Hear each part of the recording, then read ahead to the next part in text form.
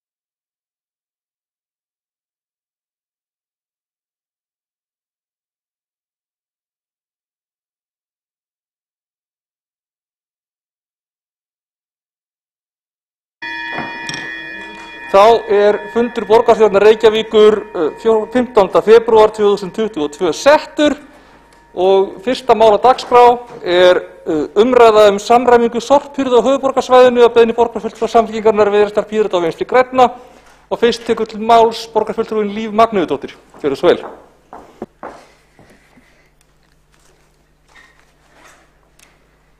Já, ágæti forseti og borgarstjórn.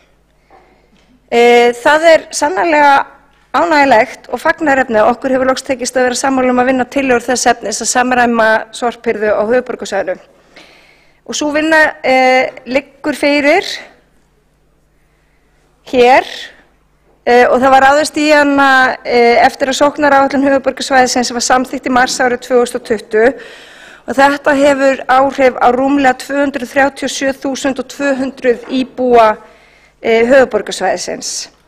Þetta felur í sig gríðarlega jákvæðar og mikla breytingar fyrir umhverfi okkar og hringrásarhagkerfi sem við erum í óðaönn að innleiða.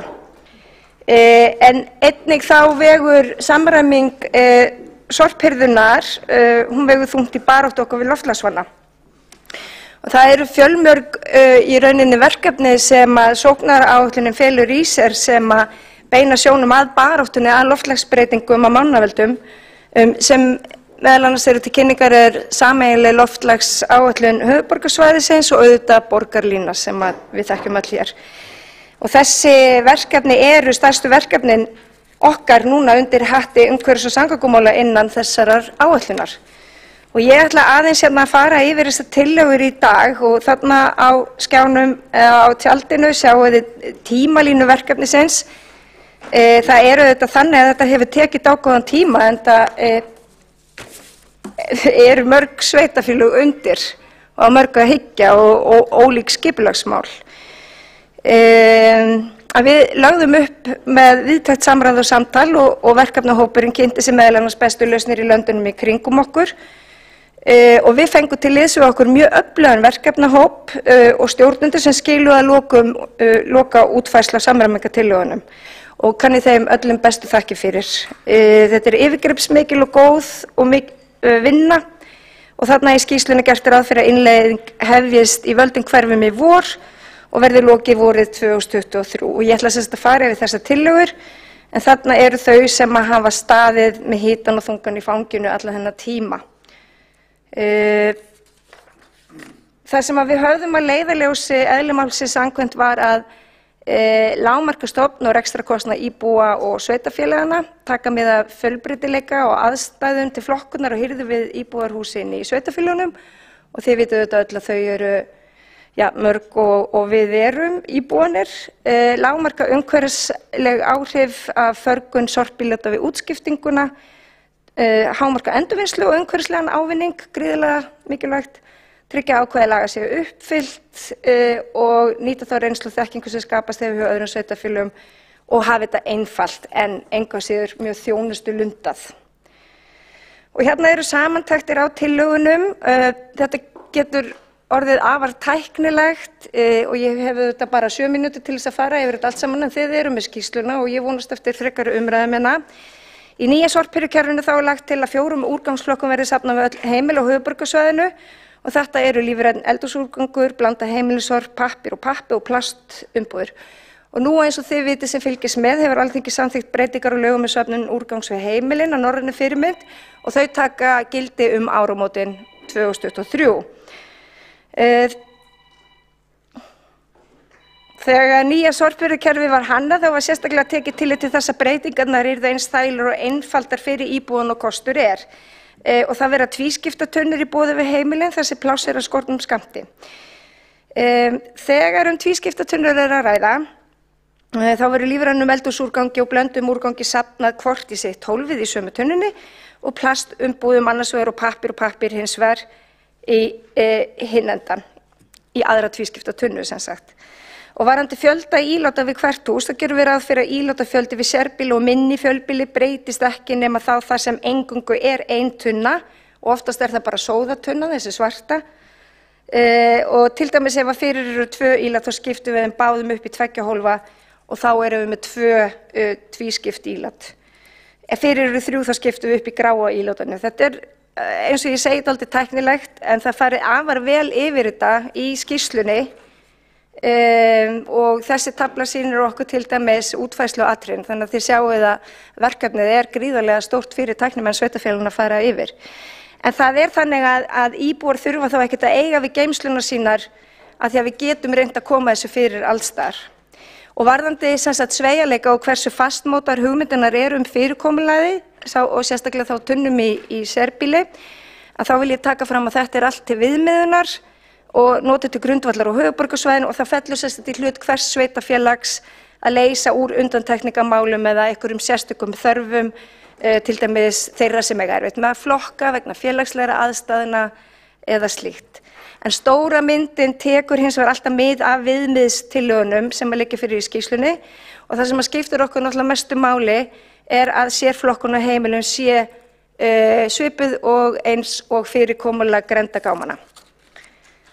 Eins og þið hafið tekið eftir hér að, býttu nú við, maður sjá, hoppaði yfir, já hérna, það hefur verið óskar eftir því víða umræðu áhrifin á fjölbýlin, hvað eiga húsfélög að gera varðandi einhverja skussa sem maður vill ekki taka þátt. En svo er það þannig að reynslan erlendis sýnir að fjölbýli eru alltaf erfiðustu með tilliti til flokkunar, sama hvaða kerfi til staðar og það er eilíða verkefni að fræða og veita upplýsingar til húsfélaga hvernig við flokkum og þá er skiptir máli að standa vel að kynningum og fræðslumálum. En svarta tunnan, sóðatunna verður þetta alltaf til fyrir skussana. En þannig er það að við ætlum að safna þessu öllu í svona lífræna poka og þá spyrjið ykkur, munu þeir ekki leka, en þá eru auðvitað góða leiðbeiningar sem fylgja með og við ætlum að byrja á því að gefa þessa poka hjá sveitarfélögunum og svo meta reynsluna af því. Og þetta kallar auðvitað á breyttar venjur hjá okkur, þannig að við þurfum að fara að umgangast lífræna úrganginn okkar með öðrum hætti en ég hugsa að við verum fljót upp á lagið. Og þið vitum auðvitað til hvers við erum að safna lífrænu, það er meðal annars og sérsafna sérstaklega. Ég þreytist ekki á því að segja það er til þess að gæja geti verið farið í fulla virkni og til þess þurfum við að sérsafna, líka til þess að taka óæskileg umhverfisáhrif sem verða einmitt af lífrænum úrgangi meðal annars, búið til metan og fá góða og nothæfa moltu. Hérna sjáum við varðandi fyrirkomulagið á grenndarstöðunum og það verður auðvitað samræmt yfir allt höfuðborgarsvæði sem er mikið fagnaðarefni og þetta verða auðvitað sömu merkingar síðan á alla lundu eins og gefur að skilja. Það ýmis úrlausnarefni í þessu máli sem að við þurfum bara að leyfa sveitarfélögunum að spreyta sig á. Þetta fæðist kannski ekki fullskapað og við verðum bara að haga seglum eftir vindi.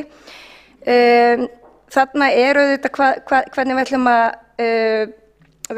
standa að kynningamálum, hvernig við ætlum að innleiða nýja kerfið í skrefum, hvernig við ætlum að fara í útboð á nýjum ílátum, hvernig við ætlum að nota þessi gömlu og svo framvegis.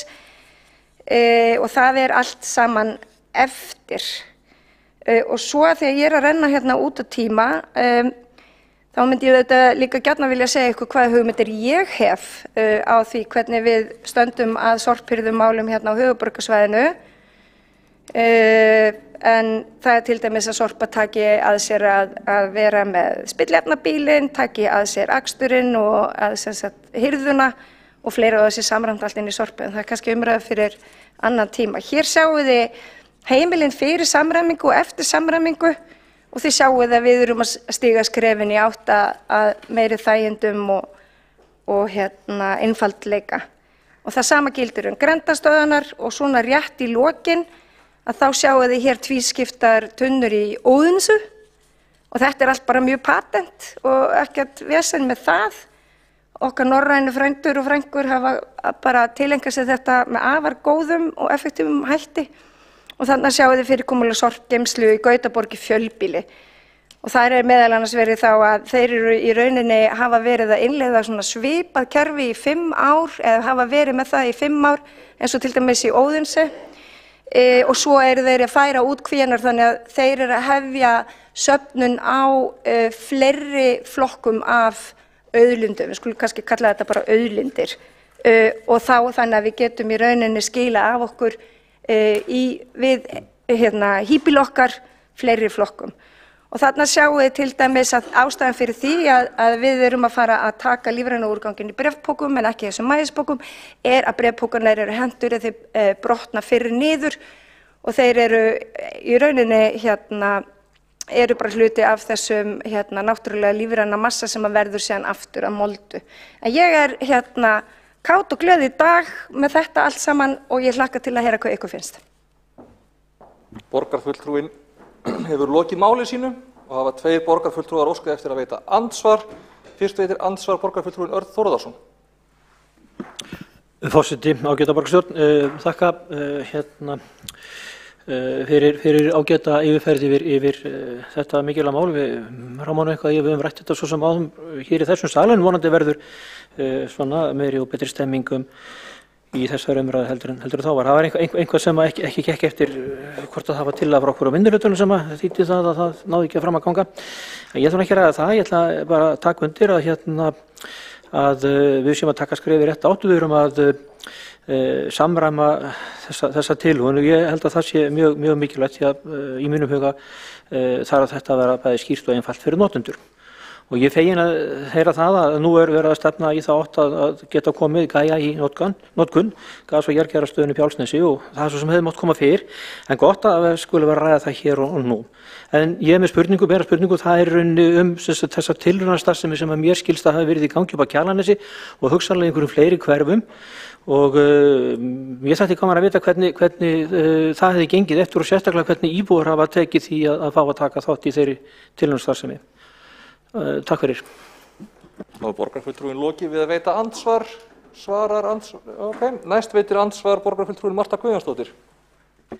Forseti, ágæta borgarstjórn, mig langar til að spyrja borgarfulltrúann Líf Magnúsdóttur það sem hún nefndi hérna geti verið vandkvæðambundið að flokka í fjölbýlishúsum, hvort að það komi þá til greina að vera með djúpgáma því að þeir hafa gefist vel við fjölbýlishús þar sem þeim fyrirkomið og flokkun gengi vel á slíkum stöðum með slíkt fyrirkomulag. Það geti leyst vandavarðandi, sorphirðu geymslur því að þessir djúpgámar eru utandyra og mjög aðgengilegir og svona kannski hvetjandi til þess að flokka. Borgarfulltrúinn hefur lokið við að veita andsvar, svara andsvari borgarfulltrúinn Líf Magnúðardóttir. Ágæti forseti, já, þetta vissulega úrlausnarefni með hverju húsfélagi fyrir sig í fjölbýli. Það eru þetta kannski tækifæri sumstaðar en svo kannski lóðir á skornum skammti annar staðar. Djúpgámalausnir eru vissulega dýrar en þær eru framtíðarlausnir og við erum sérstaklega setið þær niður í nýrri byggð. Það hægt að leysa þetta með margvíslegum hætti bæði á þá lóðum húsfélagana en þá líka í borgarlandi. En það verður að vinnast með hverju og einu fjölbýlishúsi eða húsfélagi þegar að því kemur. En þetta er vissulega ávarpað í skýrslunni. Borgarfulltrúinn lokið við að svara andsvari, veitir andsvar öðru sinni borgarfulltrúinn Marta Guðjónsdóttir. Afsakið, það hefur forseta missýnst. Næst tekur það til máls borgarfulltrúinn Kolbrún Baldursdóttir.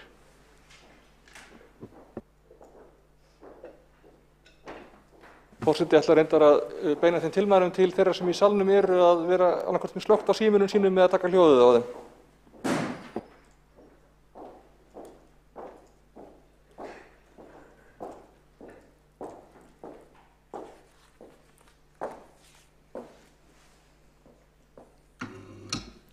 Forseti, ágæta borgarstjórn.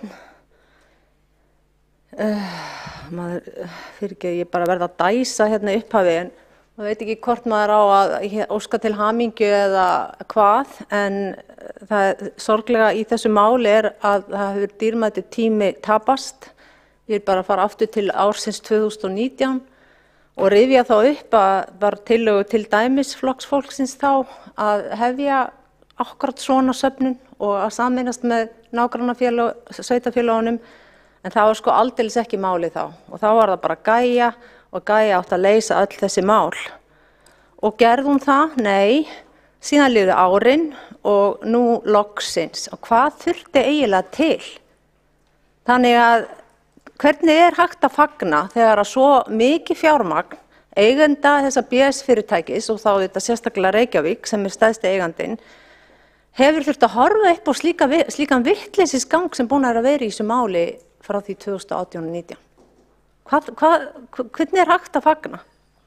Það bara mjög erfitt og það bara sorglegt að horfa upp á alla þessa peninga farna í þessa vitleysu og þessi tími sem hefur tapast. En gott og vel, ef það væri ekki fyrir að þetta eru peninga borgarbúa og eigenda þessa BS fyrirtækis, ef þetta væri að koma úr vasa borgarfulltrúans, þá væri þetta öllum nákvæmlega sama. En það ennþá svo sem margt eftir að fá að vita í þessu kostnaðartölur, ég veit ekki hvar þær liggja, eins hvort það hefði mátt fara í útboð með hluta af þessu. Það eru sumir sem vilja meina að það sé hægt að hafa sömu tunnu undir til dæmis plast og pappír, getur verið sömu tunnu þar sem það með fækka tunnum við heimili. Það væri mjög gaman að sjá ýmsar útfærslur og sérstaklega að horfa þá til peningamála. Og núna við erum á réttri leið, loksins, en engu að síður þá þarf að hugsa krónuna. Og kynningar herferð á leiðinni og hvað kostar hún? Það vantar svo mikið í þetta ennþá til þess að maður getur bara séð að það sé verið að taka á þessu með skynsamlegum hætti. Og það kannski ekki að undra að það hafi verið fyrirspurnir hvort ekki eigi að fá fólk með sérþekkingu og reynslu í þessum málum til þess að sinna þessu þegar horft á hvernig þetta búið að vera síðustu árin. Þannig að í öllum fögnuðinum núna að þá vil ég bara minna aðeins á söguna því að við hljótum að verða líka bara læra af reynslu. Og nú þetta kjörtímabil að verða búið og hvernig svo sem staðan verður hérna í salnum eftir maí, þá mikilvægt að í stjórn félags eins og þessa Sorpu verði sérfræðingar en ekki einhverjir sem bara eru að leika sér og loksins hlusta, en það þegar að búið að falla í ýmsar djúpar gryfjur. Borgarfulltrúinn hefur þá lokið máli sínu og hefur óskað eftir að veita andsvar borgarfulltrúinn Þórdís Lóa Þórhallsdóttir. Forseti, já, mig langar kannski aðeins að koma inn í þetta því að borgarfulltrúi Kolbrún Baldursdóttir tala að sagan sé mikilvæg. Ég held að sé mjög gefið að við munum á söguna, því að það ekki eins og þetta mál sé að koma hérna upp á yfirborðið núna. Ég ætla bara að minna á það að í júní 2019 var haldið sameiginlegt sorpþing eða sorpráðstefna á Grand Hotel, þar sem var í rauninni startupið á þessari vinnu, og þar komu saman öll sveitarfélögin á höfuðborgarsvæðinu, allir úr þessu atvinnulífi sem snúa fyrirtækjum og fleirum sem snúa að sorpi borgarinnar, að þessum auðlindum, og nákvæmlega þar, sem sagt fyrir öllum þessum árum síðan, byrjaði þessi vinna, og þarna í júní 2019 bara ár liðið af kjörtímabilinu, þannig að við erum núna í 3 ár búin að vera að vinna þetta, búið að vinna þessi gögn sem að borgarfulltrúi Líf fór ágætlega yfir hérna áðan. Þannig að ég vísa því á bug að hér sé allt í einu eitthvað að poppa upp korter í kosningar. Ég held að borgarfulltrúi verði aðeins að fylgjast betur með tímalínunni, og það hefði nú verið frábært með henni að vera á þessu þingi. Ég manna það nú ekki, ég getur vel verið hún hafi verið þar, en þá er hún bara búin að gleyma því. En þetta er 3 ára gamalt mál. Öll þessi vinna er búin að standa yfir í allan þennan tíma, þannig að velkomin í nútíman. Borgarfulltrúin hefur lokið við að veita andsvar, svarar andsvari borgarfulltrúin Kolbrún Baldursdóttir. Já, forseti, ágæta borgarstjórn, það er alveg sjálfsagt að ræða minni og hver mann hvað. Það getur vel verið að hafa verið haldið þing, og já, ég var reyndar á þessu þingi held ég, en mér langar aðeins að minna borgarfulltrúan Þórdísi Lóu Þórhallsdóttir, sem er líka formaður borgarráðs, að í borgarráði árið 2019 var tillaga að sett yrði á laggirnar 3 tunnu flokkunarkerfi, og það voru fyrirspurnir hvort að nágrannasveitarfélögin ætli ekki að standa saman að sorphirði, og af þessu var hreinlega bara gert grín. Og má ég aðeins minna á gæjuna okkar, hvað með hana?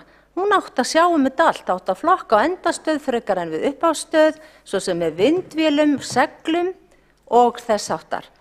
Og er þetta ekki skýrt dæmi þekkingarleysi, til dæmis ná seglar aðeins járni en ekki öðrum málmum, hvernig eiga seglar að sjá þetta?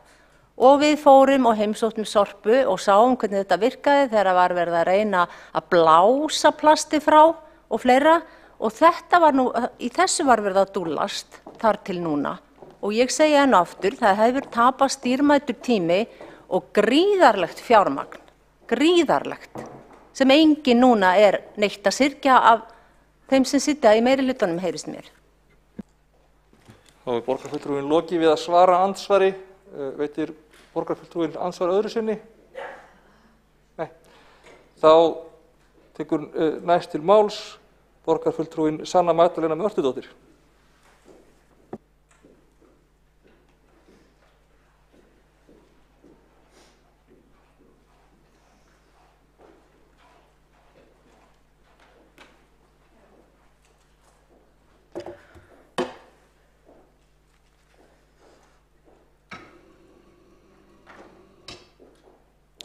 Forseti, áheyrendur.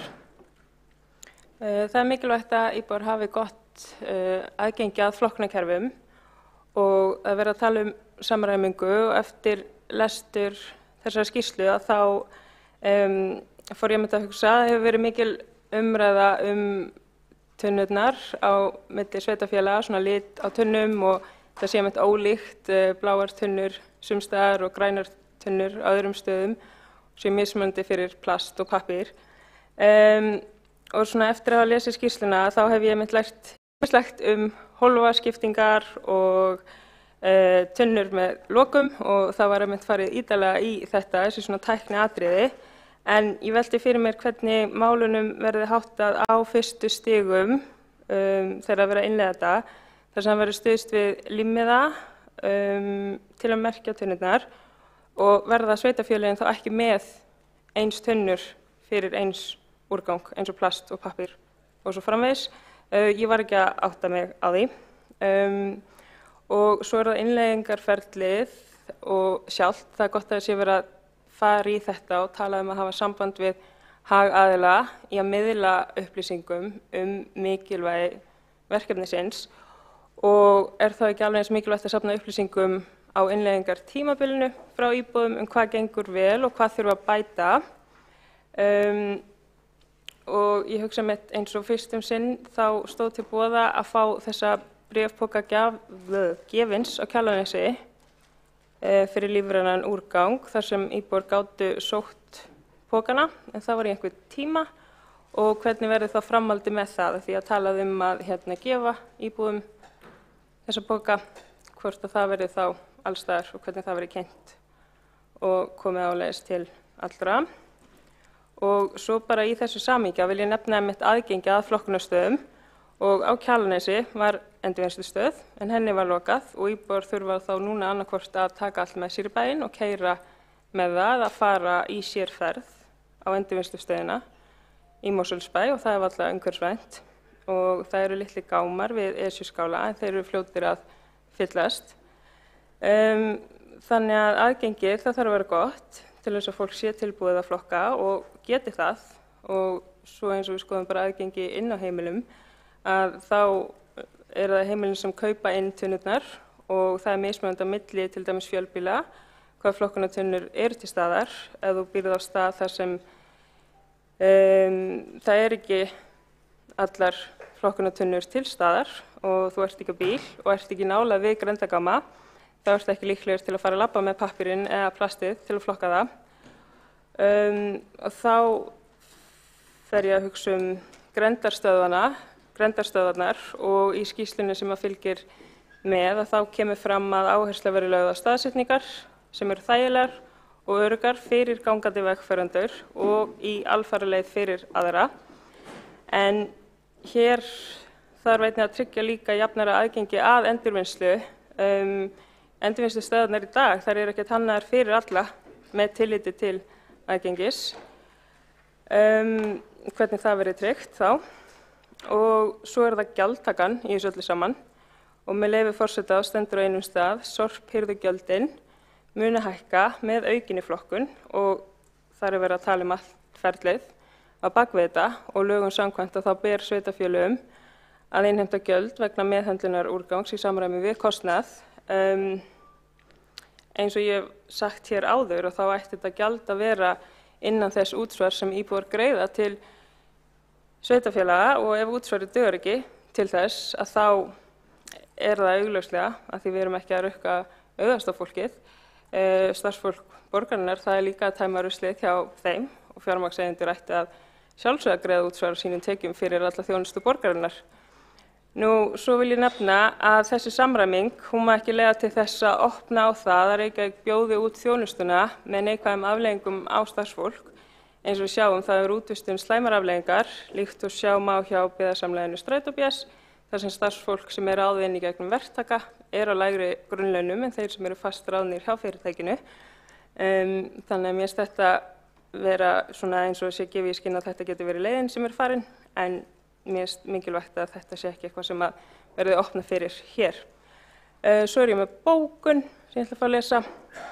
Það er mikilvægt og jákvætt að tryggja að íbúar geti flokkað lífrænan úrgang og annað frá íbúar húsnæði sínu. Lögum samkvæmt ber sveitarfélögum að innheimta gjöld vegna meðhöndlunar úrgangs í samræmi við kostnað. Fulltrúi sósíalista ítrekar þá skoðun að gjald vegna sorphirðu eigi að vera innan útsvar sem íbúar greiði og að þar sé mikilvægt að leggja útsvar á fjármagnstekjur til að tryggja borgarsjóður geti staðið undir útgjaldaliðum í stað þess að gjald sé tekið af íbúum vegna sorphirðu. Fulltrúi sósíalista ítrekar mikilvægi þess að samræming á úrgangsflokkun á höfuðborgarsvæðinu leiði ekki til þess að verkefnið verði boðið út. Slíkt hefur neikvæð áhrif meðal annars á kjör starfsfólks.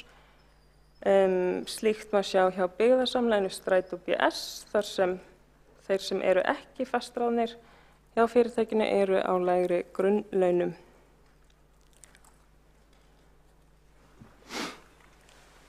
Þá hefur borgarfulltrúinn lokið máli sínu. Næst tekur til máls borgarfulltrúinn Hjálmar Sveinsson.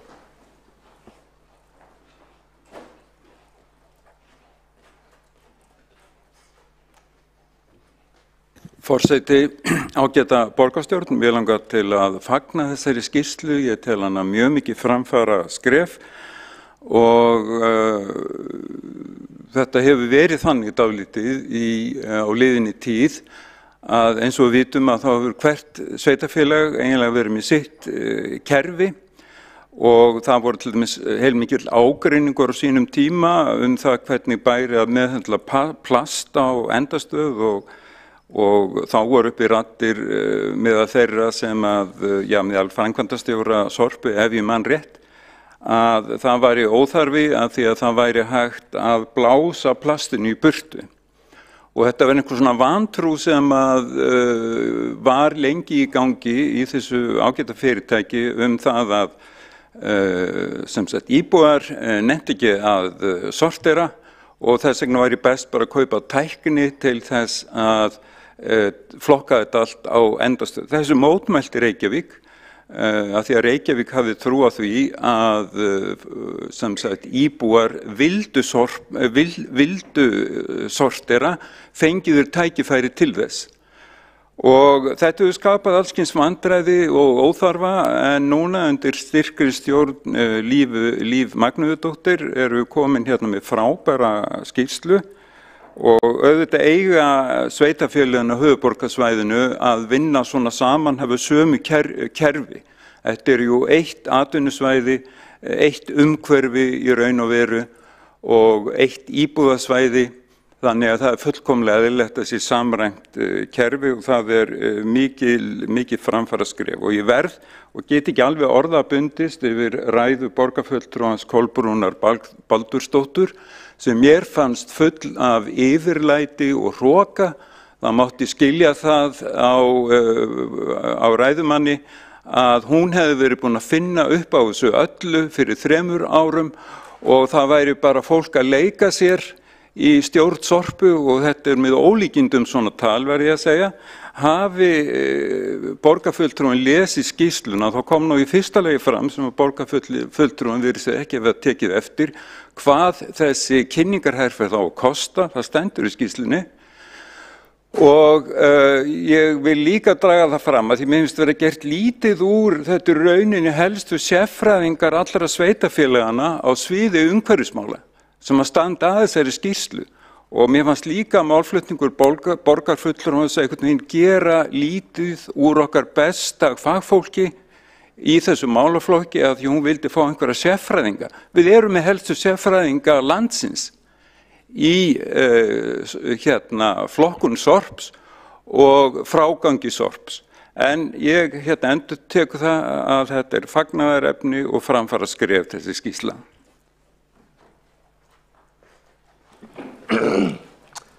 Þá hefur borgarfulltrúin lokið máli sínu og hefur einn borgarfulltrúi óskað eftir að veita andsvar, Kolbrún Baldursdóttir. Forseti ágæta borgarstjórn, ég vil nú byrja á að furða mig á því af hverju forseti borgarstjórnar grípur ekki inn í málflutning borgarfulltrúans Hjálmars Sveinssonar þegar hann að vísa í borgarfulltrúa sem áður hafði verið búin að halda sína ræðu en hann gerði ekki athugasemd við þá ræðu meðan að sú ræða var í gangi. En eftir því sem mér skilst að þá má þetta ekki, allavega minnihlutafulltrúar oft ávítaðir fyrir eitthvað svona. En svo ég komi nú að andsvarinu að þá þetta bara já, kannski mjög sársaukafullt fyrir borgarfulltrúan en það líka sársaukafullt að hafa setið hérna fyrir árið 2019 með svona skilgreinda tillögu og fengið þau við sem að þá fengust sem að eins og ég lýsti var bara meira svona hæðni og spott og það var líka erfitt. Ég veit ekki hvort að borgarfulltrúanum þykir gæju verkefnið hafa tekist vel og hvort að það hafi verið allt í lagi að fara í það verkefni og halda áfram með það þegar að var komin varnaðarorð erlendis frá þjóð sem hafi reynt þetta kerfi og sagt þetta virkaði ekki og samt var haldið áfram með að reynláta þetta ganga með ómældum kostnaði. Fannst borgarfulltrúanum Hjálmari Sveinssyni það allt í lagi? Er hægt að horfa framan í borgarbú og segja já þetta var bara alveg nauðsynlegt og fínt að gera þetta.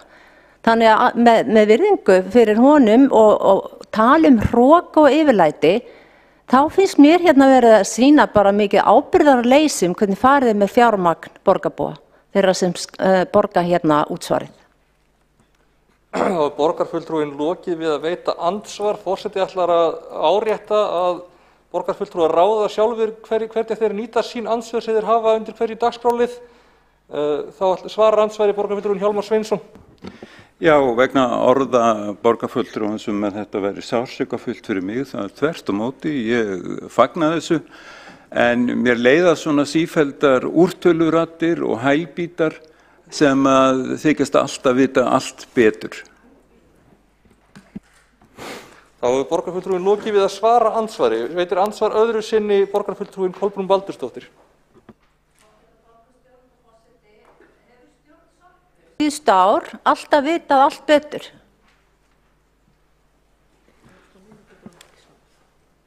Þá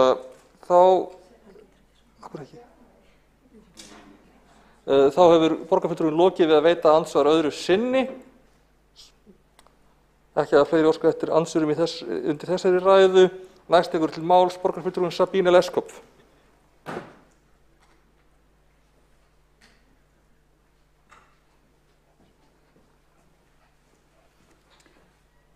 Forseti og borgarstjórn, þetta fagnaður dagur, loksins. Samfélagið tilbúið í þessar breytingar. Það var það ekki alltaf. Þegar ég flutti hingað þá var hlegið að mér hvað ég væri mikið sefitringur að leita að flokkunartunnum á fyrstu dögunum mínum hér á Íslandi, á heimili fólks sem voru ekki til. Að flokka, þetta eru breytingar á daglega lífi okkar, en það tekur stuttan tíma að læra á þessu. Það man engin lengur eða varla eftir að fá, hvernig það var að fá plastpoka við kassan í matvöruverslunni, samt var það talin alveg útilokað að breyta þessu. Að samræma úrgangsflokkun hluti af samræmi við sóknaráætlun höfuðborgarsvæðisins og nátengt okkar markmiði að minnka kolefnisspor. Við getum reiknað með að umhverfisvitund hefur breyst, hefur aukist og endurnýting og flokkun lætur fólk líða vel. Það gífurlega mikilvægt fyrir að skapa þessa hugsun og sannfæringu að einstaklingurinn og hans ákvarðanir skipta máli í stóru samhengi.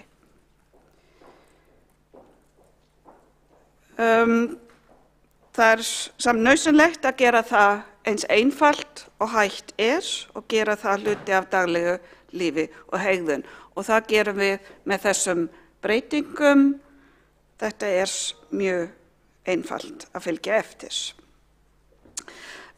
Borgarfulltrúinn Líf Magnúsdóttir búin að fara hér ítarlega yfir hvernig þessi tunnuskipting verður með hólfaskipting.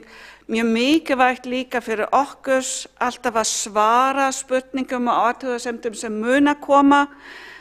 Fólk sé þá kannski bara einn bíl koma að sækja tunnuna með 2 hólfum. Það rosalega mikilvægt að útskýra og sýna fram að hvernig þetta virkar á einfaldan hátt, að sjálfsögðu þurfa bílar sem sækja hafa hólfaskiptingu líka. Ég tel einnig að flokkun getur leitt til þess að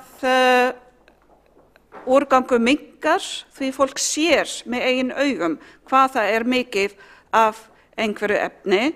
Flokkun má aldrei leiða til þess að við hættum að hugsa að stóra málið að sjálfsögðu að reyna að minnka sorp eins og hægt Löggjöfin skýr og við fylgjum hérna kröfuna að safna lífrænan úrgang, blanda sorp og pappír og plast sér.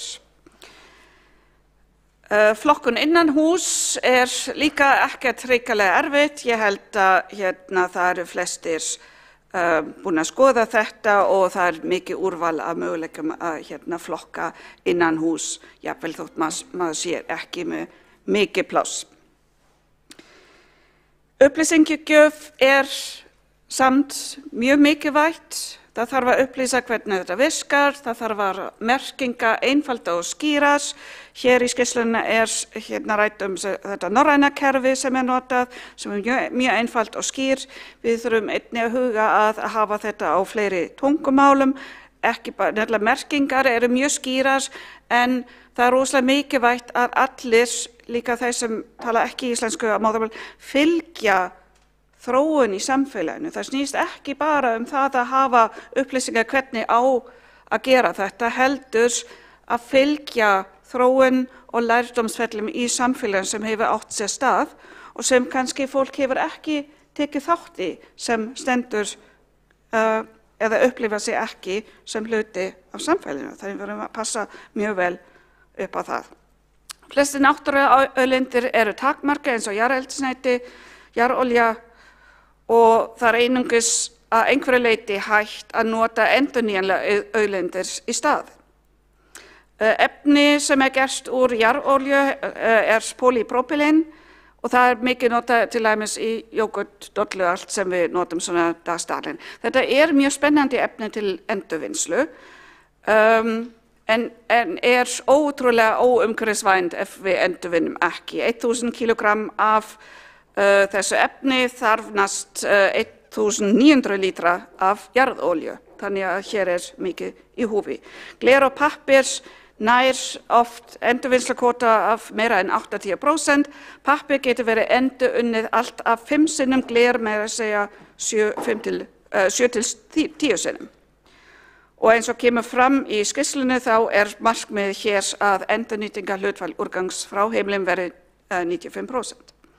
Að flokka vernda náttúruauðlindir sem endanlega flokkuna endurvinnsla eina leiðin, þó eins og ég nefndi áður það kemur ekki í veg fyrir að reyna að minnka umfangsorp. En endurvinnsla krefst rétta flokkunarkerfi og það ótrúlega mikilvægt að minna á af hverju, hvað gerist ef ekki að flokka rétt. Þá töpum við verðmætum auðlindum. Ef blanda sorp endar í plasttunnum þá krefst það eftirvinnslu og það kostar. Þannig að það peningar sem skipta máli, það líka vond fyrir umhverfið af því að þá vandar hráefnið í endurvinnslu. Ég skoða aðeins tölurnar frá Þýskalandi varðandi kolefnissporin. Í Þýskalandi talið að endurvinnsla plastefni, gler, pappir spara kolefnisspor sem telja yfir 3 milljón tonn af koltvísýringi. Í sóknaráætlun höfuðborgarsvæðisins einnig rætt næstu skrefin. Þetta bara eitt skref af mörgum, sem sagt samlega úrgangsflokkun á höfuðborgarsvæðinu. Það einnig rætt að stuðla, með leyfi forseti, stuðla hönnun og byggingu á sorpbrennslustöð, stuðla hærri endurvinnsluhlutfalli frá fyrirtækjum, hvetja til minna neyslu með endurnotkun, minni sóun og nægjusemi og fjölga fyrirtækjum sem nýta úrgangsefni í framleiðslu sína. Þannig að þetta alltaf eitt skref af fleiri. Ég tek undir með borgarfulltrúa Hjalmari Sveinssyni. Það vilji að breyta til, að læra að flokka. Við þurfum að fá fólk með okkur og það mjög mikilvægt að þau upplifa að allir taka þátt í þessu. Takk. Þá hefur borgarfulltrúin lokið máli sínu. Næst tekur til máls borgarfulltrúin Vigdís Hauksdóttir.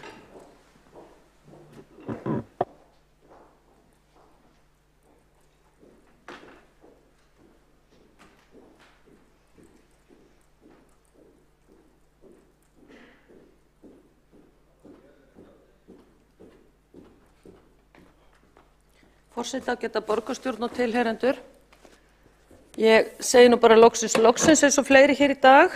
Loksins Reykjavíkurborg að komast til nútímans og nágranna sveitarfélög Reykjavíkur. Það nefnilega komið árið 2022. Þannig að það eru mörg sveitarfélög langt á eftir sorpu með flokkun sorps.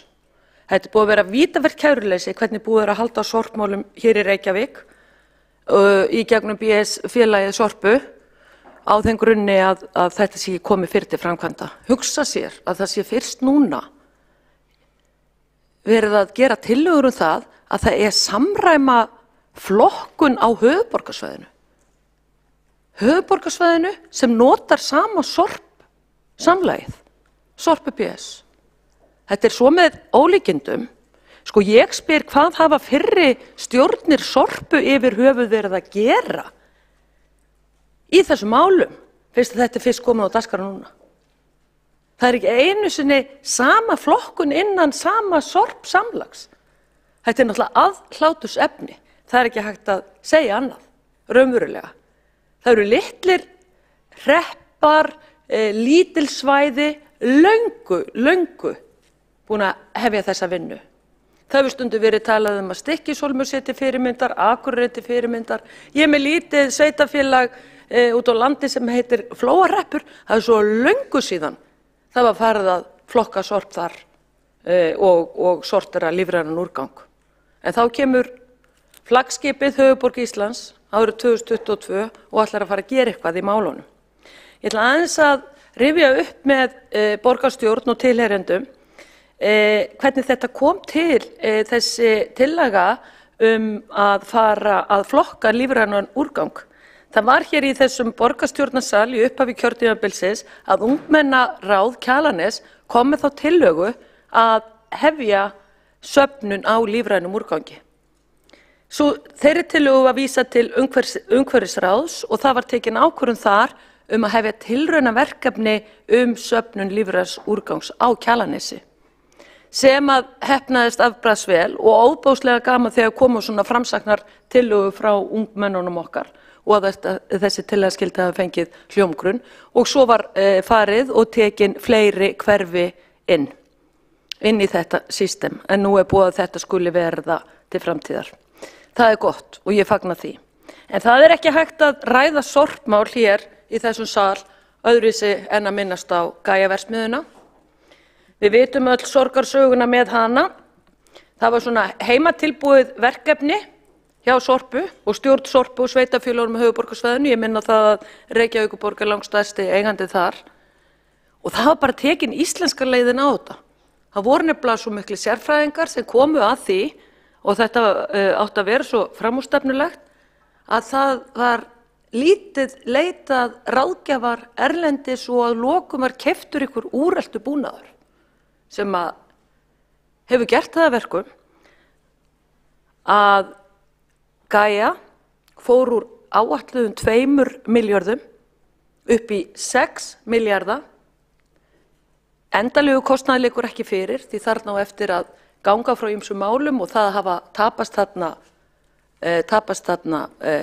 það falli dómar sem að Sorp hefur tapað, þannig það ekki endalegt komið endalegt tal og þá eftir að ganga þarna frá okkur og það kontum annan og svo munið eftir meglunni sem kom upp í þakkinu á hérna Gaia-verksmiðjunni og mér skilst að það var nú komið til að því að það voru svo mikla hagsmunir og það voru ykkur ákveðnir aðilar sem sátu hringinn í kringu borðið aðeins að rifja upp með borgarstjórn og tilheyrendum, þannig að þetta ein sorgarsaga.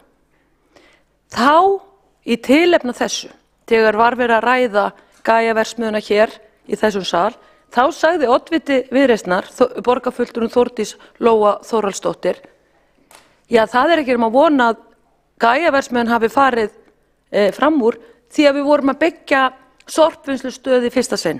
Hugsaðu ykkur rökin. En það sem að skelfir mig mest, það framtíðarsýnin núna. Því að eins og við vitum þá Reykjavíkurborg og Sorpa að farin að flytja út plastið okkar. Við erum farin að flytja út mengunina. Það mikil kostnaður sem fylgir því. Og þá allt í einu fæddist í þessari sömu stjórn Sorpu, já, heyrðu, við skulum bara fara að drífa okkur í því að fara bara að reisa hátækni brennslustöð fyrir Sorp-samlagið. Og það var farið í viðræði við Kölkóra í Reykjanesbæ og þessi félög ættu bara að koma sér saman það að bara standa að því. Og svo erum við búin að fá kynningu á því máli og það fer nú bara kalt vatn niður bakið á manni að það á að vera heima tilbúin lausn líka. Íslensk lausn. Ég spurði hversin ekki leitað ráða erlendis, það séu hérna fengnir einhverju aðilar sem hafa reist svona stöð úti. Akkur þarf þetta alltaf að vera eitthvað sér íslenskt. Og þar erum við að tala fjárfestingu upp á 20 til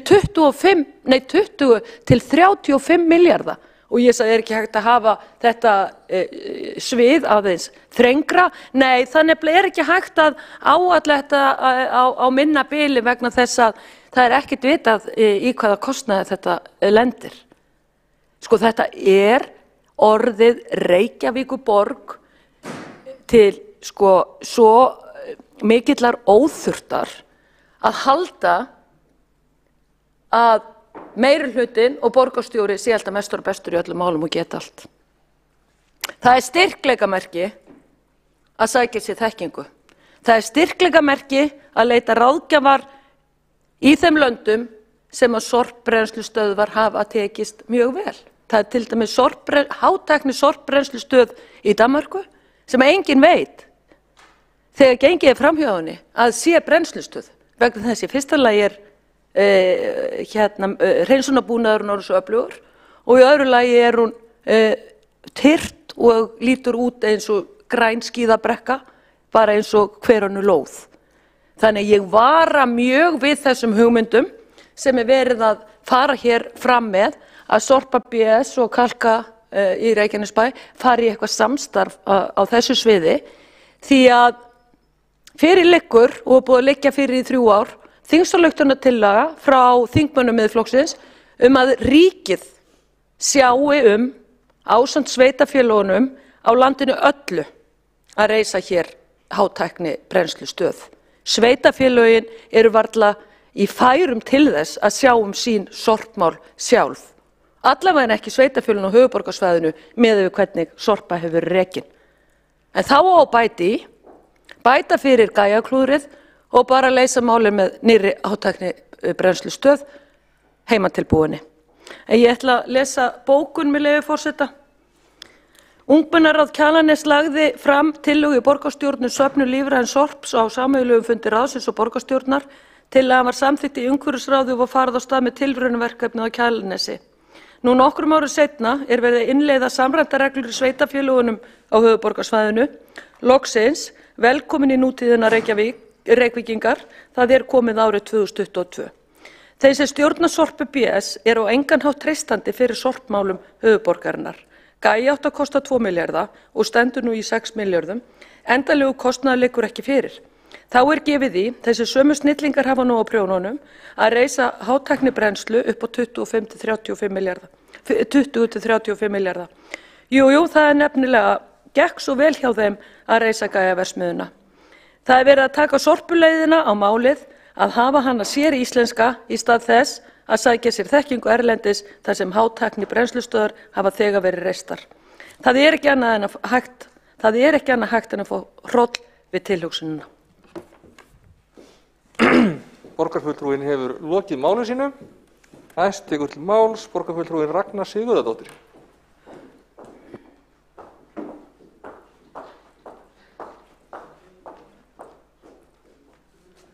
Forseti, ágæta borgarstjórn og áheyrendur. Mig langar að koma hingað upp fyrst og fremst til þess að fagna þessu mikilvæga tímabæra skrefi og ég vil þakka sérstaklega borgarfulltrúanum Líf Magnúsdóttur og stjórn Sorpu fyrir þeirra frábæru vinnu og auðvitað starfsmönnum Sorpu og þeim sem að þessari skýrslu og þessari vinnu standa. Ég held að það sé ljóst af lestri skýrslunar að þetta hefur verið vönduð vinna og bæði auðvitað tekið tillit til svona fjárhagslegra þátta sem skipta máli. Ég tek undir með borgarfulltrúanum Sönnu Magdalenu Mörtudóttur að það hefði verið gaman að sjá auðvitað liti á tunnum allar samræmdar en það sem að það langstærsti kostnaðarliðurinn útskipting á og kaup á nýjum tunnum, þá tel ég þetta vera skynsamlega niðurstöðu hjá hópnum og tillögu hjá hópnum, starfshópnum sem stendur að þessari skýrslu að nýta þær tunnur sem fyrir eru en styðjast við samræmt kerfi þegar kemur að merkingum og svona bara að því að maður auðvitað tekur hugsar alltaf bara manns daglega líf og fólk hefur búið erlendis og komið að máli við mann að flokkunarkerfi þurfi að vera samræmdara og bæta og ég vil bara taka undir það og fagna í rauninni þessari samvinnu sveitarfélaganna á höfuðborgarsvæðinu sem hefur kannski mátt vera meiri hingað til en við sjáum nú bæði í þessu verkefni og öðrum verkefnum sem við erum að vinna núna. Þannig að ég held að það veri bara frábært skref og hlakka til að sjá innleiðinguna verða veruleika og geta loksins eins og hefur gert í tilraunaverkefnum, sett allan lífrænan úrgang í sértunnu fyrir framan heimilið. Þannig ég bara fagna þessari vinnu og hlakka til framhaldsins. Takk. Þá hefur borgarfulltrúinn lokið máli sínu. Næst tekur til máls borgarfulltrúinn Örn Þórðarson.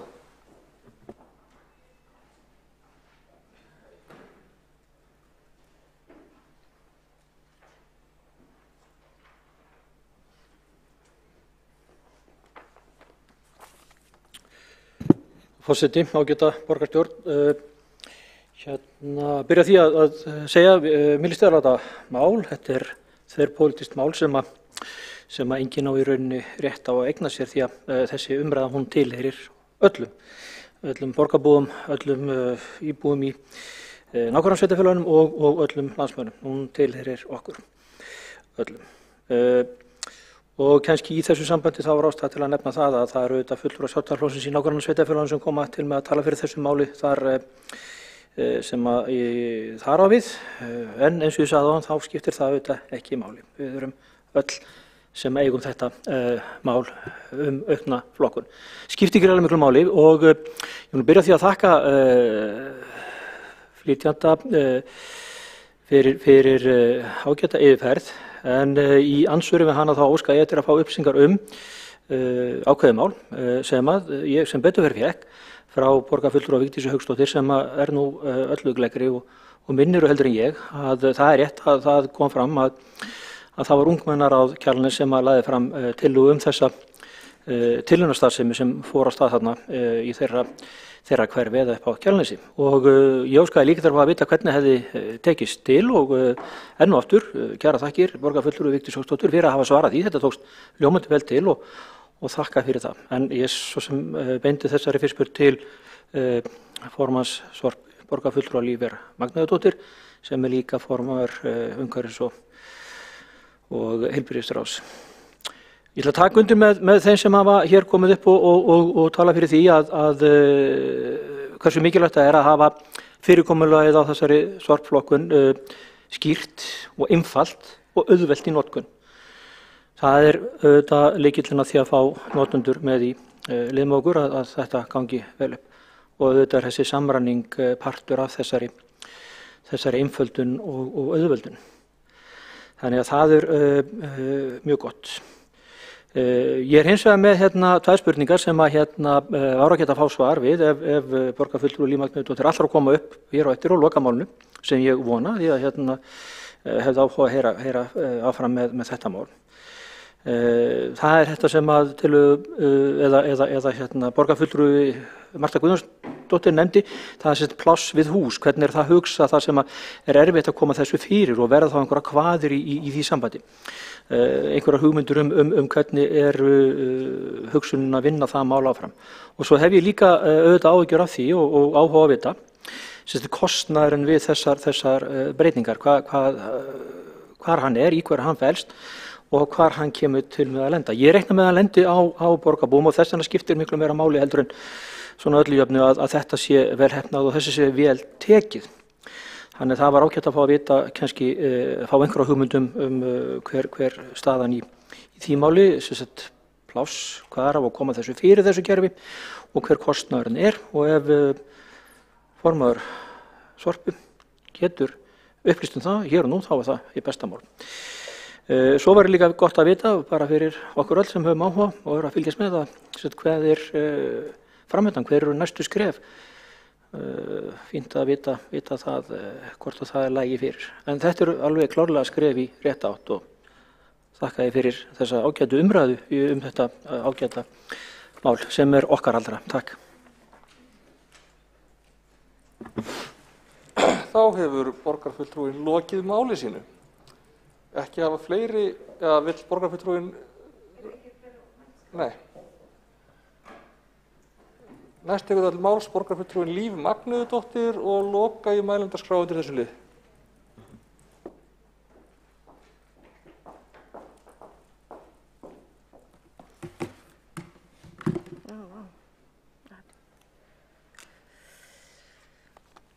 Já, ágætu borgarfulltrúar og forseti, þetta búið að vera allfróðlegt. Sums staðar hafa komið nokkrar rangfærslur og ég ætla ekki að dvelja við þær. Umræður hafa verið bara mjög góðar. Ég held að því beri að fagna fyrst og fremst að við höfum náð þessum áfanga loksins.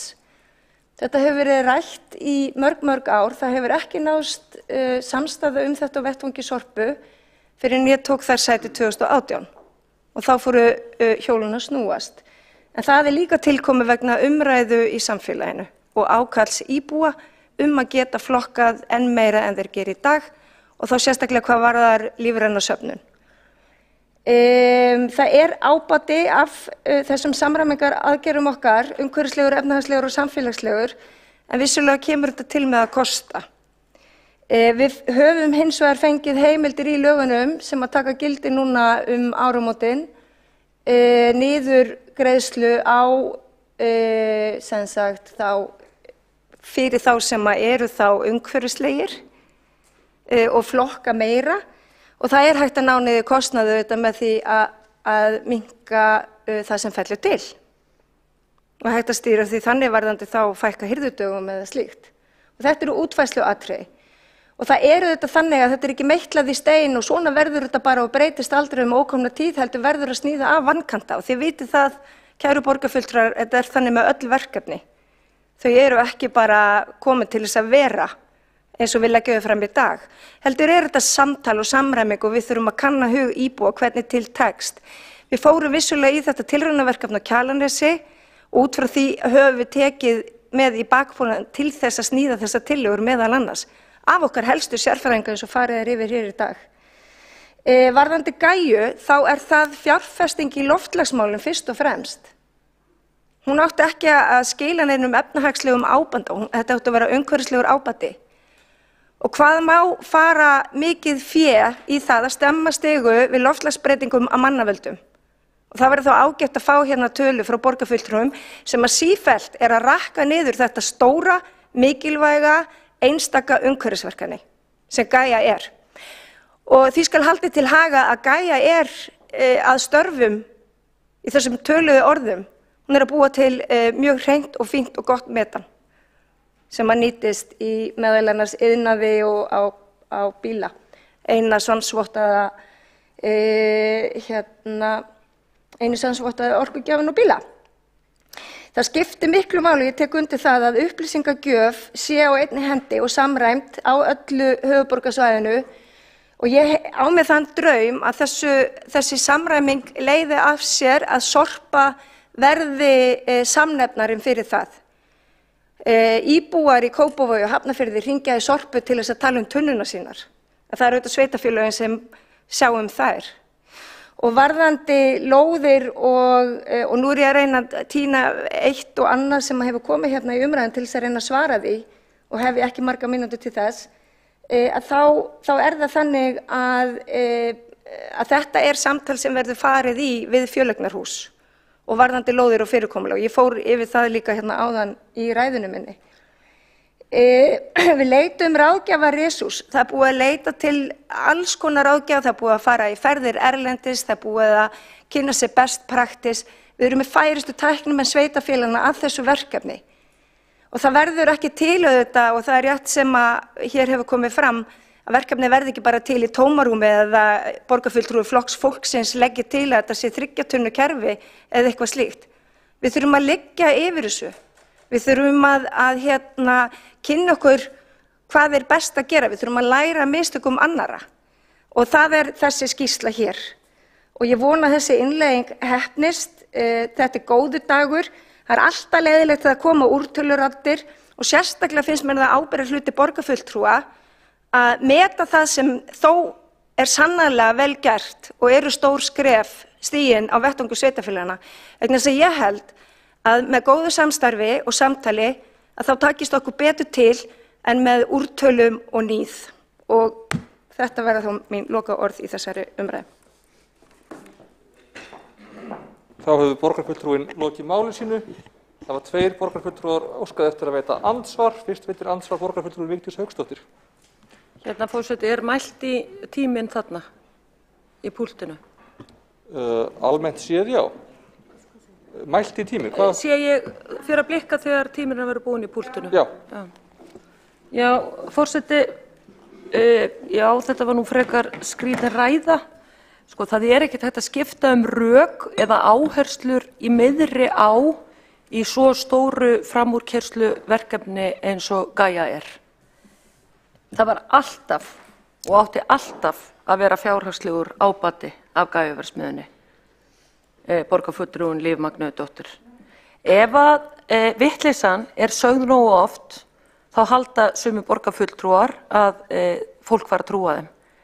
Það var sett upp fjárhagsáætlun viðskiptamódel fyrir Gaiu. Það átti að verða svo og svo miklar tekjur af moltu og það átti að verða svo og svo miklar tekjur af metani, en því miður hafa engar tekjur komið inn í stöðuna sem ykkur nemi vegna þess að það er ekki markaði fyrir metanið, það er brennt út í loftið og moltan er svo plastmenguð að það er ekki hægt að nota hana. Forseti, hún er notuð í landfyllingu fyrir utan veggina á sjálfri Gaia-verksmiðjunni.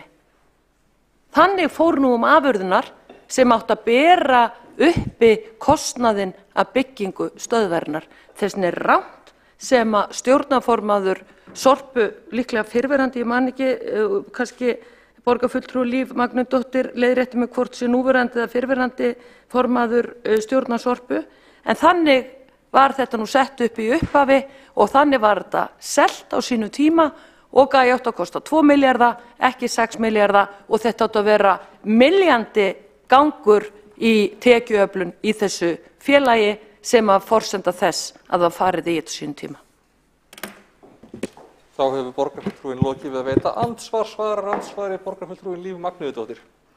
Ágæti forseti, það þýðir auðvitað ekkert að þráskallast við fólk sem að vill ekki hlusta og meðtekur ekki upplýsingar og það er ómögulegt að þessum vettvangi að leiðrétta rangfærslur vegna þess að hér hafa ætíð verið leiðrétta það rangfærslu sem að koma fram í ræðu borgarfulltrúans ítrekað og einn daginn gefst maður upp. Þannig að ég ætla bara að segja þetta eina við borgarfulltrúan, margur heldur mig sig, ef maður segir lygina nógu oft, nú þá verður hún að sannleika og það er bara í hausnum á Vigdísi Hauksdóttur borgarfulltrúa. Borgarfulltrúinn hefur lokið við að svara andsvari, veitir andsvar öðru sinni borgarfulltrúinn Vigdís Hauksdóttir. Já, forseti, akkurat, nú skilja kannski bæði ég, borgarfulltrúar og áheyrendur það hvers vegna Gaia fór 4 milljarða fram úr áætlunum úr því að formaður stjórnar Sorpu tala með þessum hætti. Þetta var alveg skýrt og ég þarf ekki að segja það aftur að það láti grundvallar að það átti að vera milljandi sala af þessum afurðum sem kom út úr stöðunni, bæði metan og molta og það hefur ekki gengið eftir. Og þá var umræðinu breytt í því að það átti að vera svo rosalega umhverfislegur ábati af þessu. Gott og vel, borgarfulltrúinn Líf Magnúsdóttir að fara hér með ósannindi, en þá er líka best að færa hennar málatilbúnað í mín orð, hver er umhverfislegi ábatin af Gaiu, þegar það þarf að henda allri moltunni og það þarf að flytja allt plastið okkar til Svíþjóðar til að brenna það. Þannig að þetta er svo mikið rökleysa og vitleysa sem er verið að bera hér á borð fyrir borgarbúa og borgarfulltrúa að það bara næri ekki nokkur átt. En því hefur nefnilega aldrei verið svarað út af hverju moltan er svona plastmenguð. Það var keypt eitthvað tæki sem var kallað Kári sem átti að blása öllu plastinu í burtu þannig að moltan yrði svo hrein að það væri jafnvel hægt að borða hana, þetta eru mín orð, en sko svo bara kom allt annað í ljós. Nei, þá var skipt takt, þetta átti að vera eitthvað rosalegur umhverfisábati. Það er ekki nokkur einasti umhverfisábati af Gaia-verksmiðjunni því að fyrst og fremst er þetta allt mengað sem kemur þarna út nema metanið og það er svo lítill markaður fyrir það því að hvað er nú verið að ræða hér í dag? Tillögur frekari flokkun loksins til þess að reyna að láta Gaia-verksmiðjuna virka, til þess að láta reyna hana virka. Borgarfulltrúinn hefur lokið við að veita andsvar öðru sinni. Næst veitir andsvar borgarfulltrúinn Kolbrún Baldursdóttir. Ágæta borgarstjórn, já, að því að það var nú verið að tala hroka og yfirlæti, þá held ég að þetta hafi nú sko alveg toppað það og ég vil líka bara nefna að orð eru til alls fyrst og tillögur eru til alls fyrst og þegar að þessi tillaga var lögð fram á 2019 af hálfu Flokks fólksins, þá voru viðbrögðin þannig að það var bara þessi upplifun skömm og hneisu að maður skildi bara láta sér detta í hug að leggja eitthvað svona til. Þannig að slíkur var nú hrokinn og yfirlætið. Þannig að þetta er bara mjög sorglegt mál. Ég vil bara minna á Stundina sem að gerði mjög gott yfirlit á Sorpu og Gæ og öllu þessu ferli. Mjög góð rannsóknarblaðamennska af færum blaðamanni og þar sem þetta var allt reifað nákvæmlega og það hefur engin nokkur maður minnst á það að það hafi verið bull sem þar kom fram. Þannig að ég bara vísa aftur í þetta yfirlit í Stundinni sem að segir allt sem segja þarf í þessu máli. En við erum auðvitað komin hingað og það er allir glaðir með það að fara að taka þetta skref sem að svo sem búið að vita þurfa að gera. En ég vil líka bara benda á að margir eru komnir með heimagerð, sem þeir eru sjálfir búnir að taka upp hjá sér að flokka lífrænt heima hjá sér. Það er rétt að vona að þeir fá tækifæri til að halda sinni heimagerð, jarðheimagerð, þrátt fyrir þessi fínheit öll og séu ekki þvinguð til að taka við tunnum og látin borga ef þau eru að sinna, fólk er að sinna þessu sjálft, sem auðvitað margir gripu til þess ráðs þegar ekki lengi vel bólað á að ætti að fara að flokka með þessum hætti á söfnunarstað. Og moltan, já, við þekkjum náttúrulega öll söguna hana, hann átt að selja og eins og fram hefur komið hérna er hún með öllu ónótæf. Þá borgarfulltrúi lokið við að veita andsvar. Ekki hafa fleiri óskað eftir að taka til máls og er umræðum þennan lið lokið. Vindum við okkur því í næsta lið á dagskrá? Nei, bókarnir verða lesnar í lokfundar. Vindum við okkur í næsta lið á dagskrá. Það er umræða húsnæðismál í Reykjavík að beiðni borgarfulltrúa Sjálfstæðisflokksins og fyrstu tekur til máls borgarfulltrúinn Eyþór Laxdal Arnalds. Forseti ætlar að ítreka þá beiðni að borgarfulltrúar séu með slökkt á símum eða taki hljóðið af þeim. Þetta er ekki í boði. Já. Forseti, ágæta borgarstjórn og tilheyrendur. Við erum hér að ræða húsnæðismálin í Reykjavík og ég ætla að vera með nokkra glærur hérna með til að rifja svona upp síðustu ár. Kjörtímabilin er að ljúka en fyrir síðustu kosningar þá lögðum við sjálfstæðismenn áherslu á húsnæðismálin og töldum að það væri vaxandi skortur á húsnæði. Við sáum það með ýmsum hætti, allt frá því að heimilislausu fólki fjölgaði mjög mikið. Við sáum það að fleiri voru að bætast í hóp leigjenda þó að þeir vildu það ekki og svo framvegis. En ég ætla bara að rifja upp hérna svona bæði nýlegar og eldri fréttir.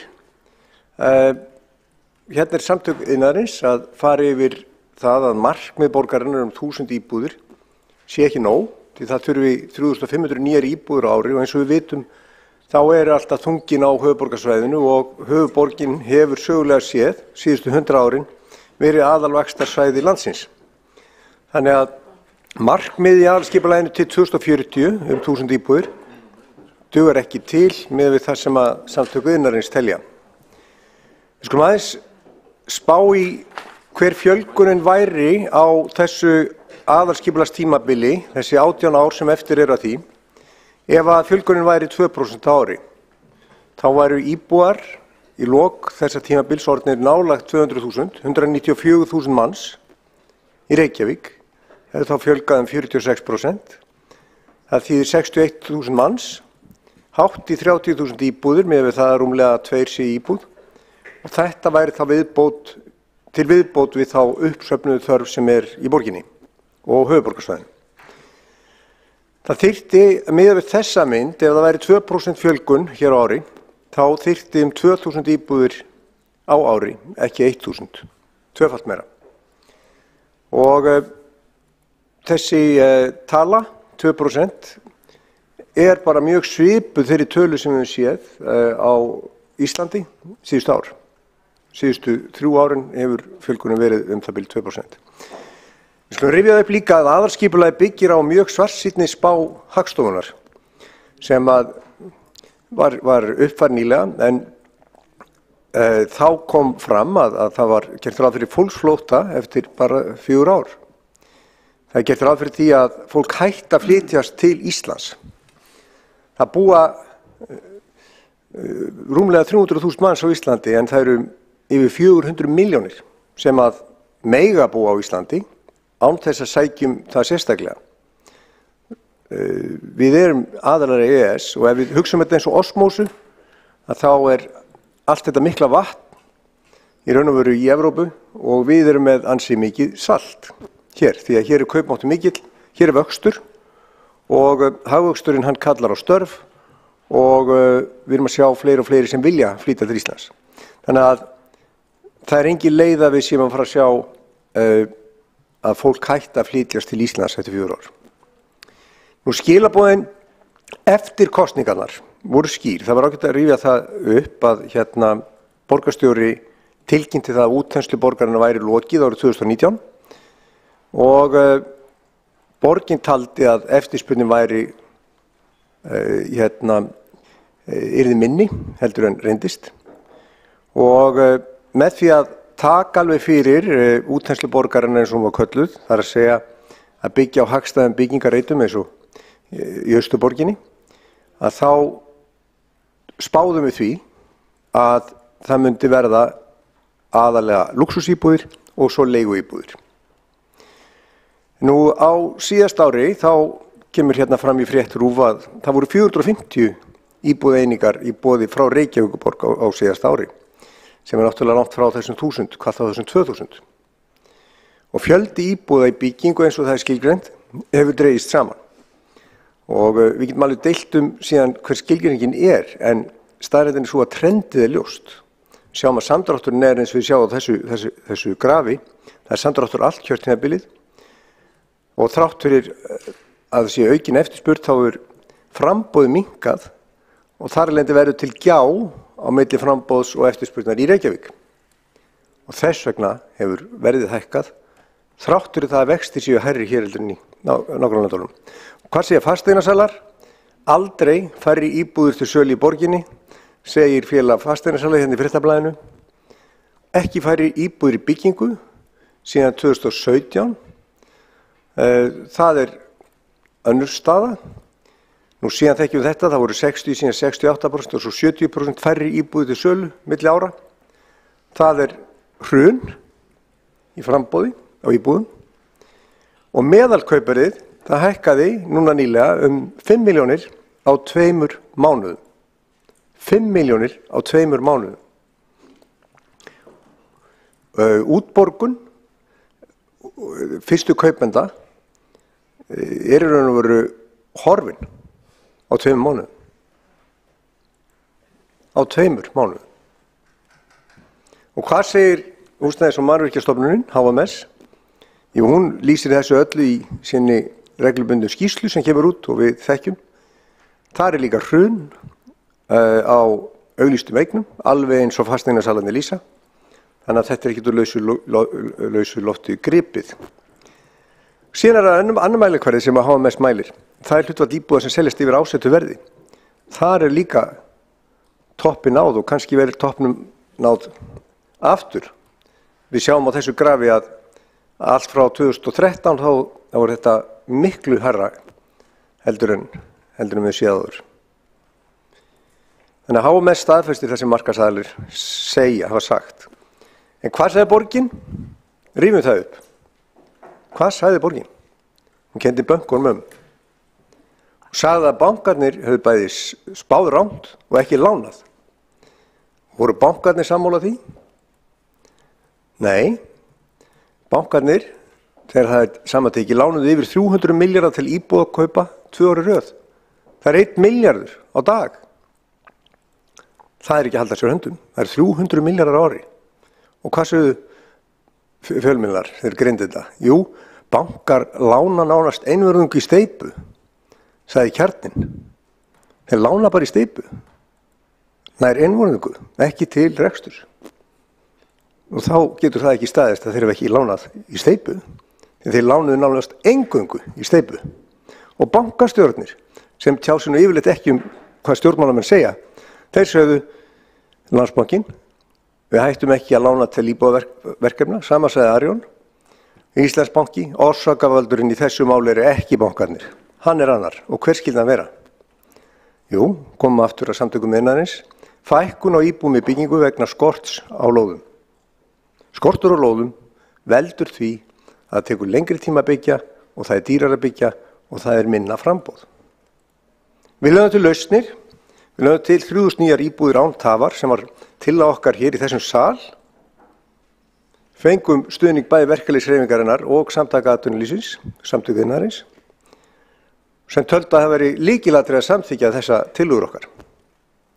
En hún var felld í þessum sal. Og svo lokum, áhersla borgarinn hefur verið á leigufélög, en hver eru áherslur og óskir fólksins?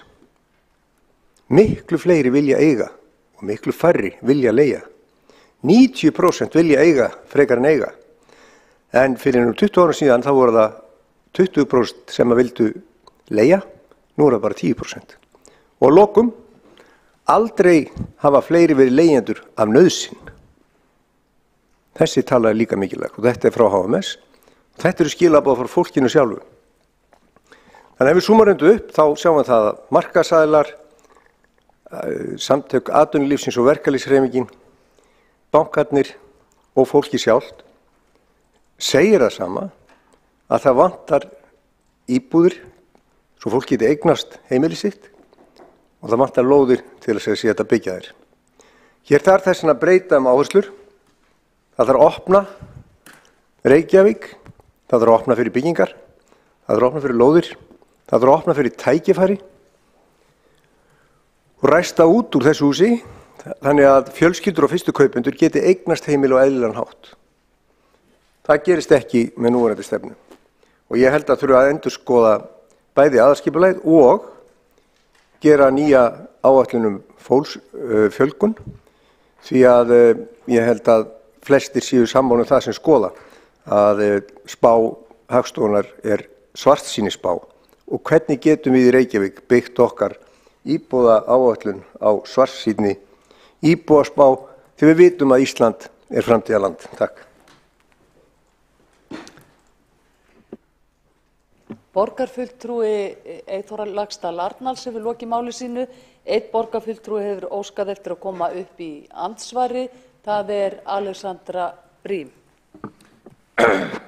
Forseti, mér langaði bara rétt svo að benda á eitt sem framkom í ræðu borgarfulltrúans Eyþór Laxdal Arnalds afsakið, en hann fór hérna yfir áðan borgarfulltrúin að bankarnir lánuðu nær eingöngu til steypu og það er tæknilega séð kannski rétt hjá borgarfulltrúanum, en þar er verið að tala að lána kaupendum til að kaupa húsnæði. Vandamálið er að lánin til uppbyggingar aðila drógust saman. Það er að segja, það var það sem þeir héldu að sér höndum og mér finnst það í rauninni bara óheiðarlegt að leggja það að jöfnu og ætla að slá rökin út af borðinu að þeir hafi hægt á uppbyggingu með því að benda að þeir hafi aukið lánveitingar til kaupenda. En það að hækka lánveitingar til kaupenda í rauninni þurrkar upp framboðið, kemur í veg fyrir að markaðurinn þurfi að bregðast við því að verðin sé orðin of há með því að lækka verðin og í rauninni bara auka þrýstingur á verðhækkun á húsnæði. Þannig að mér finnst þetta í rauninni bara mjög skrítin röksemdafærsla hjá borgarfulltrúanum og vildi benda honum á þetta. Borgarfulltrúi Alexandra Brím hefur lokið við að veita andsvar, þá svarar andsvari borgarfulltrúi Eyþór Laxdal Arnalds. Já, forseti ágæta borgarstjórn, stórir verktakar hafa nú staðfest opinberlega að þeir fengu lán fyrir þau verkefni, sama hafa bankastjórnir gert. Vandamálið lá í því að það var lítið verkefnum hér í Reykjavík. Það var til dæmis mjög mikið lánað í verkefni af bönkunum á Selfossi, í Garðabæ, í Mosfellsbæ og í Kópavogi, en vandamálið lá í því að það var allt of lítið af verkefnum hérna á höfuðborgarsvæðinu, sérstaklega í Reykjavík, og þess vegna höfum við séð það að uppbygging eins og Selfossi hefur verið miklu hraðari, Garðabæ hefur verið tvöfalt hraðari vöxtur heldur en Reykjavík og svo framvegis. Þannig ef við bara berum saman þetta og við vitum það sögulega séð, það var bankarnir frekar vilja lána til Reykjavíkur heldur á landsbyggðinni. Þannig að ef að borgarfulltrúin bara ber þetta saman, þá hlýtur hann að sjá það að það er bankarnir, þeir voru tilbúin að lána í verkefni. Það vildi bara þannig til að það var of lítið af verkefnum í Reykjavík. Borgarfulltrúi Eyþór Laxdal Arnalds hefur lokið við að svara andsvari, þá veitir andsvar öðru sinni. Borgarfulltrúi Alexandra Briem. Já, forseti, ég vil nú bara benda á það að það úðir allt og grúðir af uppbyggingaráformum í Reykjavík og hafa bara sjaldan verið meiri. Það kannski rétt að uppbyggingaraðilar hafi fengið lánað, en það er líka satt að það var dregið úr lánveitingum til þeirra, harðari kröfur gerðar og sérstaklega lánum á uppbyggingartíma sem getur hægt mjög mikið á verkefnum sem eru komin í gang og sett þróun mála í stopp á stórum svæðum. Og ég bara frábið mér að þessi rök séu slegin út af borðinu. Hvað sem okkur finnst, þá er þetta minnstakosti hluti af vandanum. Borgarfulltrúi Alexandra Briem hefur lokið við að veita andsvar öðru sinni, þá svarar andsvari borgarfulltrúi Eyþór Laxdal Arnalds. Forseti ágæta borgarstjórn, það er vissulega rétt að áformin eru mörg og þau hafa verið mörg lengi. Sum, eins og Heklureiturinn hafa verið í raun og veru á byrjunarreit í 8 ár eða eitthvað og eru jafnvel að færast aftur á bak. En af hverju voru verkefnin í Reykjavík svona erfið? Þú skulum líka velta því fyrir okkur. Gæti það verið vegna þess til dæmis að samningsmarkmið borgarinnar eru fólgin í því að leggja auka álögur á húsbyggjendur, til dæmis innviðaskatt eða innviðagjöld, til dæmis með því að leggja á kvaðir að sumt af húsnæðinu sem eru að byggja verði niðurgreitt í leigufélög eða til félagsbústaða. Því það vill henni til að þegar að eitthvað er niðurgreitt þá þarf einhver annar að borga það upp og það eru fyrstu kaupmendur og aðrir sem kaupa íbúðirnar, en á byggingatímanum þá eru það verktakarnir sem þurfa að bera þessar byrðir og það er bara einfaldlega erfiðara að fjármagna svoleiðis verkefni heldur en þau verkefni sem við séð í Garðabæ, Mosfellsbæ, Kópavogi og í Árborg. Svona virkar þetta. Samningsmarkmiðin hafa hægt á uppbyggingu í Reykjavík. Borgarfulltrúi Eyþór Laxdal Arnalds hefur lokið við að svara andsvari, þá telst andsvörum lokið og þá tekur næstur til máls Dagur B. Eggertsson borgarstjóri.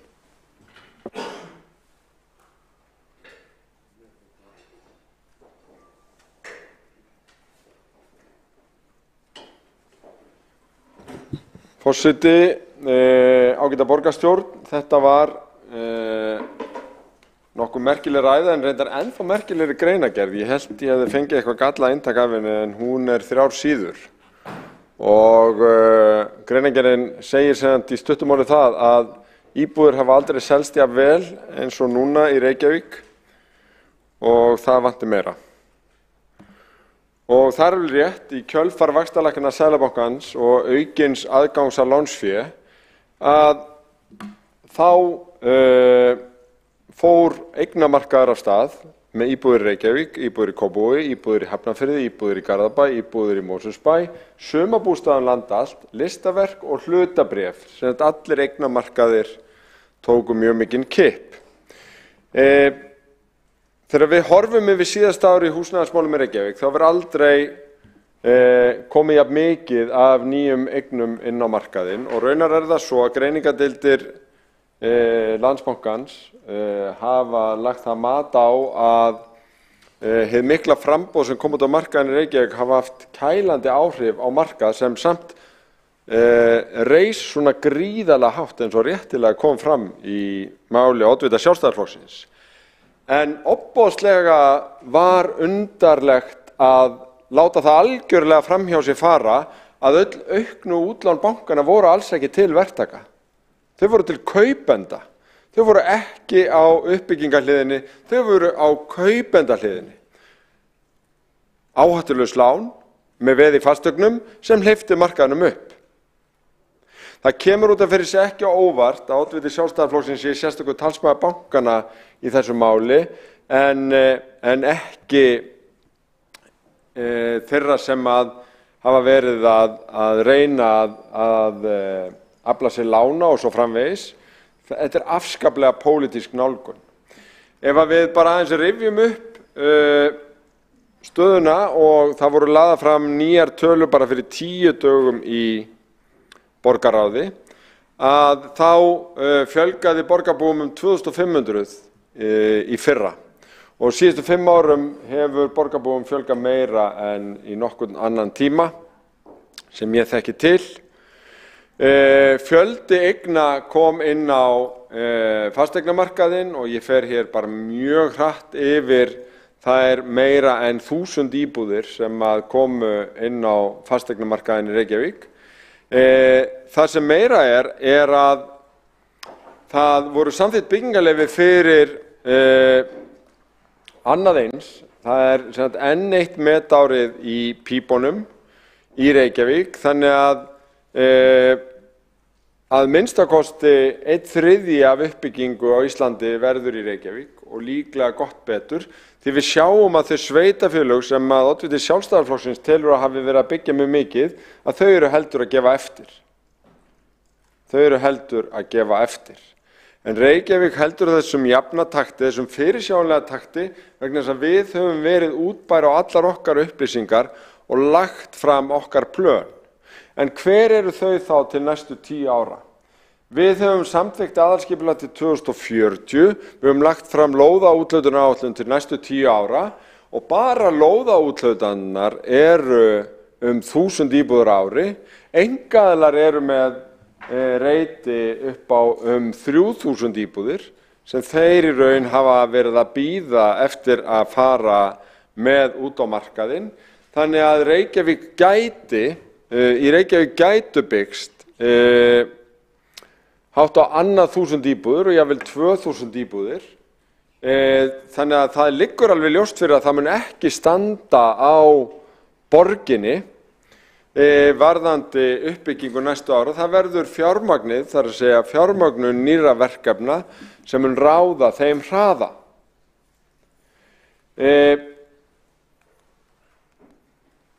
Þetta eru nú svo drjúgt yfirlit yfir allt það sem var að koma og fólk var að flytja inni á síðasta ára að ég meiri segja vanmat það, en það er komið hér. Ef að við drögum saman síðustu 5 ár að þá hefur Reykvíkingum fjölgað 12.000 og raunar gott betur að því þarna er 4. ársfjórðungur síðasta árs ekki með. Það er yfir 5.000 íbúðir sem að fóru af stað og samþykktu áformin eru ennþá meira. Það sem við erum að tala er að næsti áratugur verður ekki bara í þessum takti, heldur getur hann verið ennþá umfangsmeiri. Næsti áratugur verður áratugur Reykjavíkur. Hvers vegna? Það verður áratugur Reykjavíkur vegna þess að Seltjarnarnes er ekki að fara að byggja meira, Kópavogur, jú, eitthvað að fara að þétta byggð, Garðabær mun halda áfram af nokkrum dampi, Mosfellsbær er komin með það út sem að Mosfellsbær hafði yfir að ráða. Það hefur fækkað íbúum í Hafnarfirði undanfarin ár, en núna er að koma nokkrar íbúðir þar sem að voru raflínur áður, en megin þrótturinn í uppbyggingunum höfuðborgarsvæðinu verður í Reykjavík. Oft og á tíðum hefði pólitíkin í borgarstjórn og landsvísu tekið andköfi við því að nú stefnir sem í það að það verði umtalsverður uppbygging í Reykjavík umfram hlutdeild Reykjavíkur í fólksfjölda á landinu yfir höfuð. Umtalsvert. Og það er eftirminnilegt að þegar Geir Hallgrímsson, þáverandi borgarstjóri, skrifaði inngang að aðalskipulaginu 1966, þá baðst hann afsökunar á uppbyggingunni í Reykjavík og sagði að það væri einfaldlega ekki á valdi Reykjavíkur að stöðva það ein og sér. Þar þyrftu aðrir að koma til. Núna er hins vegar samstaða það, greinilega hér í borgarstjórn og á landsvísu, samtök iðnaðarins hafa lagt fram stefnu það að eiginlega öll uppbygging á Íslandi eigi að vera í Reykjavík. Þannig tala samtök iðnaðarins nú að þessi áform 1.000–2.000 íbúðir á ári í Reykjavík, þegar þurfa að vera 3.000, sé jafnvel ekki nóg. Það kalla eftir öll uppbygging á Íslandi verði í Reykjavík. Það sem svolítið magnað að það þarf ekki mikið að gerast til þess að Reykjavík sinni því. Aðalskipulagið og lóðaúthlutunaráætlun gerir nefnilega ráð fyrir yfir 1000 lóðum á ári og deiliskipulagsreitum því til viðbótar. Það sem við þurfum hins vegar að passa að rýna í það hvernig þessi fólksfjölgun samansett. Oddviti Sjálfstæðisflokksins sagði hér áðan aðflytningur fólks sem að koma til Íslands til að vinna vanmetinn í opinberum tölum. Gott og vel, það getur verið rétt. Þessi hópur fyrst og fremst að fara að kaupa sér íbúð? Eins og oddviti Sjálfstæðisflokksins virtist ganga út frá. Eða þurfum við að rýna í þetta og velta fyrir okkur hvort að það sé ekki innmitt, eftirspurn eftir öruggu leiguhúsnæði fyrir þá sem ætla kannski að dvelja hér til skemmri tíma og að þrýstingur verði ekkit síst á leigumarkaðinn heldur en kaupendamarkaðinn þó það vanti núna eignir inn á hvoru tveggja. Ef við höfum lært eitthvað af síðustu árum, þá höfum við lært að nota gögn til að taka ákvarðanir. Við höfum lært það í faraldrinum og við höfum lært það í húsnæðismálunum. Við sjáum að leigumarkaðurinn að verða heilbrigðari með tilkomu óhagnaðardrifinna félaga, en fasteignamarkaðurinn í heild sinni gríðarlega sveiflukenndur.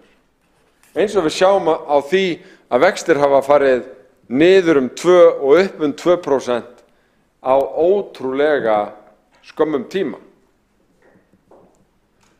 Þannig að ég fagna því að nú að setjast við eitt borð, rýna þau gögn sem til safna þeim gögnum sem upp á vantar og leggja línur í aðdraganda kjarasamninga og til framtíðar. Við erum klár með alla okkar heimavinnu. Við erum klár með alla okkar sýn. Það ljóst að það mun ekki standa á Reykjavík, en freistingarnar í pólitíkinni að reyna að slá sig upp á þessu eru greinilega fyrir hendur, en ég bið meiri yfirvegun, meiri yfirsýn og rök fyrir því sem hér verið að halda fram. Borgarstjóri Dagur B. Eggertsson hefur lokið máli sínu. Einn borgarfulltrúi hefur óskað eftir að koma upp í andsvari, Eyþór Laxdal Arnalds. Já, forseti ágæta borgarstjórn. Ég held að það sé, vægast sagt undarleg sýn á það að þeir sem að flytjast til Íslands eigi að vera í einhverju tímabundnu leiguhúsnæði. Ég held þvert á móti að þeir sem hafa verið að flytjast til Íslands frá Evrópu hafi áhuga á að búa hér. Og ég held að eina af mistökunum sem við hefum gert ekki bara í húsnæðismálum heldur í skólamálum og fleiru að halda að þetta sé einhverju farandverkamenn sem að koma hingað. Við erum að sjá mjög stóran hluta þeirra sem búa á Íslandi vera komna til að vera og við skulum bara viðurkenna það. Bæði í því hvernig við tökum á móti þeim, menntunarlega og húsnæðislega. Þegar við skoðum síðan afstöðu fólks til þess að leigja eða eiga, þá það ekki 80% sem vilja eiga af þeim sem leigja, eins og var fyrir 20 árum, heldur það 90%. Við erum með þessar tölur ágæti borgarstjóri, alveg aftur í tíman, frá Íbúðalánasjóði og húsnæðis og mannvirkjastofnun núna. Og síðan að halda það að leigumarkaðurinn sé í jafnvægi, það ansi barnaleg bjartsýni þar sem að Airbnb datt út af markaðnum með 1000 íbúða og nú heimurinn að fara af stað aftur og það alveg gefið mál að eitthvað af þeim íbúðum sem núna fóru út af Airbnb fara aftur inn á Airbnb. Og þó að leiguverðið hafi ekki hækkað í takt við húsnæðisverðið í COVID-kreppunni, þá lögmál markaðarins það að leiga hækkar í takt við fasteignaverð. Þannig málið. Gögnin sem til undirliggjandi í aðalskipulaginu gölluð vegna þess að þau byggja þeirri bjartsýni sem við séð áður að fólk muni ekki flytjast til Íslands. En staðan bara önnur. Og það sem við gerst líka það að stórir hópar af erlendu fólki gera það verkum að menningi verður fjölbreyttari hér og þá líklara að fleiri komi og hitti sína ættingja og vini og landsmenn. Þannig að halda það að það verði fækkun eftir 4 ár, að útlendingar fari heim, það rangt. Borgarfulltrúi Eyþór Laxdal Arnalds hefur lokið við að veita andsvar. Þá svarar andsvari borgarstjóri Dagur B. Eggertsson. Forseti, ágæta borgarstjórn. Ég var hér fyrst og fremst að tala það hvernig oddviti Sjálfstæðisflokksins slær því fram að hér muni fjölga hratt vegna þess að muni fjölga hratt störfum í ferðaþjónustu og byggingariðnaði. Og vekja máls á því að þyrfti aðeins að velta fyrir sér hvort að allur þessi hópur væri að koma til að setja stað eða vildi hugsanlega örugga leigu tímabundið. Og ég ekki sammála því að það séu til góð gögn hug þess fólks sem ófluttingað og meira sér ekki þeirra sem að hafa búið hér undanfarin ár vegna þess að við vitum að einn af göllunum í gögnum könnunarfyrirtækja sem gera skoðanakannanir þessi viðhorf að ná síður til fólks sem af erlendu bergi. Við vitum það. Við vitum það bæði úr ferðavenjukönnunum og þessum búsetu óskakönnunum. Það hefur verið heldur betra jafnvægi á leigumarkaði. Við erum alls ekki búin þar. Það þarf að halda áfram að byggja óhagnaðardrifið. Það þarf að halda áfram utanum reglurnar Airbnb sem að Reykjavík hafði mikla forystu að setja. Við verðum að vakta þennan húsnæðismarkað. Við eigum að draga ályktanir af gögnum og af gögnum að ráða alveg skýrt að Reykjavík í algjöru forystu í uppbyggingunni, í algjöru forystu varðandi fjölbreytta uppbyggingu, í algjöru forystu varðandi það að hér byggist líka óhagnaðardrifið húsnæði og eitt af stóru verkefnunum framundan að kalla eftir því að það sama verði gert í öðrum sveitarfélögum, það sama verði gert í öðrum landshlutum, þannig að það sé ekki Reykjavík sem beri fyrst og fremst byrðarnar í því að búa til heilbrigðan húsnæðismarkað á Íslandi. Borgarstjóri Dagur B. Eggertsson hefur lokið við að svara andsvari, þá veitir andsvari öðru sinni borgarfulltrúi Eyþór Laxdal Arnalds. Já, forseti, ágæta borgarstjórn, ég alveg sammála því að við höfum að gera meiri kannanir. Ég myndi til dæmis vilja að borgin tæki þátt í samræmdri þjónustukönnun Gallups til þess að athuga viðhorf íbúanna sem dæmi. Ég myndi líka vilja skoða hug þeirra sem eru fluttir og að flytjast til Íslands betur, en við eigum allavega að skoða þau gögn sem við höfum. Það voru 20% þeirra sem leigðu, sem vildu leigja, en nú bara 10%. Það ótrúlegu meirihluti sem vill eiga. En varðandi framtíðarsýnina, þá fannst mér vantan sem mikið inn í hana þegar það var talin upp bara fjölgun vegna ferðaþjónustu og byggingariðnaðarins og það væru erlendir aðilar sem kemur tímabundið í að vinna við þá vinnu. Ég alveg á öðru máli. Ég tel að þeir sem að flytjast til Íslands eru flestir komnir til að vera og flytjast með fjölskyldur sínar, með börn í skólum hérna í Reykjavík og það ekki bara ferðaþjónustu og byggingariðnaðurinn, það líka fjórðastoðin, það hugbúnaðargeirinn, það eru fólk frá, ég veit fólk frá Ástralíu og Bretlandi og Frakklandi og Bandaríkjunum og jafnvel Japan sem að vinna í hugbúnaðariðnaði í dag í Reykjavík og þetta mun vaxa. Kvikmyndagerðin sem að borgarstjóri talar oft hún líka alþjóðleg og svo má lengi telja. Þannig að halda það að hérna séu bara að koma einhverjir tímabundi farandverkamenn ekki rétt. Það ekki svo framtíðarsýn sem við erum hérna að tala Við erum að tala það að efla fjölbreytt atvinnulíf í Reykjavík og þess vegna þurfum við úrræði í húsnæðismálum fyrir alla og að segja það að það sé fjölbreytt gerð sem að Reykjavíkurborg stendur fyrir, þá það mikil einföldun. Því að það eiginlega ekkert sérbýli. Og það mjög lítið tvíbýli í Reykjavík sem eru leyfð. Þetta eiginlega allt fjölbýli með mjög svipuðum svona Excel-arkitektúr sem á kalla og það sótt á fjörur borgarinnar með slíkar blokkir og það ekki mikið fjölbreytni í því. Ég held að við getum gert miklu betur í því að hafa fjölbreytta kosti fyrir fólk sem með börn eða á mismunandi aldri. Borgarfulltrúi Eyþór Laxdal Arnalds hefur lokið við að svara andsvari, þá veitir andsvar öðru sinni borgarstjóri Dagur B. Eggertsson.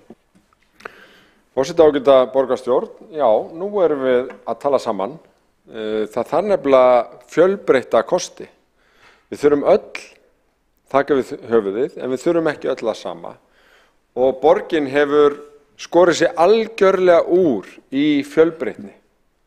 Við sjáum það hjá þeim sem að meðal annars eru að starfa í þeim greinum sem að oddviti Sjálfstæðisflokksins nefnir, að það er svolítið kynslóðamunur, hvort að fólk ætla að binda sig í einu landi eða í einni fasteign eða binda fjármuni sína á þann hátt eða vera hreyfanlegri. Og við þurfum að mæta fjölbreyttum tímum, hafa alvöru kosti fyrir alla þessa hópa og það er eitt af því sem einkennir góða borg. Og þess vegna er eitt af því jákvæðasta sem gerst hefur í húsnæðismálum undanfarnum árum er að við höfum séð óhagnaðardrifin félög festa sig í sessi, við höfum séð alls konar uppbyggingu, við höfum í vaxandi mæli séð uppbyggingu í þágu kynslóðar sem er að byrja að minnka við sig. Þá losnar fullt af sérbýlum. Það er ennþá yfir helmingur af búsetukostum í borginni einhvers konar sérbýli og þetta er svo heildarmynd sem við þurfum að hafa undir. Í hverju birtist hún? Í aðalskipulagi Reykjavíkur, ný samþykkt, gríðarlegir uppbyggingamöguleikar þar án útþenslu, á þéttingarreitum. Í húsnæðisáætlun borgarinnar, fjölbreyttir kostir og alvöru lausnir til þess að láta þetta verða að raunveruleika eins og við höfum séð á undanförnum árum. Og við eigum að halda þessuna áfram að vinna með verkalýðshreyfingunni, með stúdentum, með byggingafélögum aldraðra og öðrum samstarfsaðilum sem vinni með okkur í því að gera húsnæðismarkaðinn heilbrigðari og fjölbreyttari. Þar er alls ekki öllu lokið enn, en við erum sannarlega á réttri leið í Reykjavík. Örstutt athugasemd. Borgarstjóri Dagur B. Eggertsson hefur lokið við að svara andsvari og þá er borgarfulltrúi Eyþór Laxdal Arnalds óskað eftir að gera stutt athugasemd. Forseti, ágæta borgarstjórn, ég ætlaði bara að benda á það varðandi sérbýli að miðað við fasteignaauglýsingar eru 29 sérbýlisauglýsingar en af þeim eru talsvert margar sem að stendur vantar einbýli. Þannig að það eru talsvert þarna 29 og er það sögulega minnsta framboð af sérbýli í sögu Reykjavíkurborgar. Borgarfulltrúi Eyþór Laxdal Arnalds hefur lokið við að gera stutta athugasemd. Þá telst andsvörum og athugasemdum lokið. Næst á mælendaskrá er borgarfulltrúi Sanna Magdalena Mörtudóttir.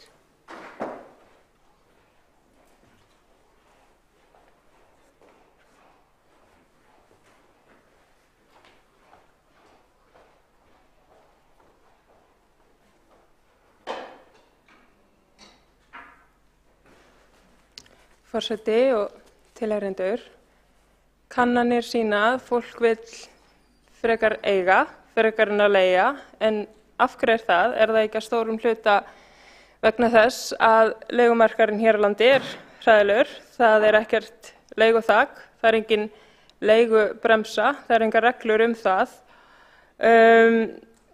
Dýrt að leigja og erfitt að vera á leigumarkaði.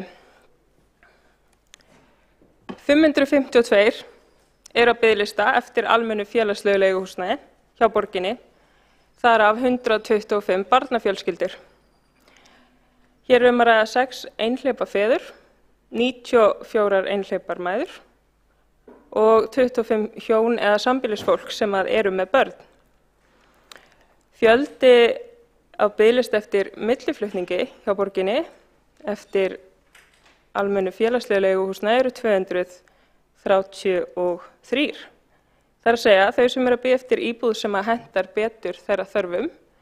Þetta getur verið ósk að komast í íbúð í öðru hverfi sem að henta betur eða ósk eftir því að komast í minni eða stærri íbúð. 136 bíða eftir húsnæði sem hentar þörfum fólks með fötlun.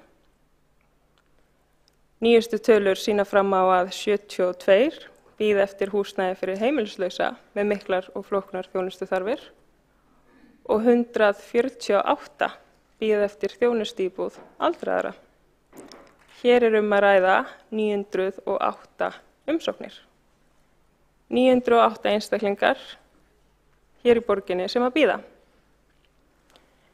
Daginn talaði ég við unga konu sem hafði beðið í næstu 12 ár eftir félagslegu leiguhúsnæði borgarinnar, án þess að biðin skilaði árangri. Á endanum gafst hún upp, hún nýlega komin aftur á listan og á meðan hún beið í allan annan tíma þá uppfyllti hún öll skilyrðin fyrir íbúð og var í mjög viðkvæmri stöðu. Og hún að greiða núna 250.000 krónur í leigu og 4 mánuðum hefur hún því greitt 1 milljón í húsnæðiskostnað. Við erum að tala að þessi unga kona hafi beðið í næstu 12 ár. Það ekki nóg að byggja margar íbúðir.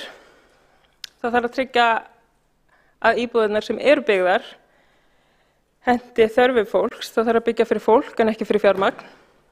Ég sé ekki velferðina hér þar sem fólk láti bíða og bíða til lengdar eftir húsnæði og hér hef ég bara tekið fyrir biðlista borgarinnar.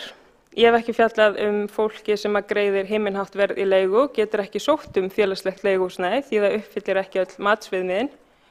Ég hef ekki talað ungt fólk sem að sligast undan afborgunum á næturvaktum og alls konar aukavaktum.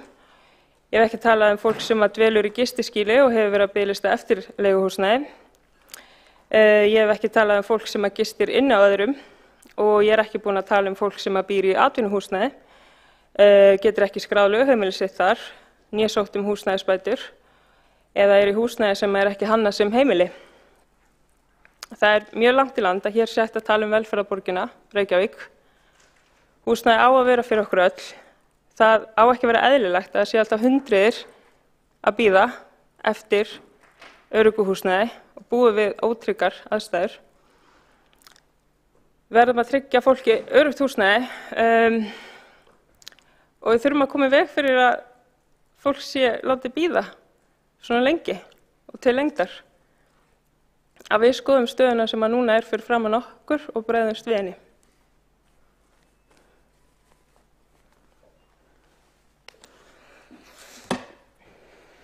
Borgarfulltrúi Sanna Magdalena Mörtudóttir hefur lokið máli sínu. Þá tekur næst til máls borgarfulltrúi Vigdís Hauksdóttir.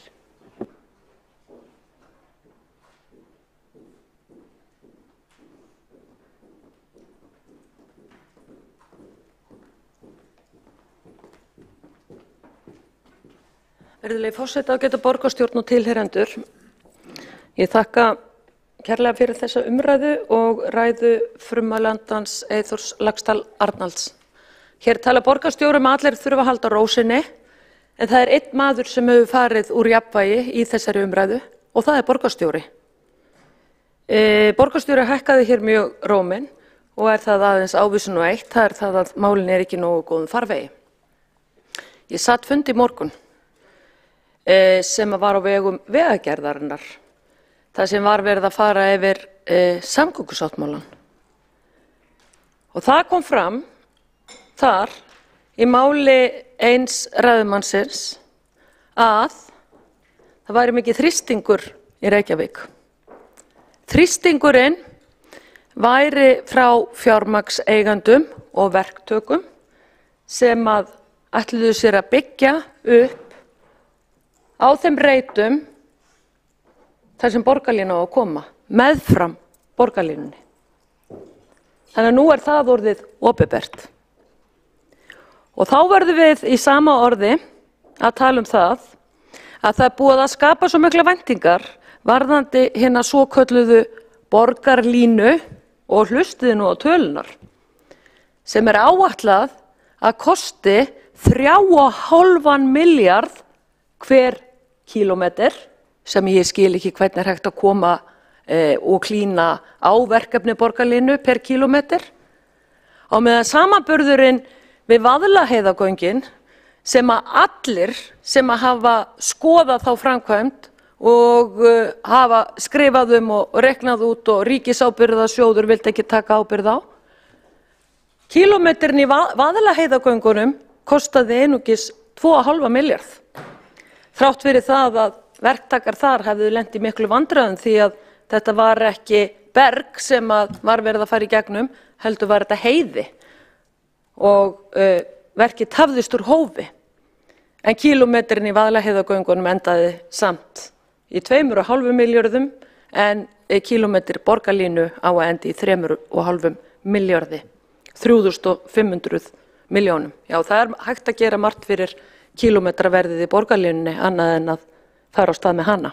En svo við komum nú aftur á því sem kom fram á fundinum, að það eru miklar væntingar hjá fjárfestum og verktökum að fara að byggja upp meðfram borgarlínu teinunum eða hvað þetta verður. Og það leiðir hugan að öðru. Það eru uppbygginga áform olíufélagana.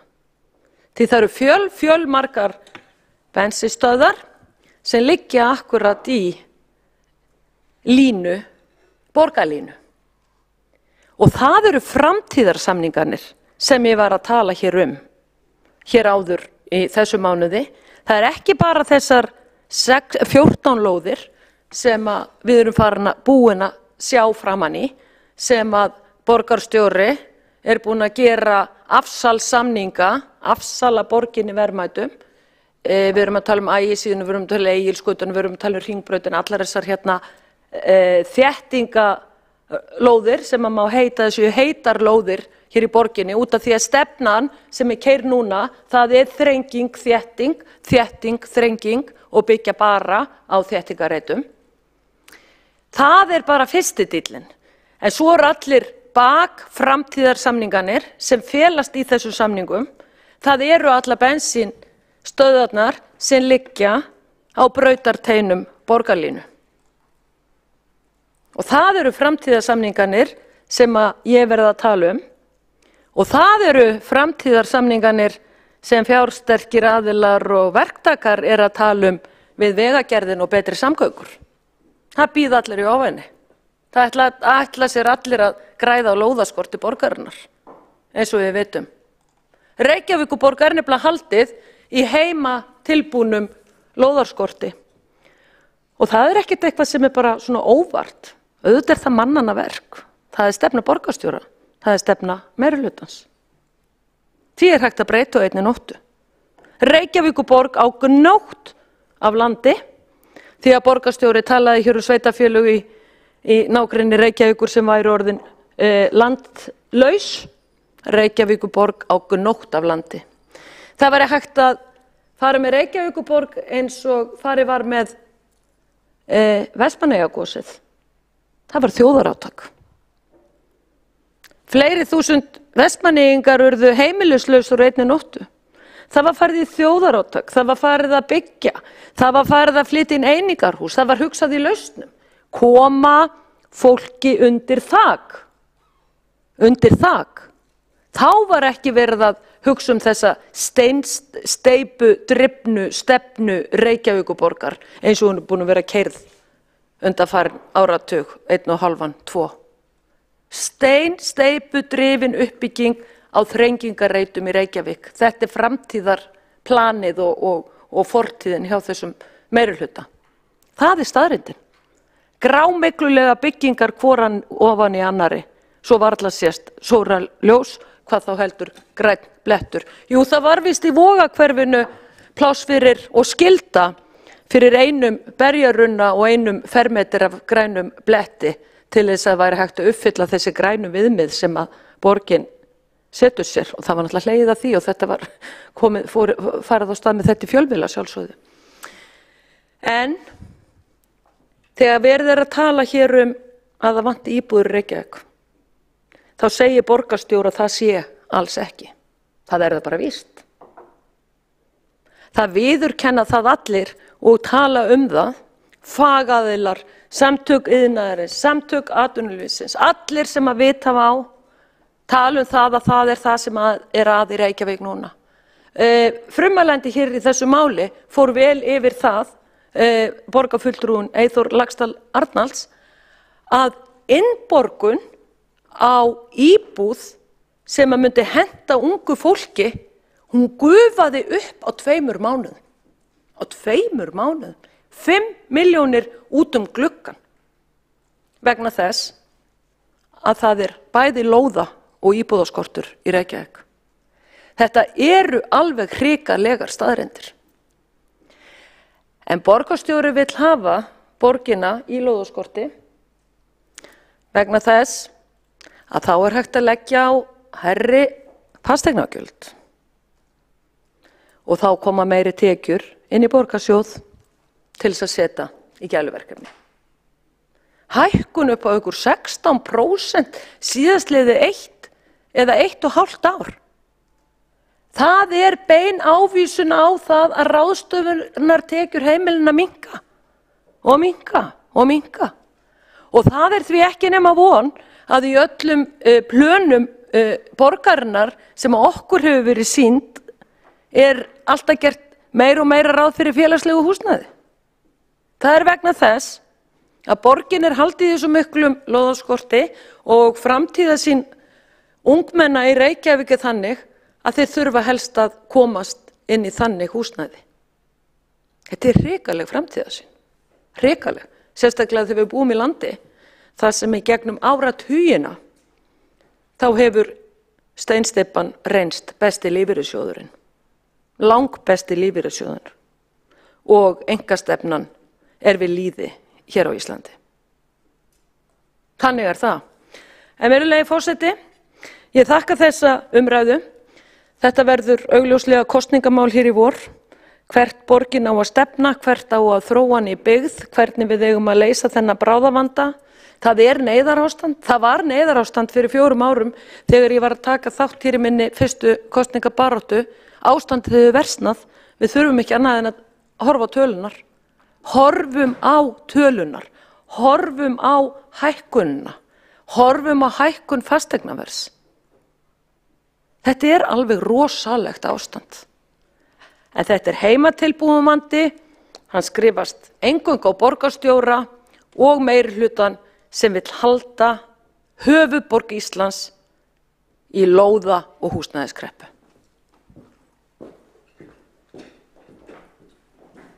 Borgarfulltrúi Vigdís Hauksdóttir hefur lokið máli sínu. Næstur á mælendaskrá borgarfulltrúi Björn Gíslason.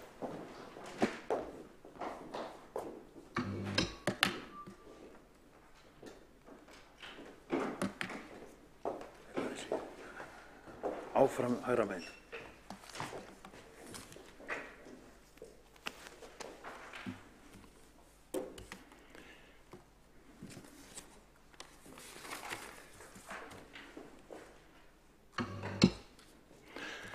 Forseti, ágæta borgarstjórn. Hér við að ræða húsnæðismál sem hafa mikið verið í umræðinu undanfarið. Nú svo komið að verðbólgan farin að láta á sig kræla og hefur Seðlabankinn meðal annars bent á í umfjöllun sinni stöðu og horfur að verðhækkanir á húsnæðismarkaði vegi þungt í verðbólgunni og geri útlit verðbólgu verra. Verðþróun húsnæðis skýrir tæplega helming verðbólgu á ársgrunni sem sýnir þann mikla vanda sem þessi þáttur veldur. Draga má þá ályktun að ef hækkun húsnæðisverðs hefði verið hófleg, hefði verið mun minni þörf fyrir hækkun vaxta og raunar ekki vafi á vextir væru lægri hefði húsnæðisverð ekki þróast með þeim hætti sem það hefur gert. Það augljóst að þeir sem geta haft áhrif á þessa þróun verða að grípa til þeirra ráðstafana sem duga svo hægt verði að ná vöxtum niður sem fyrst. Nú sveitarfélögin og þar með við í Reykjavík ráðum lóðaframboði og lóðaframboðið ræður miklu þróun húsnæðisverðs. Vandinn í Reykjavík sá að meirihlutinn sem hér við völd fylgir þeirri stefnu að ekki megi stækka borgina og brjóta upp ný lönd til að byggja á. Með öðrum orðum, íbúðum má aðeins fjölga með því að þétta byggð. Þéttingarstefna meirihlutans orðin einn helsti efnahagsvandi þjóðarinnar og veldur ekki aðeins Reykvíkingum miklum kostnaði heldur landsmönnum öllum. Nú svo komið að framboð á íbúðum til sölu hefur minnkað hratt og nú 70% minna en fyrir ári síðan. Samkvæmt húsnæðisáætlunum sveitarfélaga á íbúðaþörf sem birt var í janúar í kynningu Húsnæðis- og mannvirkjastofnunar stöðu á húsnæðismarkaði, þá áætla sveitarfélögin í landinu að byggja þurfi 3.500 til 4.000 íbúðir á ári næstu 5 árin eða ekki undir 30.000 íbúðir á næstu 10 árum. Einnig kemur fram í kynningunni að ekki hafa öll sveitarfélög skilað inn húsnæðisáætlunum, því gæti þessi tala aukist alltaf 10%, alltaf 10%. Þess er sérstaklega getið að það þurfi að byggja meira á fyrri hluta þessa 10 ára tímabils. Við í Reykjavík getum nánast deilt í þessa tölu með tveimur til að finna út hver fjöldi íbúa þarf að byggja, hvern fjölda íbúa þarf að byggja í Reykjavík. Í okkar tilfelli hér í Reykjavík má því reikna með að það þurfi að byggja nálægt 2.000 íbúðum á ári næstu 5 árin.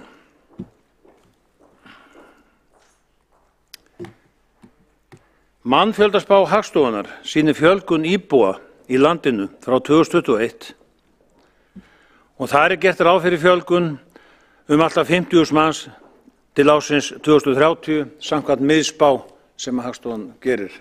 Og háspáin reyndar gerir fyrir töluvert meiru en það er 90.000 og lágspáin 20.000 manns í fjölgun en sennilega raunhæft að miða við þessa miðspá. Nú, eins og áður sagði, þá heldur húsnæðisverð áfram að hækka þrátt fyrir vaxtahækkanir og því miður fer húsnæðiskostnaður hækkandi sem hlutfall af launum. Það sjá það allir að þetta gengur ekki upp og við þessu verður að bregðast strax. Stöðug uppbygging íbúða er mjög mikilvæg. Það sem snýr að okkur hér í Reykjavík er til að mynda að koma að skipulagningu Keldnalands sem allar fyrst og jafnframt reit 522 í Úlfarsárdal sem má segja sér nánast tilbúin. Nú glæran hérna sýnir okkur hversu dregið hefur hratt úr framboði íbúða og hérna, þarna gefum glæran. Og hérna, en varðandi stækkun Úlfarsárdal, þá var nú á sínum tíma hugsað að þetta hverfið þarna við frá yrði 25.000 manna byggð. Og ef ég man rétt, þá var það nú í tíð borgarstjóra Steinunnar Valdísar Óskarsdóttur sem það var og talaði fyrir þessu. Síðan var það ákveðið að minnka þetta í 18.000 manna hverfi. En nú er þetta að tala að Úlfarsárdalurinn sem slíkur yrði 3.000 til 3.500 manns. Þannig að þetta Grafarholt og Úlfarsárdalur verðum á nálægt kannski 10.000–11.000 það bil. En það er alveg ljóst að við verðum að brjóta upp land og skipuleggja lóðir til að sinna þörfum fólks sem vill byggja og fá lóðir til að byggja. Við ræddum hérna á síðasta kjörtímabili töluvert sjálfbærni hverfa og þar kom meðal annars fram að ákveðin stærð á hverfum var eiginlega nánast nauðsynleg og þá jafnvel í félagslegu tilliti og það var talað 15.000 manns í hverfi og þar var meðal annars rætt íþróttamál, svo ég segi það nú. Það er tekið dæmi eins og Árbæjarhverfi sem 11.000 manns og Grafarvogur 20.000 og var þá reyndar rúmlega 20.000. Þar eru bæði á báðum þessum stöðum bara velgerð íþróttafélög og sinna sínu starfi vel. En það segir sig sjálft að fjölbreytnin mun meiri hjá því íþróttafélagi sem hefur meira bak við sig. Þannig að eins og gerist í Grafarvogi. En þetta er reyndar allt saman ágætt og allt það, en þetta er hluta því að það verður að taka tillit til þessa félagslega þáttar sem að hverfin byggjast á.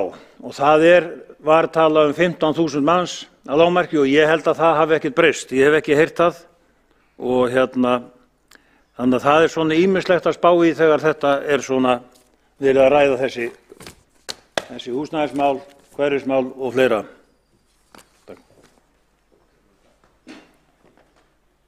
Borgarfulltrúi Björn Gíslason hefur lokið máli sínu. Næstur á mælendaskrá er borgarfulltrúi Örn Þórðarson.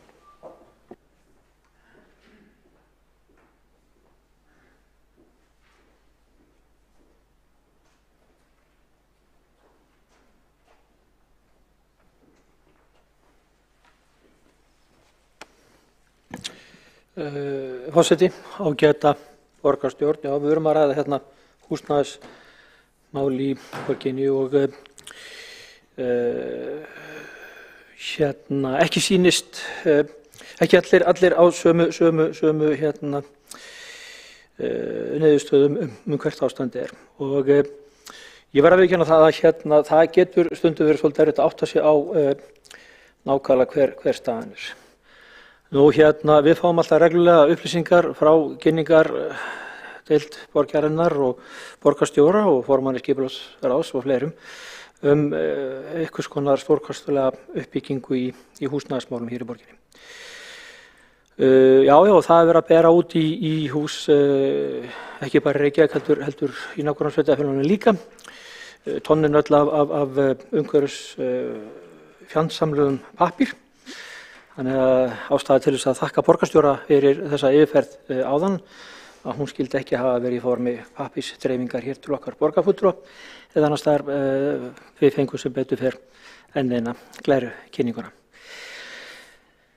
En svona aðeins til þess að reyna að átta sig á stöðunum og þetta skiptir það máli ekki bara fyrir okkur borgarfulltrúa heldur borgarbúa og landsmenn alla að fá einhverja hugmynd hver staðan raunverulega er. Borgarstjóri dró upp mynd af leigumarkaðnum hér í borginni og taldi ástandið býsna gott. Það fór alls ekki sama við þá mynd sem að borgarfulltrúi Sanna Magdalena Mörtudóttir teiknaði upp strax í kjölfarið. Alls ekki.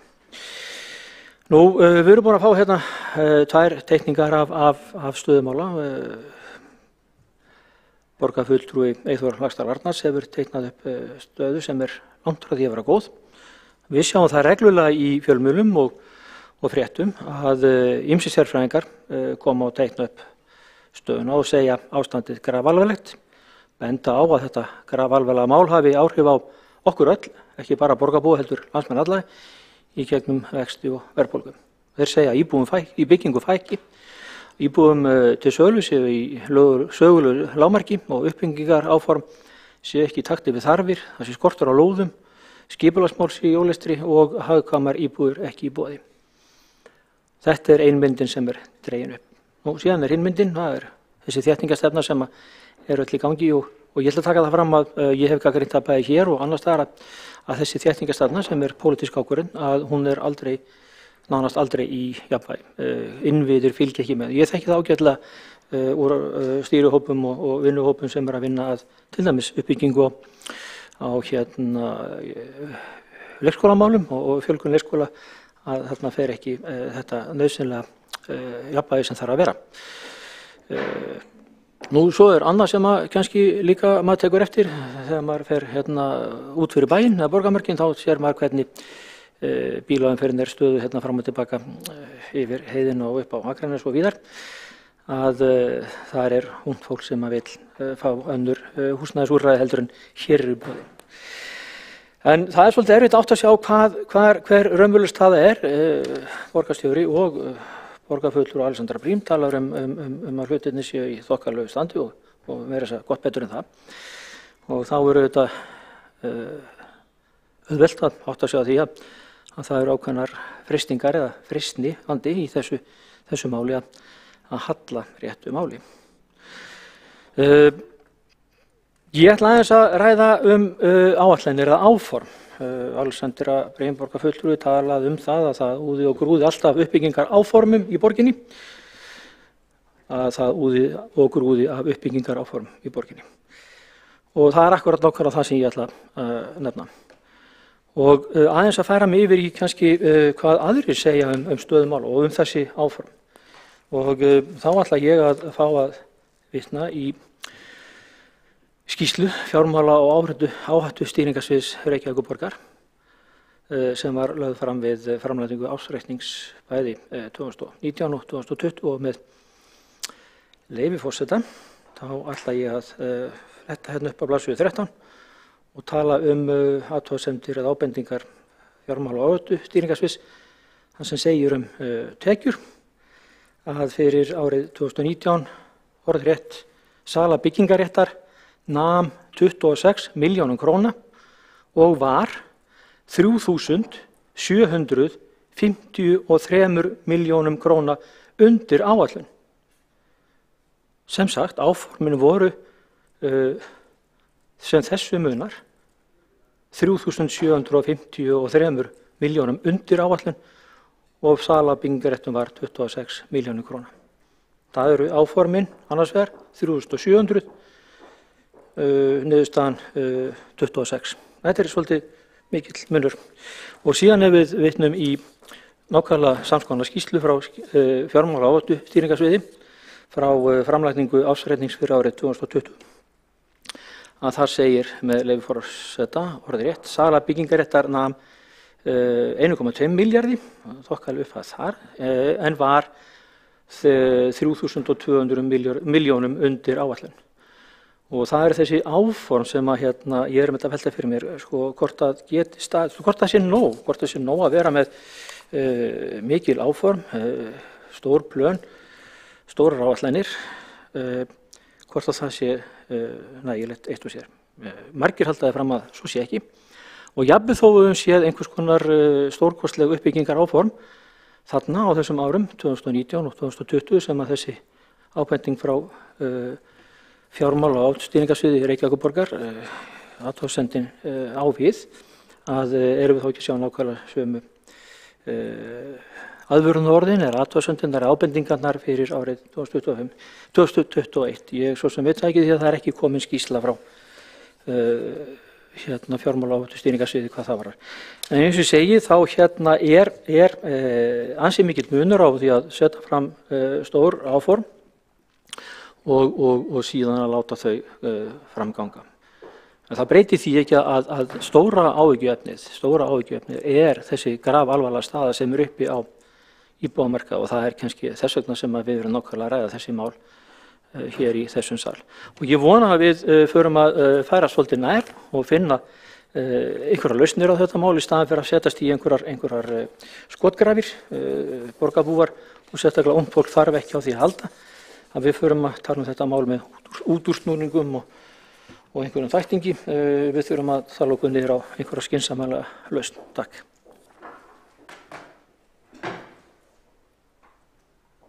Borgarfulltrúi Örn Þórðarson hefur lokið máli sínu. Næst á mælendaskrá er Alexandra Brím. Gjörðu svo vel, borgarfulltrúi.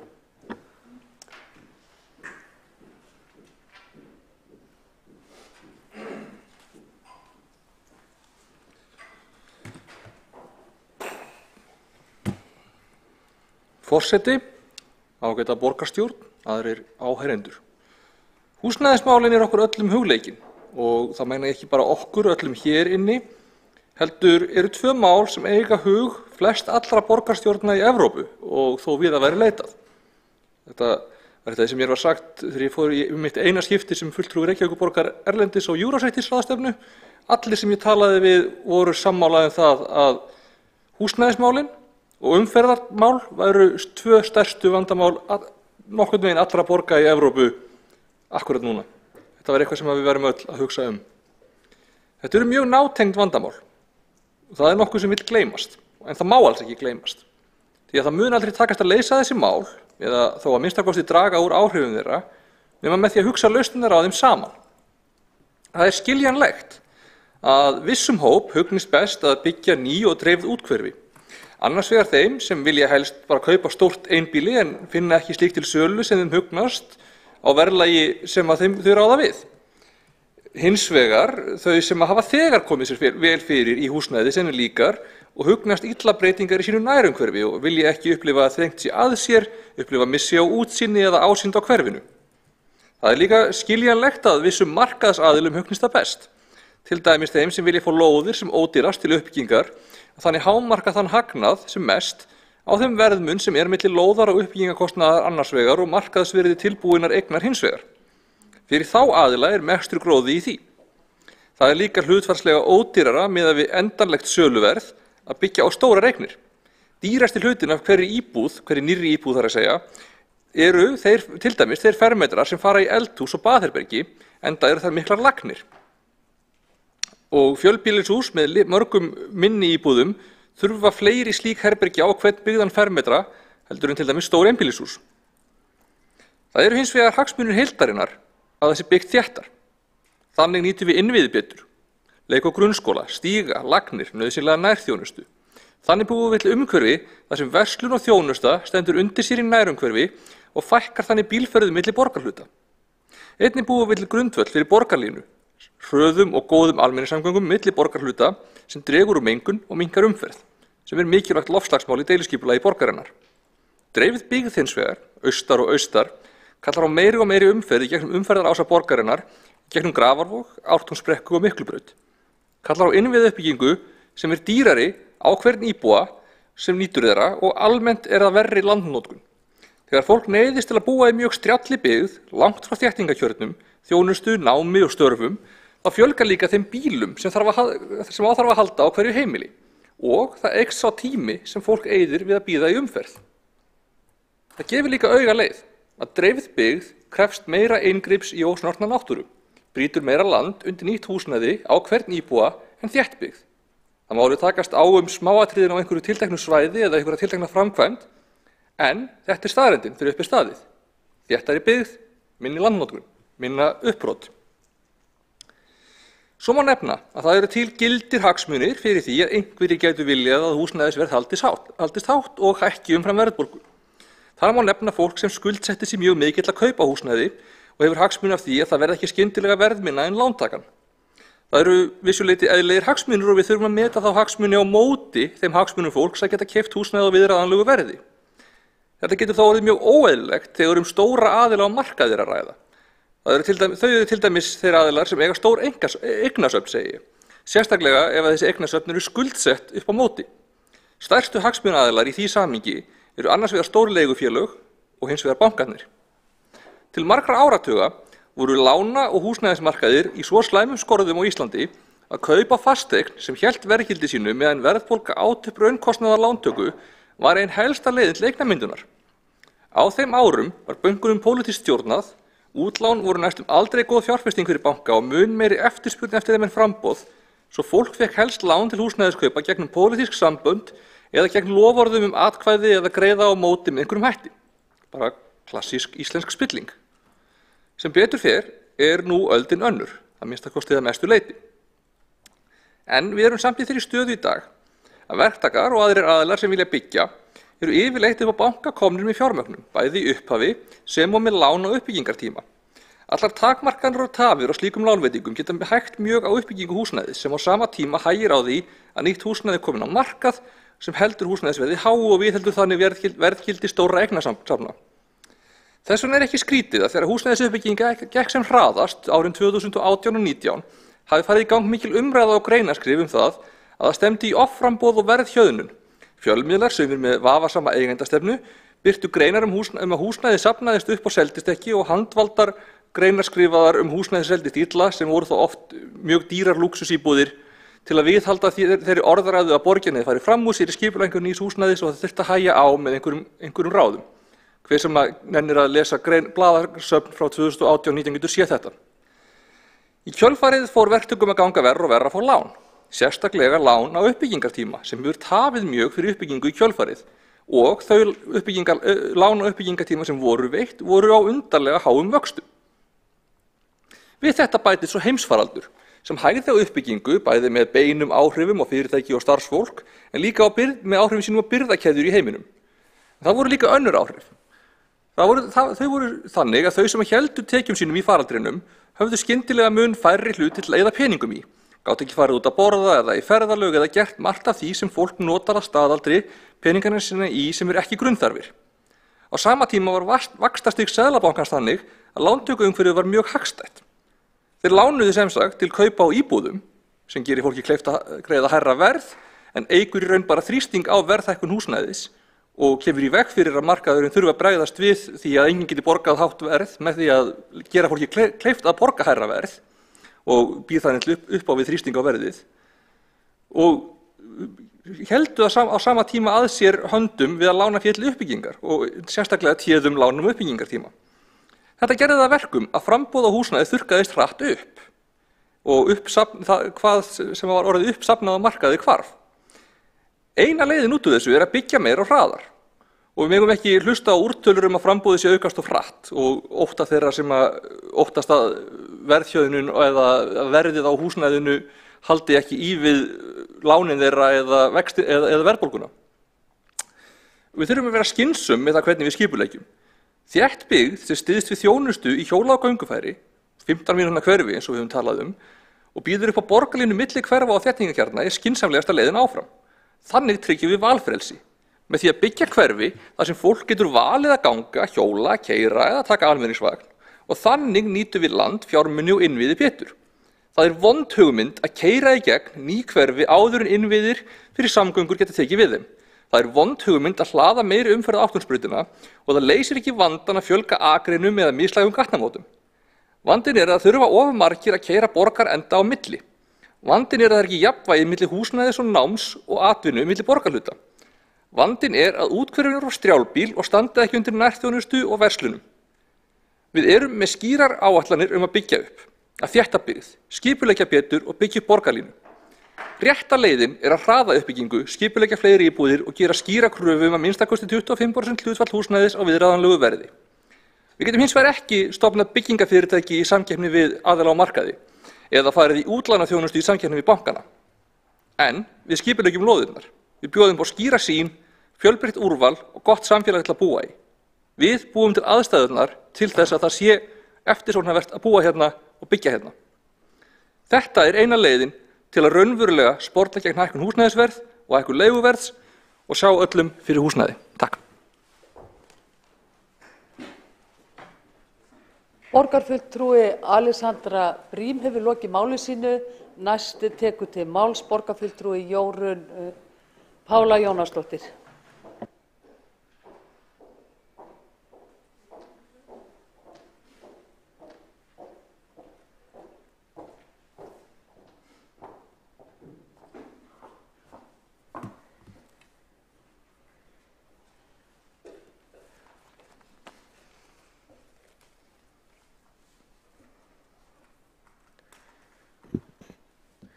Forseti, ágæta borgarstjórn og tilheyrendur.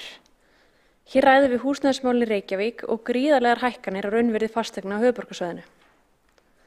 Ég geri mig grein fyrir því að stefna þessa meirihluta hefur verið áhersla á þéttingu byggðar og uppbygging við borgarlínuásinn, svonefnda. Eins og margoft hefur komið fram í umræðinu hér þetta hins vegar kostnaðarsamt og helst myndi ég kjósa að þétting, þar sem hún möguleg, yrði framkvæmd samhliða öflugri uppbyggingu í nýjum hverfum austar í borginni, þar sem uppbyggingarreitir eru almennt hagkvæmari. Forgangur borgarlínuverkefnis reyndar svo mikill að í staðinn fyrir að ljúka hverfum og innviðum fyrir þau kosið að byggja annar staðar til þess að tryggja tilgang borgarlínu. Hér vantar að mínu mati meðalhóf og tryggð við uppbyggingar áform. Sérstaklega þegar kemur að skólum og leikskólum fyrir ný hverfi. Nálægð við þessa innviði eykur lífsgæði og minnkar umferð á milli hverfa. Þess vegna það góð hugmynd, svo ég haldi áfram með þema borgarfulltrúa Alexandru Brím hér áðan, að ljúka uppbyggingu ungra hverfa.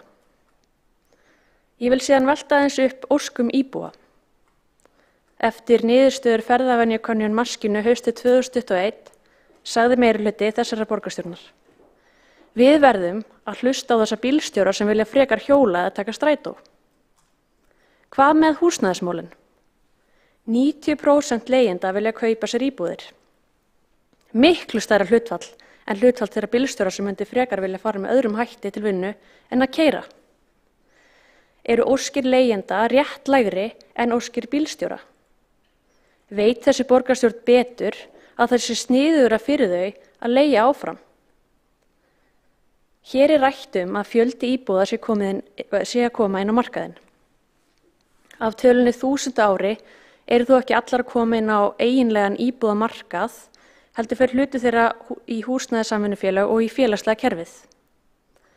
Ég tel að það væri gagnlegra fyrir umræðuna og heiðarlegra eða við tölum frá Reykjavíkurborg og í framsögu kjörinna fulltrúa sem fara með framkvæmdastjórnina hér að þessar tölur yrðu sundurliðar betur við hvert tilefni. Á glærum hér áðan framgang húsnæðisstefnunnar kom til dæmis fram að 4.685 íbúðir hafi farið inn á markað á síðastliðnum 4 árum. Hvers vegna er ekki gert grein fyrir allri fjölbreytninni í lykiltölum? Hvert á markaðinn fóru þessar íbúðir? Þrátt fyrir að húsnæðissamvinnufélögin séu ágætis viðbót í flóruna, þá er reyndar meðaltæmi búseturéttarhafa í slíku félagi hér á landi ekki nema 7 ár. Sá valkostur virðist því enn sem komið er ekki verið eitthvað sem íbúar hugsi sér til langs tíma og skorar ekki hátt í könnunum vilja fólks. Takk fyrir.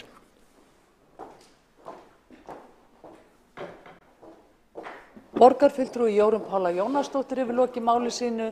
Næst tekur til máls borgarfulltrúi Kolbrún Baldursdóttir.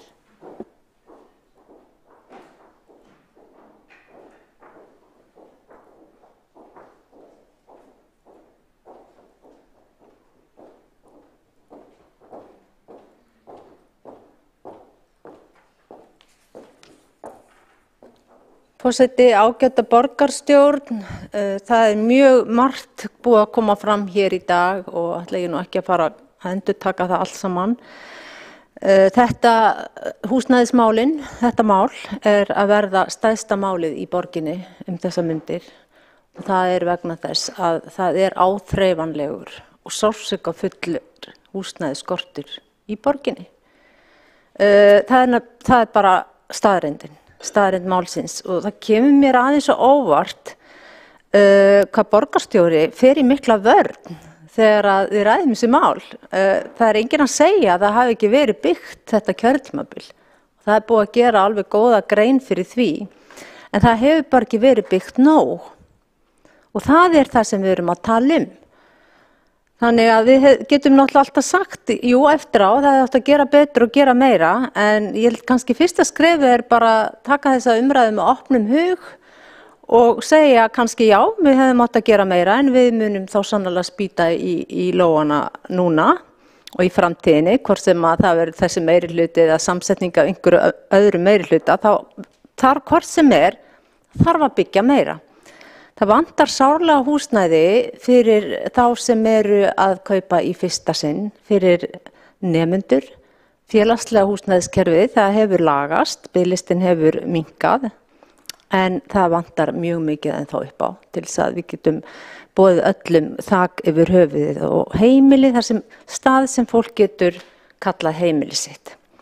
Og það búið að segja það af helstu sérfræðingum þessa land sem eru í fjármálageiranum og eins og Seðlabankanum að ástæðan fyrir því að það eru verðhækkanir og það verðbólga og hversu viðkvæmur markaðurinn orðinn meðal annars vegna þess að það mikill skortur á húsnæðismarkaði.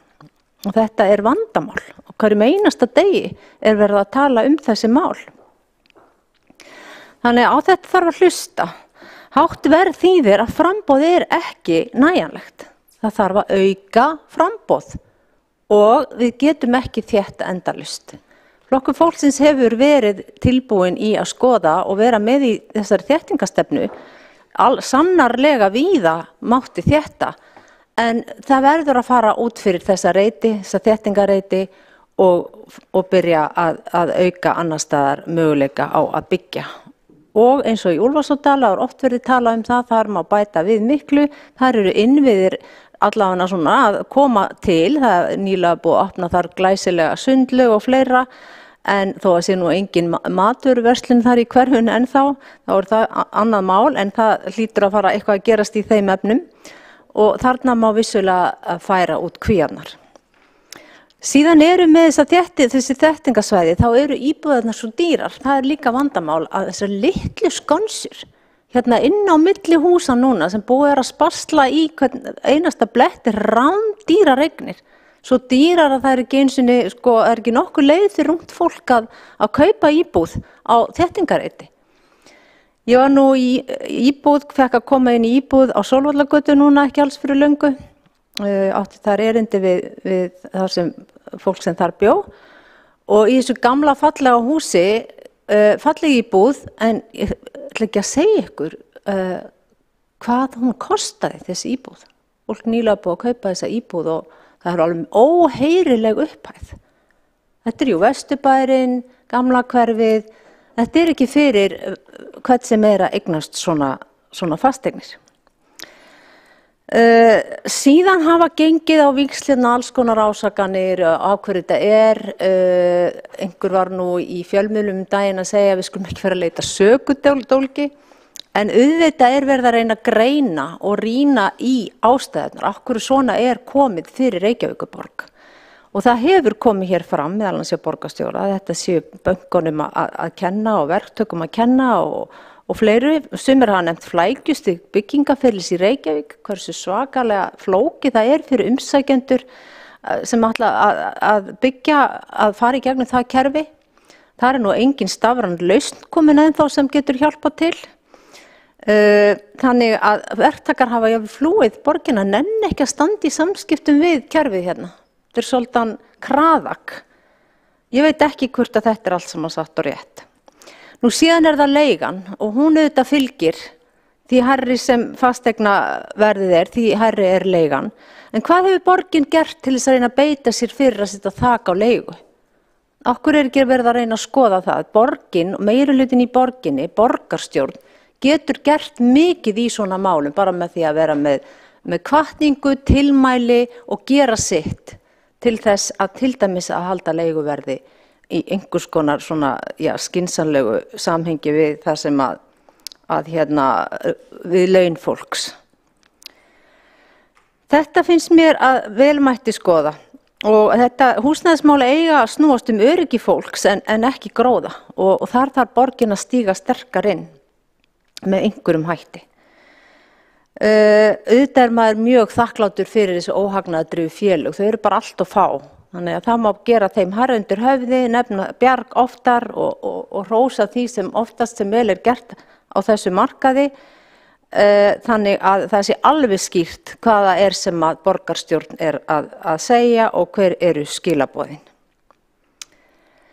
En hvað verður næstu árin og næsta árið? Það þarf að byggja meira, það þarf að fara út fyrir þéttingareitina, að finna leiðir til þess að það sé nóg húsnæði og framboð fyrir alla og stoppa karpum það hvort að það verða fleiri innflytjendur eða ekki. Við getum ekki séð það fyrir núna, en það er fólksfjölgun klárlega og nú þegar eru náttúrulega 100 manna sem vantar tak yfir höfuðið. Staðan er slæm akkurat á þessum punkti og sér ekki til sólar. Borgarfulltrúi Kolbrún Baldursdóttir hefur lokið máli sínu, þá tekur næst til máls borgarfulltrúi Ragnhildur Alda María Vilhjálmsdóttir.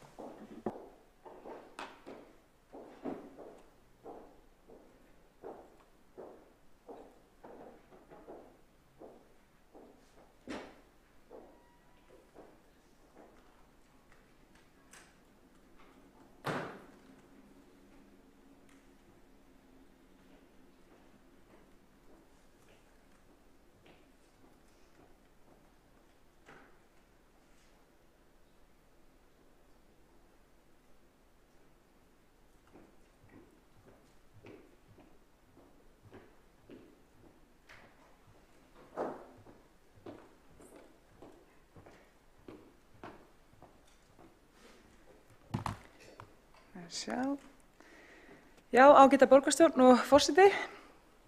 Vinafólk mitt reyndi að stækka við þessum daginn en fjölskyldan er núna vaxin upp úr íbúðinni sinni og þeim vantar auka herbyggi.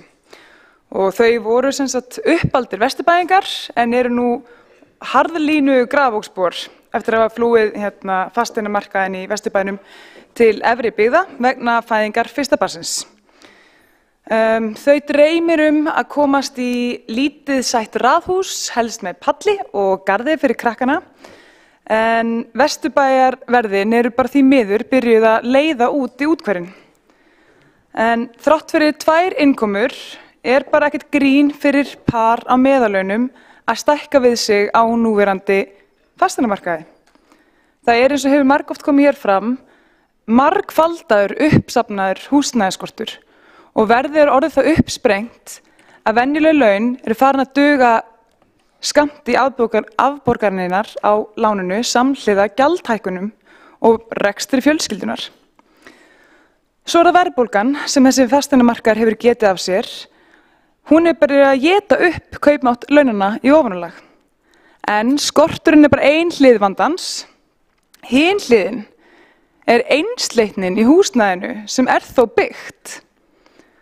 Og þegar að vinafólk mitt sá loks eitt raðhús á sölu í hverfinu sínu, ákveðu bara að slá strax til og jafnblota eignin þyrfti alveg dágott viðhald, að þá var bara hörð samkeppni um eignina og þau í örvæntingu sinni ákveða að bjóða 10 milljónir yfir ásett verð. Það var bara allt sem að þau áttu og gátu. En það bara dugði ekki til.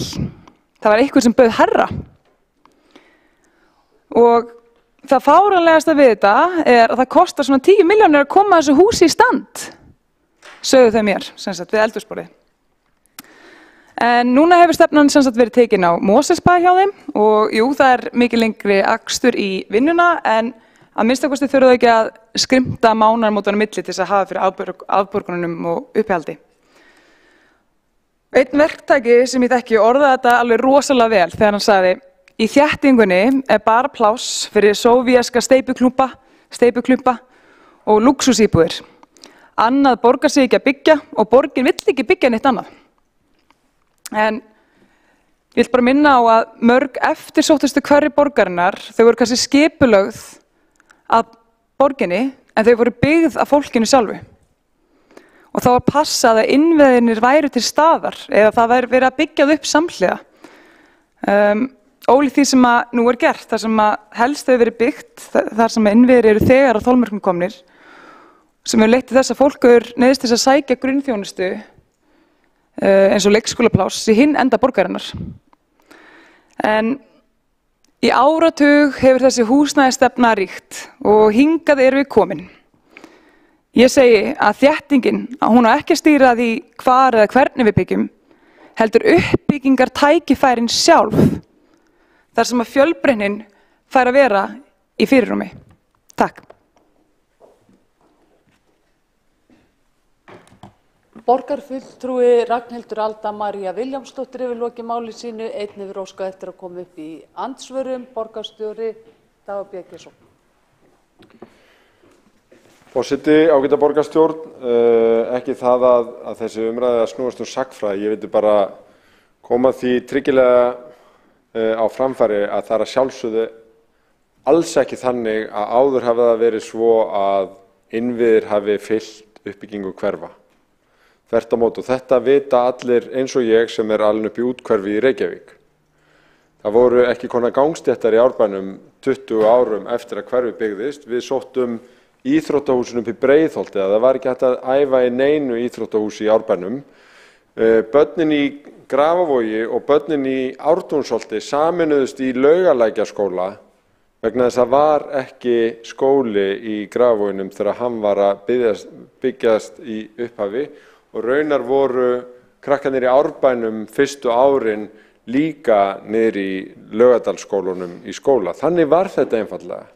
Auðvitað fátækari borgar en aðrir tímar, en við skulum ekki standa hér og halda því fram að áður hafi innviðirnir komið samhliða og það gerir það ekki nú.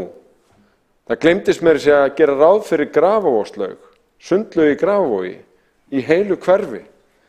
Og það var eitt stærsta mál Reykjavíkurlistans í kosningunum 1994, því að allir þessir innviðir í þessum góðu úthverfum Austurborgarinnar komu eftir að Sjálfstæðisflokkurinn var farin frá og það var einhver farin að sinna íbúum þessara hverfa. Borgarstjóri Dagur B. Eggertsson hefur lokið við að svara andsvari. Óskar borgarfulltrúi Ragnhildur Alda María Vilhjálmsdóttir eftir að Óskar, já, svarandi, gjör svo vel, í pontu. Borgarfulltrúi Ragnhildur Alda María Vilhjálmsdóttir svarar andsvari. Já, ágæta borgarstjórn og forseti, Ég er hrædd að það geti verið að borgarstjóri vor, Dagur B. Eggertsson, sé að muna hlutan vel og mörg önnur staðreyndatriði sem komið fram til dæmis í bókinni hans, sem að margir þurft að leiðrétta, en við skulum ekki tala meira kannski það. En jú, það er þannig, þrátt fyrir yfirlýsingar, og er þekkt bara af mörgum af mínu vinafólki sem hafa til dæmis flutt í nýju hverfin, hérna til dæmis við Hlíðar, við Valsheimilið og þar, að svo sannarlega lentu þau í því að það var ekkert leikskólapláss til staðar fyrir þau. Þannig að þrátt fyrir ágætar yfirlýsingar hið gagnstæða, þá er það bara því miður þannig að við byrjum svolítið á öfum enda. En gott og vel, hitt var það sem maður var að tala með sögulegar staðingar. Mér er búin að vera að dunda mér við það að skoða sögu uppbyggingu hverfa með gögnum sem voru gefin út af borginni sjálfri og það var bara svolítið skemmtilegt hvernig það var gert en áður fyrr, að þá voru kannski hverfiskipulög af borginni og það var hugað, ok, hér verður leikskóli, hér verður atvinnupláss, hér verður verslun og svo framvegis. Svo fengu til dæmis íbúar að velja á milli nokkrar mismunandi hönnuna á húsi. Þannig að íbúarnir sjálfir áttu alveg helling í hverfunum og stundum voru það þeir sem að settu á laggirnar fyrstu leikskólana og oft var það eiginlega þannig að þið getið bara séð til dæmis eins og Grafvogurinn. Hverfisbragurinn sem er þar, hann má svolítið rekja til þessa að fólk átti helling í sínu eigin hverfi og á það ennþá. Og ég tel bara að það sé alltaf einu góða þegar íbúar fá sjálfur að koma að því að skipuleggja hvað þeim þykir best að hafa í sínu hverfi og mæli með því eindrið. Borgarfulltrúi Ragnhildur Alda María Vilhjálmsdóttir hefur lokið við að svara andsvari, þá veitir andsvar öðru sinni borgarstjóri Dagur B. Eggertsson. Forseti, ágæta borgarstjórn. Já, það er ágætt að rifja upp að lengi vel voru leikskóla foreldrareknir. Það var vegna þess að borgarstjórn hirti ekki að opna leikskóla. Íbúar í hverfum gripu til eigin ráða. Í Árbænum reistu íbúar fyrsta grunnskólan. Borgin laði til efnið. Það var vegna þess að var ekki til aur í kassanum. Og við lögðum sjálf fyrsta grasvöllin með eigin höndum, krakkarnir í Árbænum með fylkisfólki í sjálfboðastarfi. En það var vegna þess að í þá tíð að þá var þessum hverfum ekki sinnt og það var ekki litið þannig á að það ætti að byggjast sjálfkrafa. Ég er núna með hverfaviku í Grafarholti Úlfarsadal. Ég skora okkur að fara í það hverfi og sjá uppbygginguna þar í Dalskóla, bókasafninu, sundlauginu og núna íþróttamanneskjum fram. Við sóttum fyrsta semenspokan í íþróttahúsi í Árbænum sem var þá áratuga gamalt hverfi vegna þess að það var ekki íþróttahús þar. Og það þarf ekkert að segja að það sé einhver staðreyndavilla. Við hlupum yfir nótt frá Akranesi með pokan, létum þáverandi borgarstjóra Davíð Oddsson hafa hann í eigin personu, hann notaði hann í ráðhúsið. Það var náttúrulega metnaðurinn fyrir íþróttum í úthverfunum þá. Svona er þetta ekki núna. Það er rétt að við þurfum að hafa eigum fullt í fangi með að fylgja eftir þessu mikla uppbyggingarskeiði með leikskólum, grunnskólum, en það erum við að gera. Við erum að setja gríðarlega fjármuni og áherslu á þetta og þannig á að þróa og byggja borg. Ekki eins og gert var áður, það er bara rugl og bull að innviðir hafi fylgt uppbyggingum hverfa þá, það er eins og gert núna og þannig viljum við hafa það. Dagur B. Eggertsson, borgarstjóri, hefur lokið við að veita andsvar öðru sinni, þá svarar andsvari borgarfulltrúi Ragnhildur Alda María Vilhjálmsdóttir.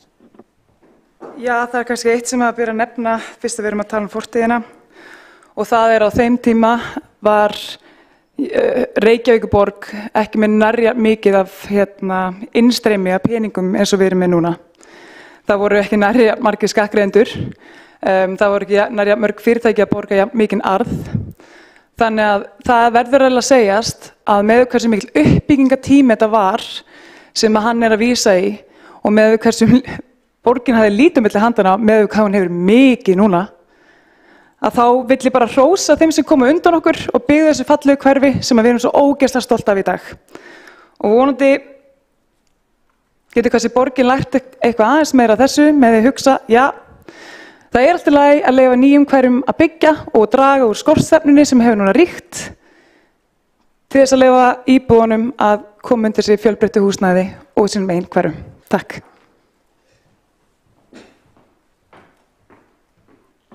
Borgarfulltrúi Ragnhildur Alda María Vilhjálmsdóttir hefur lokið við að svara andsvari og þá telst andsvörum lokið. Næstur á mælendaskrá er borgarfulltrúi Eyþór Laxdal Arnalds. Og þar með lokar mælendaskránni.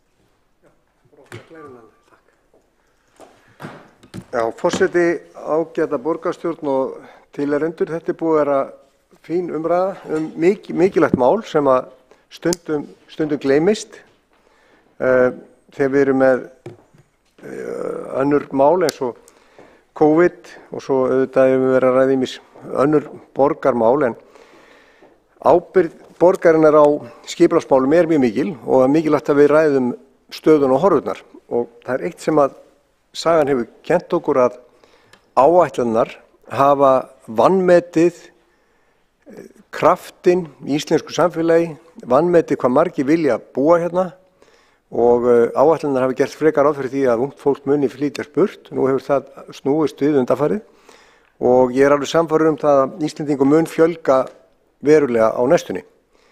Við verðum að vera undirbúin undir það, og eitt af því sem við höfum séð er að stærri og stærri hluti af launum fer í húsnæðiskostnað, hvort sem það er kaup á húsnæði eða leiga.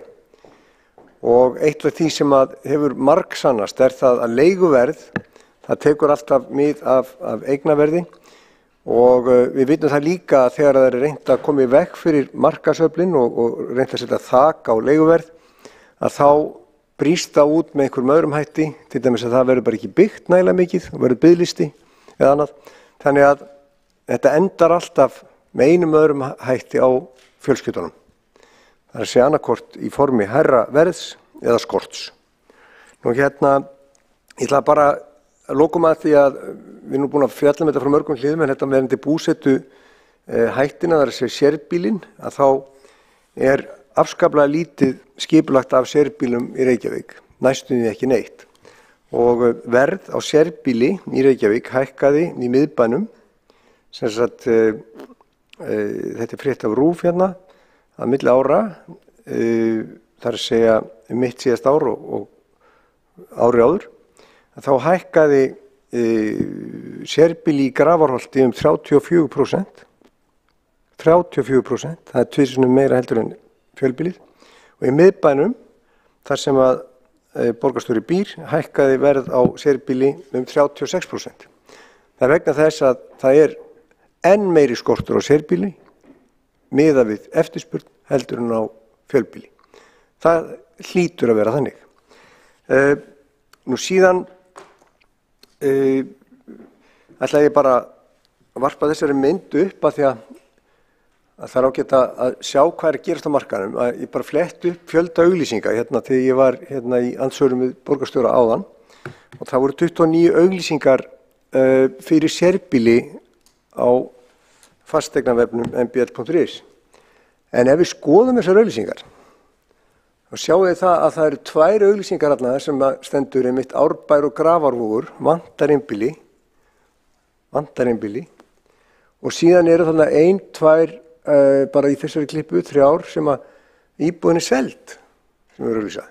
Þannig að af þessum 29 auglýsingum sem að eru núna undir Reykjavík einbýli, þá eru nokkuð margar sem eru annarkvort seldar eða eru bara auglýsing að það vanti einbýli. Það er að segja auglýsing ekki húsnæði, heldur auglýsing að það vanti húsnæði. Og hérna fyrir nokkrum árum þá var nú mjög lítið auglýsingar þar sem var sagt að það vantar einbýli. Það var eiginlega bara ekki gert. Núna er það algengt að það komi slíkar auglýsingar. Og sérbíli geta verið dýr, en þau geta líka verið ódýr.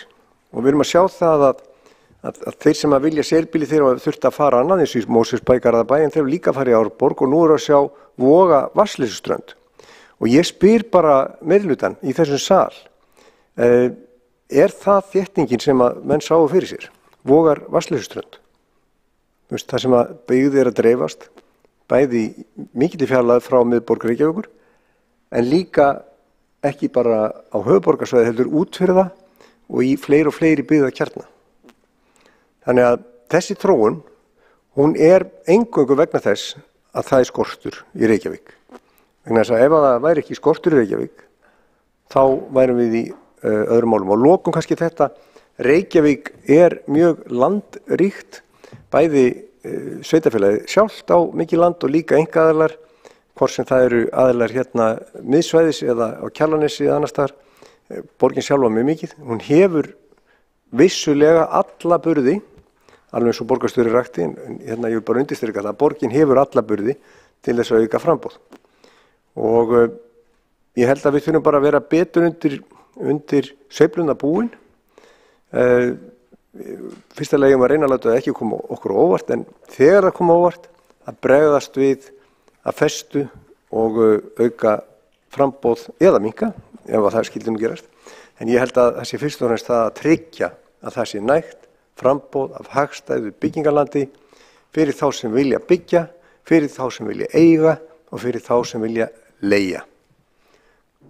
Þannig að það er bara þannig, húsnæði fyrir alla. Takk. Borgarfulltrúi Eyþór Laxdal Arnalds hefur lokið máli sínu og þá telst þessum dagskrárlið lokið. Við göngum til þriðja liðar á dagskránni sem er tillaga borgarfulltrúa Sósíalistaflokks Íslands að neyðarskýli verði opin allan sólarhringinn. Borgarfulltrúi Sanna Magdalena Mörtudóttir tekur til máls.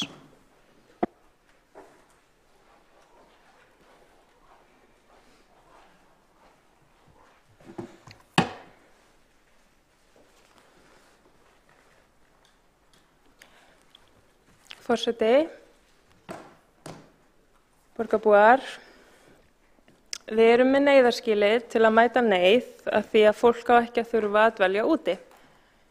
Samt eru neyðarskýlin einungis opin hluta af deginum. Neyðarskýlin eiga að mæta neyð en þau gera það bara frá klukkan 5 á daginn til klukkan 10 á morgnana. Við erum með velferðarstefnu sem segir að Reykjavík sé fyrir okkur öll, en ef þú ert heimilislaus, þá máttu bara hafa þak yfir höfuðið frá klukkan 5 að degi til 10 morguninn. Ef að veðurspáin er sérstaklega slæm, þá er áætlun virkuð að halda neyðarskýlum opnum lengur, en það er ekkert kerfi virkjað til að passa að enginn þurfa að dvelja úti til þess að byrja með. Þar sem það er fólk hér sem er án heimilis, þá ætti neyðarskýlin að vera aðgengileg á öllum tímum sólarhringsins. Í velferðarstefnu Reykjavíkurborgar tölum við að engin tvö séu eins. Í því felst að mál hvers einstaklings er metið á eigin forsendum og þess gætt að greining og leiðir til lausna og þjónustu séu sniðnar að hverjum og einum. Horft er til aðstæðna íbúa sem þurfa á velferðarþjónustu að halda, meðal annars til fjölskyldu og nærumhverfis. Ég veit ekki hvernig þessi tímasetning 17:00 til klukkan 10 er tilkomin, en ég veit að þarfir fólks eru misjafnar og ólíkar. Neyðarskýli eiga að mæta þeirri neyð að einhver er að koma inn af götunni og af hverju eru þá neyðarskýli með opnunartíma og lokunartíma. Neyðin endar ekki 10 morguninn og neyðin byrjar ekki klukkan 5 daginn.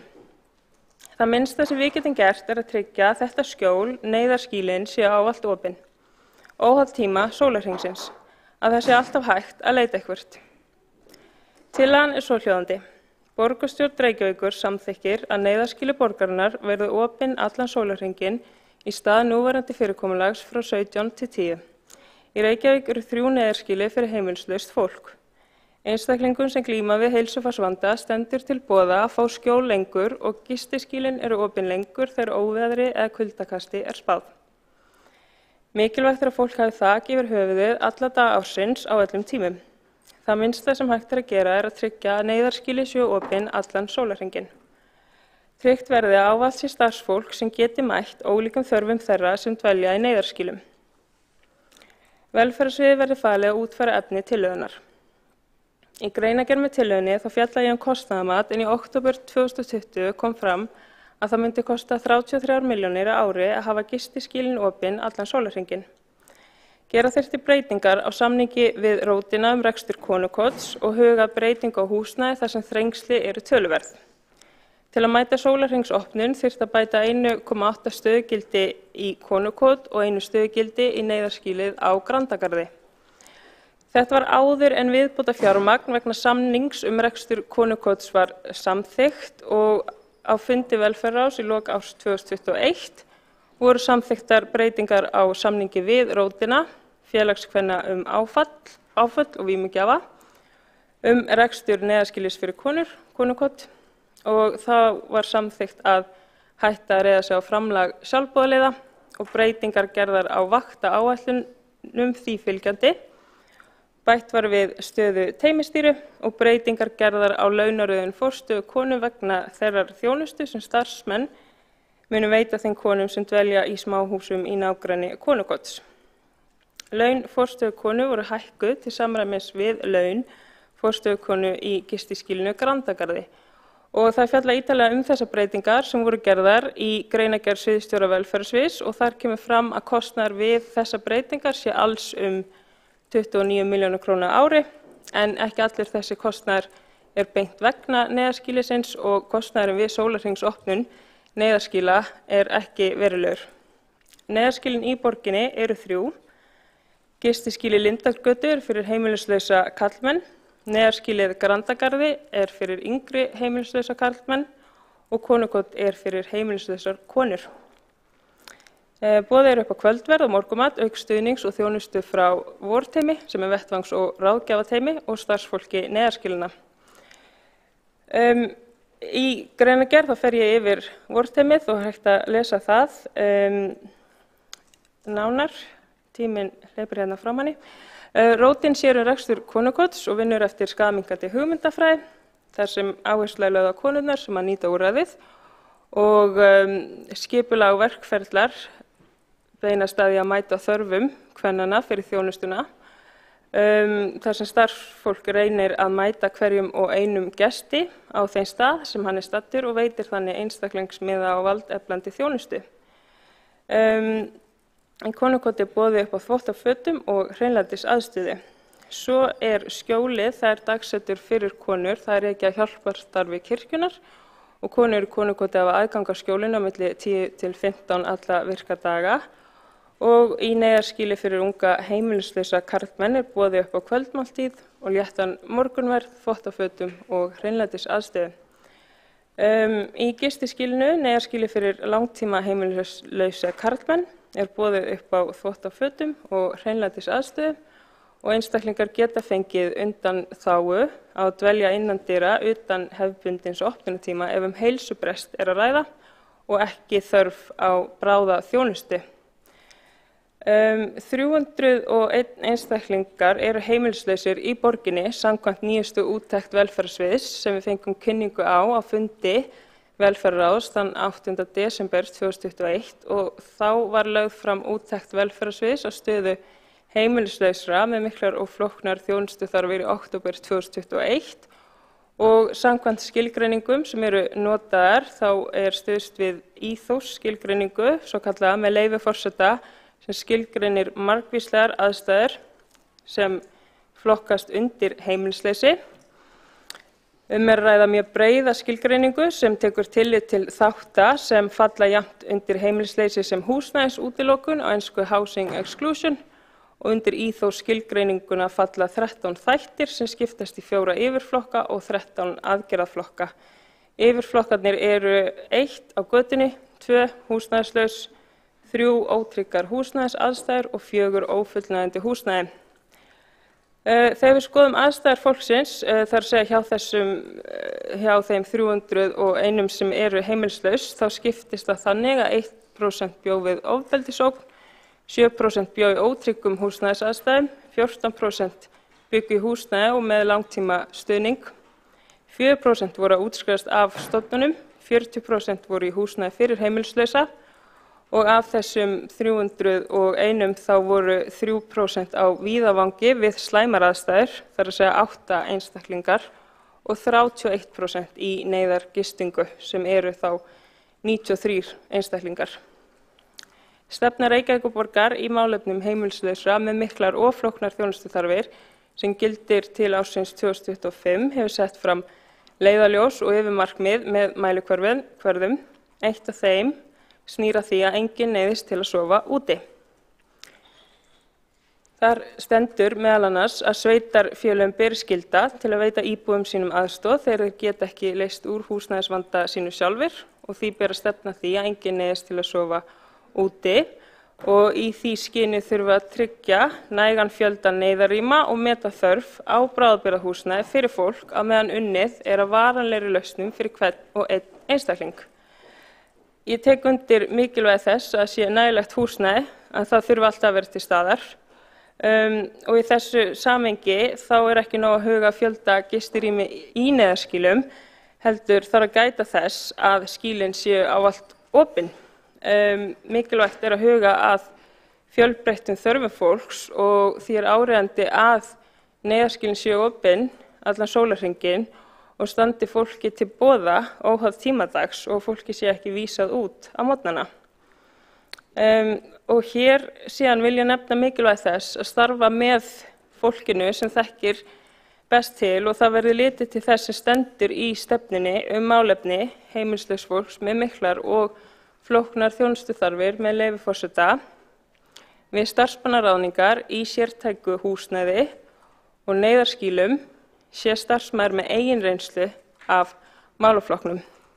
Þannig það snýst að hafa þessi skýli opin allan sólarhringinn, það sé ekki opnunartími, það sé ekki lokunartími, þetta eru þessi 3 skýli sem við erum að tala tryggja að þau séu opin, aðgengileg óháð tíma sólarhringsins, að það sé allan þessi fullvissa að fólk geti leitað þangað óháð því hvort að klukkan 7:11 hádegi hafa þetta opið.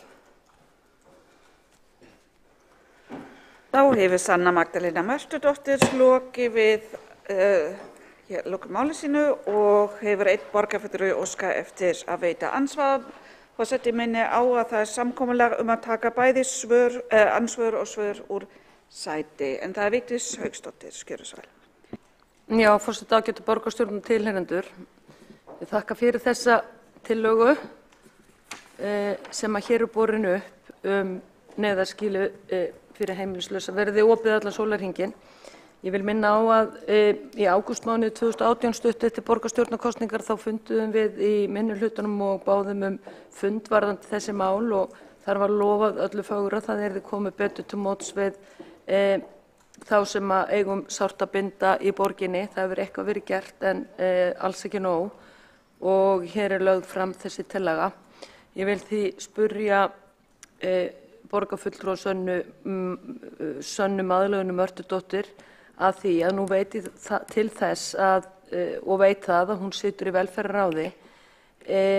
Hvað svona það helsta sem hefur rætt þar varðandi það sem geti fallið undir þessa tillögu og hvers vegna eru neyðarskýlin ekki opin allan sólarhringinn? Það var farið yfir það vantaði þarna einhverjar 30 milljónir inn í og kannski 1,5 starfsskildi eða 2 aðila til að manna þessa neyð. Þannig að hvers vegna ekki búið að taka á þessum málum af hálfu meirihlutans? Stóttir borgarfulltrúi lokið við að veita ansvar, svara þá ansvar Sanna Magdalena Mörtudóttir. Forseti, borgarstjórn, já, ég ætlaði að tala meira vorteymið en það gafst ekki tími til þess. Það hefur verið fjallað þjónustu vorteymisins ítarlega í samhengi við það einstaklingar sem hér ræðir. Það er vettvangs- og ráðgjafateymi Reykjavíkurborgar og nú síðast fengum við ítarlega kynningu á í rauninni stöðu hópsins, niðurbrot út frá bara í rauninni hvernig aðstæður hópsins eru og ég bara verð að viðurkenna, ég veit ekki af hverju þetta hefur ekki verið gert fyrr. Það er bara besta svarið sem að ég get gefið. Sanna Magdalena Mörtudóttir, slúki við að svara ansvar, veitir það ansvaru sinni Vigdís Hauksdóttir. Já, ég þakka ansvarið.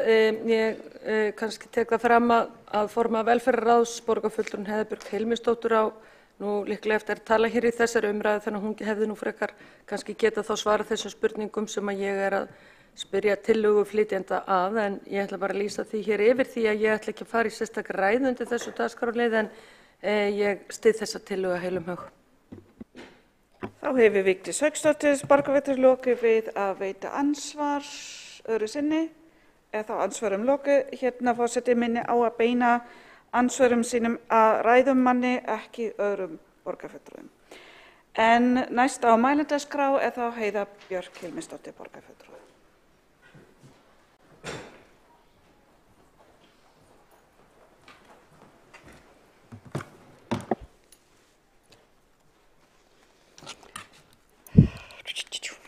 Já, forseti, ágæta borgarstjórn.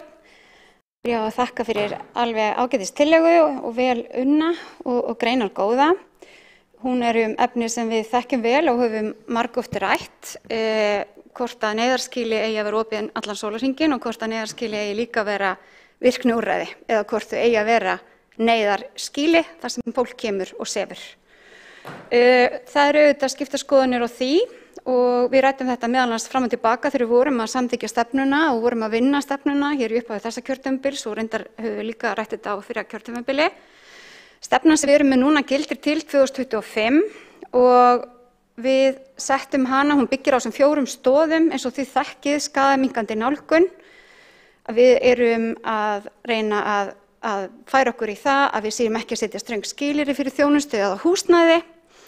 Við erum að setja notendunar í fyrsta sætið, valdefling og virkni allra sem að þjónustan snýr að og við erum að reyna að taka tillit til þess hvað hver og einn vill og veita honum þá þjónustu.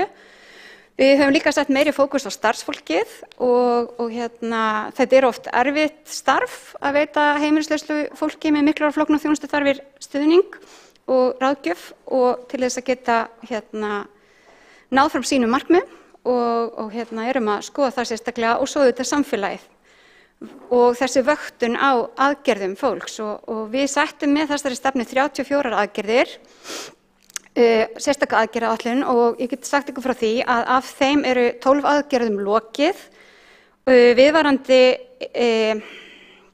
eða eru viðvarandi, 18 aðgerðir eru í ferli og vinna var ekki hafin við 4 aðgerðir þegar við tókum þessa stöðu síðast. Við fengum úttekt líka í lok síðasta árs á fjölda fólks og stöðu þeirra sem eru heimilislaus og ég get sagt ykkur frá því að frá 2017 hefur fækkað 14% í þessum hóp, hlutfall kvenna hefur verið 3. Ríkisfang hefur haldist nokkuð stöðugt frá árinu 2012, það hlutfall, þetta alltaf það bil 10% sem er með erlent ríkisfang og flestir heimilislausir eru á aldrinum 21 til 49 ára og mesta fjölgunin núna milli 2017 og 2021 er í hópnum 31 til 40 ára og meiri fækkun í yngri hópnum sem var einmitt eitthvað sem við svolítið settum okkur í stefnunni. Og 40% af heimilislausu fólki eru í þjónustu vettvangs- og ráðgjafarteymisins okkar og það eru 2/3 karlar og 1/3 konur. Og þetta teymi er algjörlega búið að sanna sig og ríflega það, enda höfum við styrkt það verulega. Nú þessi úttekt auðvitað eins konar grunnur fyrir því að við fáum betri upplýsingar og hún í rauninni enn vandaðri heldur en fyrri úttektir af því við erum búin að vinna áfram með þessa ethos skilgreiningar, þannig að við erum komið með sambærilegri gögn miðað við önnur lönd.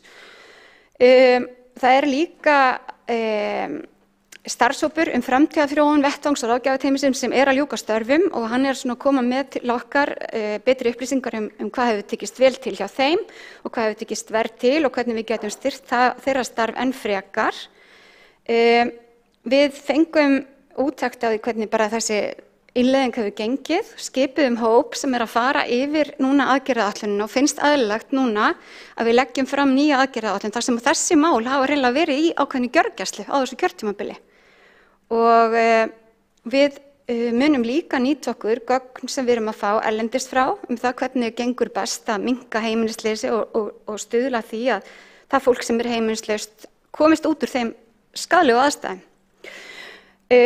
Við höfum á síðasta ári líka veitt eftirfarandi leyfi eða velferðarsvið réttar sagt sem við munum nýta okkur rannsóknir á. Það var rannsókað úrræði fyrir þungaðar konur í neyslu hjá Reykjavíkurborg, kortlækning og húsnæðisvanda fyrrum fanga, aðferðir félagságæða til að valdefla notendur, rannsókn á því, rannsókn á notuðum sprautunálum með tilliti til þeirra efna sem í þeim greinast og svo lífssaga og reynsla kvenna í konukoti. En eins og þið munið aflaust þá voru þjónusta við konur svona kannski nýtt áherslu atriði hjá okkur og þeim hefur svona, hvernig við getum mætt þeim betur.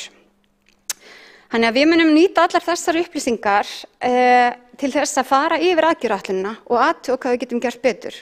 Og við höfum sannarlega gert margt og mér finnst mikilvægt að við svona, hver og einasti sem kemst út úr heimilisleysi það er ótrúlegur sigur og mikil hamingja, ekki bara hans, heldur oft margra í kringum þau. Og það er mikið til unnið að gera það og þess vegna höfum við líka hér ákveðið að fjárfesta í þessari mikilvægu þjónustu.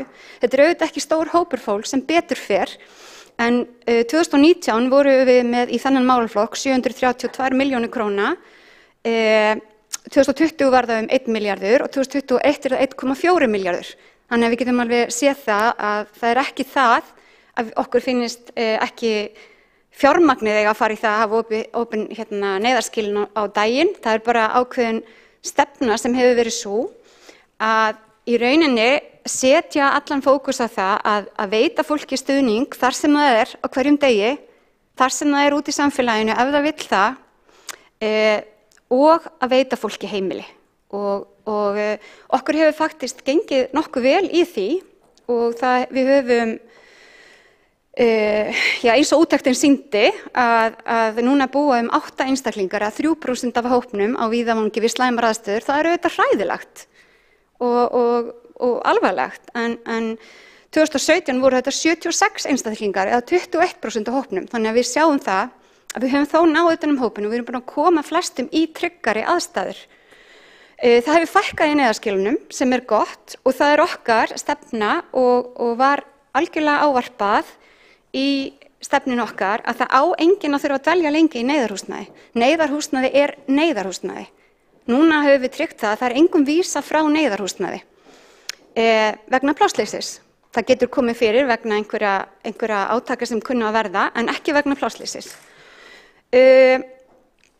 Við viljum að meðaltali dvelji einstaklingur með litlar þjónustuþarfir ekki lengur en 14 daga í neyðarskýli af því að það er ekki gott fyrir fólk sem ekki tilheyrir þessum hóp. Við gefum okkur aðeins lengri tíma fyrir þann hóp sem er með miklar og flóknar þjónustuþarfir en þó er ekki talið ráðlagt að það sé lengur en 3 mánuðir. Og það er eitthvað sem við höfum verið að reyna að vinna núna með því að fjölga húsnæðisúrræðunum verulega og eins og þið sjáið í öllum gögnum frá okkur og vitið að þá höfum við fjölgað húsnæðisúrræðum verulega. Við höfum fjölgað neyðarrýmum og íbúðum 49 á þessu tímabili og við höfum líka reyndar fjölgað fjölgað húsnæðis íbúðum þennan tíma en neyðarrýmum vissulega líka 15 rými fyrir unga karla. Þannig við höfum gert mjög margt til þess að reyna að koma fólki í húsnæði en þau tilheyra áfram hópnum heimilislaust fólk þó þau búið þar en þau fá þjónustuna þá þangað. Í stað þess að við farum að byggja upp virkniúrræði eins og við sannarlega ræddum fram og tilbaka þegar við vorum að gera stefnuna að þá höfum við valið það að styrkja kirkjuna til þess að vera með mjög gott úrræði sem heitir Skjólið sem er þá fyrir heimilislausar konur þar sem konum sem vilja er fyllt í. Hefur virkað vel. Svo höfum við styrt Samhjálp sem býður hádegisverð þar sem að fólk blandast þannig að það er ekki þá bara einn hópur, það er ekki bara heimilislaust fólk á þeim stað heldur alls konar fólk og við getum mætt sama hjá Hjálpræðisernum, það geta allir mætt þar í hádegismat og þeir borga sem borga og þeir sem ekki geta borga ekki. Hjálpræðisherinn hefur sett upp sérstakt virkniúrræði fyrir dagúrræði þar sem fólk getur komið og farið í sturtu og þvegið föt og gert það sem það vill og tekið þátt í ýmsu starfi, ekki bara með heimilislausu, öðru heimilislausu fólki, heldur alls konar fólki. Og það hefur kannski verið svolítið okkar hugmynd að ekki að búa til virkniúrræði sem eru eingöngu fyrir fólk sem er í þessari erfiðu aðstæðu, heldur að reyna að styðja fólk til þess að fara út í samfélagið, fara inn í virkniúrræði og félagsstarf sem er fyrir okkur öll, af því að borgin okkur á einfaldlega að vera fyrir okkur öll, eins og er nú lykilorð velferðarstefnu Reykjavíkurborgar. Þannig að mér langar að bara þakka aftur fyrir þessa ágætu tillögu og ég er ekkert endilega, það getur vel verið að það sé sniðugt að við opnum neyðarskilin á daginn. Ég kann ekki að svara því. Það eru allir alltaf velkomnir til Reykjavíkurborgar, þjónustumiðstöðvarnar eru opnar allan sólarhringinn, liggur við, auðvitað ekki afgreiðslan en það er alltaf bakvakt ef upp kemur ofbeldi og annað slíkt og á daginn sannarlega þegar neyðarskilin eru lokuð þá er opið á þjónustumiðstöðum og fólk hefur gjarnan komið þangað ef að eitthvað kemur upp á eða hringt í sinn fulltrúa hjá vettvangs- og ráðgjafateyminu. Þannig að það er alls ekki þannig að fólk sé ekki heimilislaust á daginn og mér finnst eiginlega kannski bara svolítið leiðinlegt að segja það svona með tilliti til þess. En mér langar að leggja til að þessari tillögu verði bara vísað inn í þann stýrihóp sem er að endurskoða aðgerðaáætlun í málum heimilislausra með miklar og flóknar þjónustuþarfir og við munum bara skoða hana þar í samhengi við allt annað.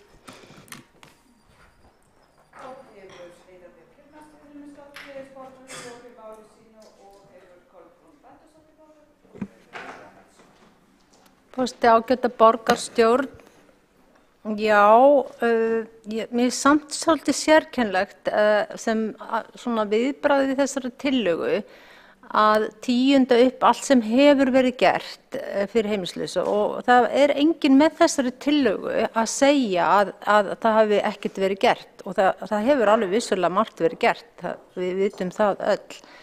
En það einhvern veginn breytir því ekki að hér er umræðan að hafa opið allan sólarhringinn og það hlýtur að vera bara mjög eðlilegt stundum að hugsa það að sá sem kemur í neyðarskýli að hann hafi mögulega ekki svefnstað og ég vil bara spyrja, er það virkilega þá þannig samt að honum er vísað og dyr og sagt bara nú erum við að fara að loka, þú er bara að finna þér annan stað til þess að sofa. Er þetta staðan sem er að koma ítrekka upp í þessu sambandi?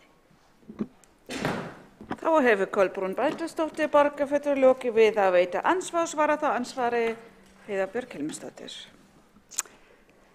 Já, forseti ágæta borgarstjórn, viðbrögð við þessari tillögu voru að þakka fyrir góða og velunna tillögu og greinargerð og leggja til að henni verði vísað inn í vinnu sem í gangi er, stýrihóp sem er að fara yfir aðgerðaáætlun.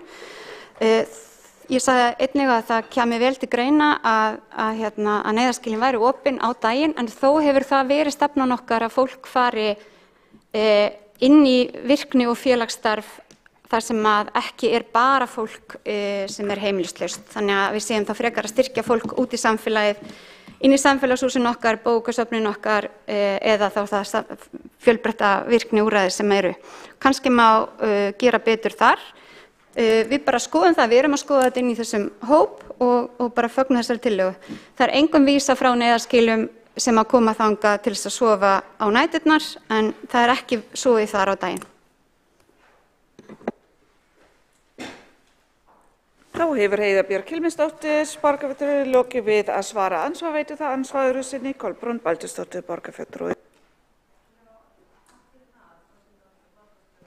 Ég skil málið en þá er mér bara að hugsa til, ég vil bara lýsa áhyggjum mínum af þessu samt sem áður að vísa þessari tillögu í hóp hefur bara ekki reynst vera kannski mjög svona, ég veit ekki hvernig maður orða það, bara maður er ekki vongóður að þar gerist mikið annað en henni verði þar bara að vísa frá eða felld á einhverjum tímapunkti í ferlinu.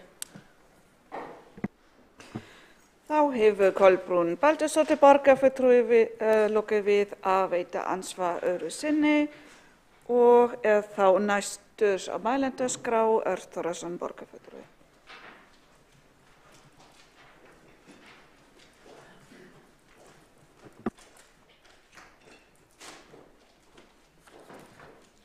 Forseti, ágæta borgarstjórn, ég ætla nú Já, byrja því að þakka fyrir velunna tillögu, vönduð og velunnin. En ástæðan fyrir því að ég vildi koma hér upp er einfaldlega svo að ég var með því að bregðast kalli forseta að ekki væri rétt að beina spurningum til tillöguflytjanda í andsvari. Borgarfulltrúi Vigdís Hauksdóttir vildi fá að vita hvers vegna þetta væri ekki með þessum hætti eins og þarna er lagt til í tillögunni að það sé opið þarna á öðrum tímum. Og þess vegna fannst mér eðlilegt að beina þessari spurningu til formanns velferðarráðs að fá svarið því hvers vegna þetta er ekki svona, að það sé ekki opið þarna við dag. Formaður velferðarráðs fór ágætlega yfir stöðuna og fór yfir bara þau fjölmörgu úrræði og þeirri þjónustu sem að velferðarsvið er að veita þessum viðkvæma hópi og er það vel og ég held að séu allir sammála því að það hefur verið að gera greiðlega vel. Þess vegna langar mig kannski til að spurja bara beint og kannski fá styttra og skýrara svar heldur með einhverju langri yfirferð alla þá þjónustu sem er í boði að fá að vita frekar hvers vegna þetta er haft svona. Ég þykist vita að það séu hugsanlega einhver fagleg sjónarmið, það verður þá bara ágætt að fá þau betur og skýrar fram. Ég heyrði líka formann velferðarráðs tala að það veri einhvers konar pólitískur vilji eða vilji að við, meirihlutin þá væntanlega, eða þeir sem fara með ákvarðana valdið í þessum málaflokki að þeir hefðu valið að hafa hlutina með þessum hætti. Og þá langar mig líka til að spurja hvort að þeir sem að nota þjónustuna, hvort að þeir hafa einhverja skoðun. Við vitum svo sem að þetta sé vilji okkar eða meðhlutans eða þeirra sem ráða ferðinni, en hvað segja hinir? Ég svo sem hefði fagnaði eða ég hefði kosið að geta bara greitt atkvæði með þessari tillögu eins og liggur fyrir mér, finnst hún vera eins og ég sagði áðan vönduð og vel unnin og hún er skýr. Þarna er bara verið að færa þessa ágætu tillögu í hendurnar á velferðarsviði til þess að skoða útfærsluna og henni hefði þá bara fylgt þessi pólitíski vilji hérna og þessum sal borgarstjórn að skoða þetta gaumgæfilega. Þannig að kannski óþarf að vera með þessa málsmeðferðartillögu og svo sem hugsanlega óþarf að auka skref að vera að vísa þessu yfir einhvern stýrihóp. En það kann vel að vera að þetta geti líka, þessi málsmeðferð geti flýtt fyrir framgangi þessa ágæta máls og þá verður það bara komið ljós. En ég styð hvort tveggja bæði tillögunni eins og liggur fyrir og síðan þessa málsmeðferðartillögu. Þannig að það sé ljóst að það sé pólitískur vilji hérna í þessum sal að skoða þessi mál betur. En aftur takk tillöguflytjandi Sanna Magdalena Mörtudóttir fyrir velíkurenda og vandaða tillögu. Örn Þórðarson, borgarfulltrúi, lokið máli sínu og hefur Heiða Björk Hilmisdóttir, borgarfulltrúi, óskað eftir að veita ansvar. Forseti minni á grímuskyldu sem er hér í salnum, ekki bara þegar fólk lappar á milli. Já, forseti borgarstjórn, þakka ágæti spurningar í ræðinu sem beint var til mín. Fagleg sjónarmið fyrir því að loka neyðarskýlum á daginn bæði og það eru fagleg sjónarmið sem eru með því að styrkja frekar félagasamtök og aðra sem vilja veita þjónustu og reyna að stuðla að blöndun, ekki að hafa einsleita hópa. Þetta er svolítið í takti það sem við höfum líka verið að gera í samfélagshúsunum okkar, að bjóða ungt fólk og eldra fólk og börn og fatlað og bjóða þeim öllum að vera saman í félagsstarfi en ekki vera alltaf að flokka fólk niður. En auðvitað getur vel verið að aðrir sjá og aðrir hafa líka talað fyrir því að hafa neyðarskýlin opin á daginn og þannig að bæði og þetta er eitthvað sem við höfum margoft rætt fram og tilbaka og eins og ég segi þá er það ekki endilega fjárhagsleg sjónarmið sem hafa legið til grundvallar því að við höfum gert þetta svona en það kann vel að vera að við breytum því. En ég þakka sérstaklega fyrir þessa spurningu hvað notendum finnst, af því ég glemdi að nefna það í ræðunni minni að við erum einmitt að gera notendakönnun núna í upphafi þessa árs sem að mun að sjálfsögðu nýtast gríðarlega vel ég vona á líka í því að ákveða hvernig við viljum forgangsraða aðgerðum. Við gerðum auðvitað eiginlega rannsóknir, við gerum eina mjög góða rannsókn í upphafi þegar við vorum að gera stefnuna og það sem var algjörlega mikilvægast fyrir alla var að eiga heimili. Þannig að mér finnst þessi málsmeðferðartillaga frekar ábyrg af því við erum ekki að vísa tillögunni frá þar sem þó svo hún sé renni til umræðu heldur tökum hann áfram, ræðum hann áfram og tökum hann bara inn í það starf sem í gangi. Takk. Yfir Heiða Björk Hilmisdóttir, borgarfulltrúi lokið við að veita ansvar og svara þá ansvari Örn Þórðarson. Forseti ágæta borgarstjórn, já ég vil þakka skýr svör. Ég mjög feginn því að heyra að þessi faglega nálgun eða það sjónarmið, það sé haft að leiðarljósi og maður finnur fyrir því í svarinu að það er gríðarlega mikil þekking og reynsla inn á velferðarsviði sem í þessum málaflokki og hún þarf svolítið að skýla sér hingað, þannig að það er gott að geta fengið þessi svör inn í þennan sal. Og ég get svo sem ég allavega hef þá von í brjósti að þessi meðferðartillaga að hún geti orðið til þess að flýta fyrir þessari úttöku þessari skoðunana.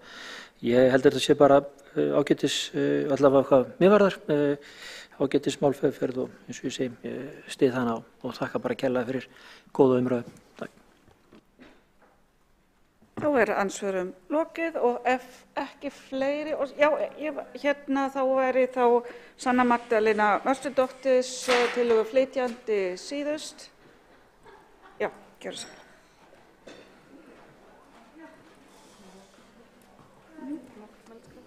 Já, mælendaskrá þá lokað núna. Forseti, borgarstjórn, eins og ég sé þetta þá einmitt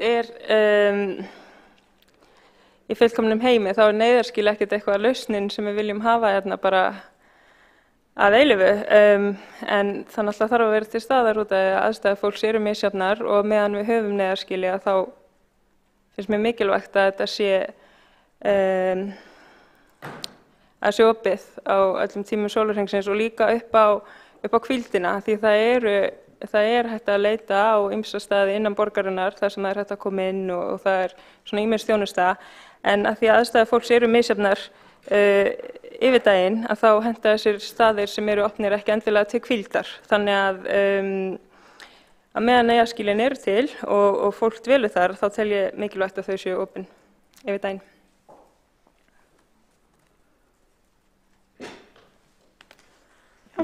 Þá umræðuna lokið og gengið til atkvæðagreiðslu. Forseti biður þá borgarfulltrúa sem eru á fjarfundi að vera í mynd. Já, og þau sem eru í sal að koma í salinn. Eru allir í salnum sem ég að vera í salnum? Já. Nei, það er ég. Já.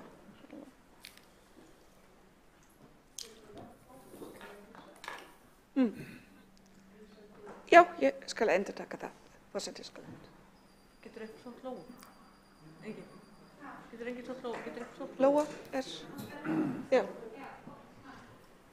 Í borgarráðinu.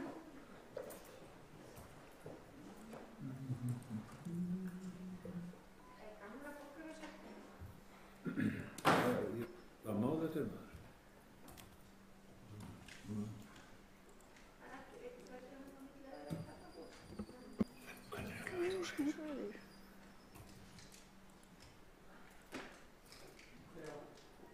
Lóa.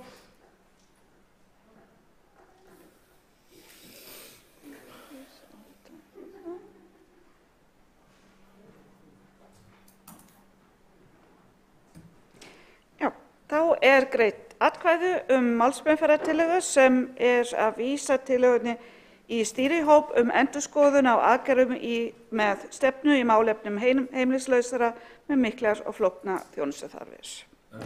Þeir sem styðja málsmeðferðartillöguna sína merki.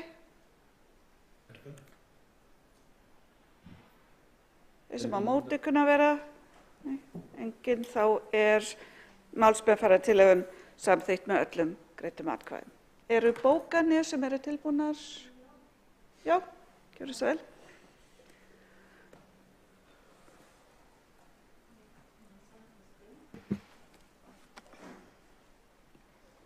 Ef það ekki tilbúin þá má að sjálfsögðu lesa í lok fundarins. Já, hún tilbúin sko.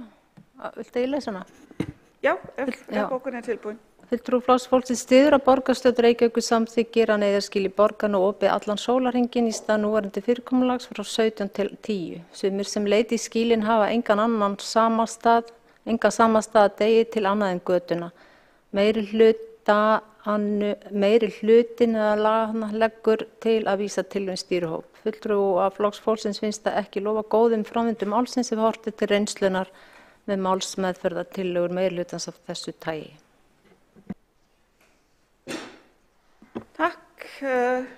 Þá gengið til næsta máls útsendari dagskrá sem tillaga borgarfulltrúa Flokks fólksins að hefja skógrækt frá Reykjavík að Hengli og tillöguflytjandi Kolbrún Baldursdóttir borgarfulltrúi.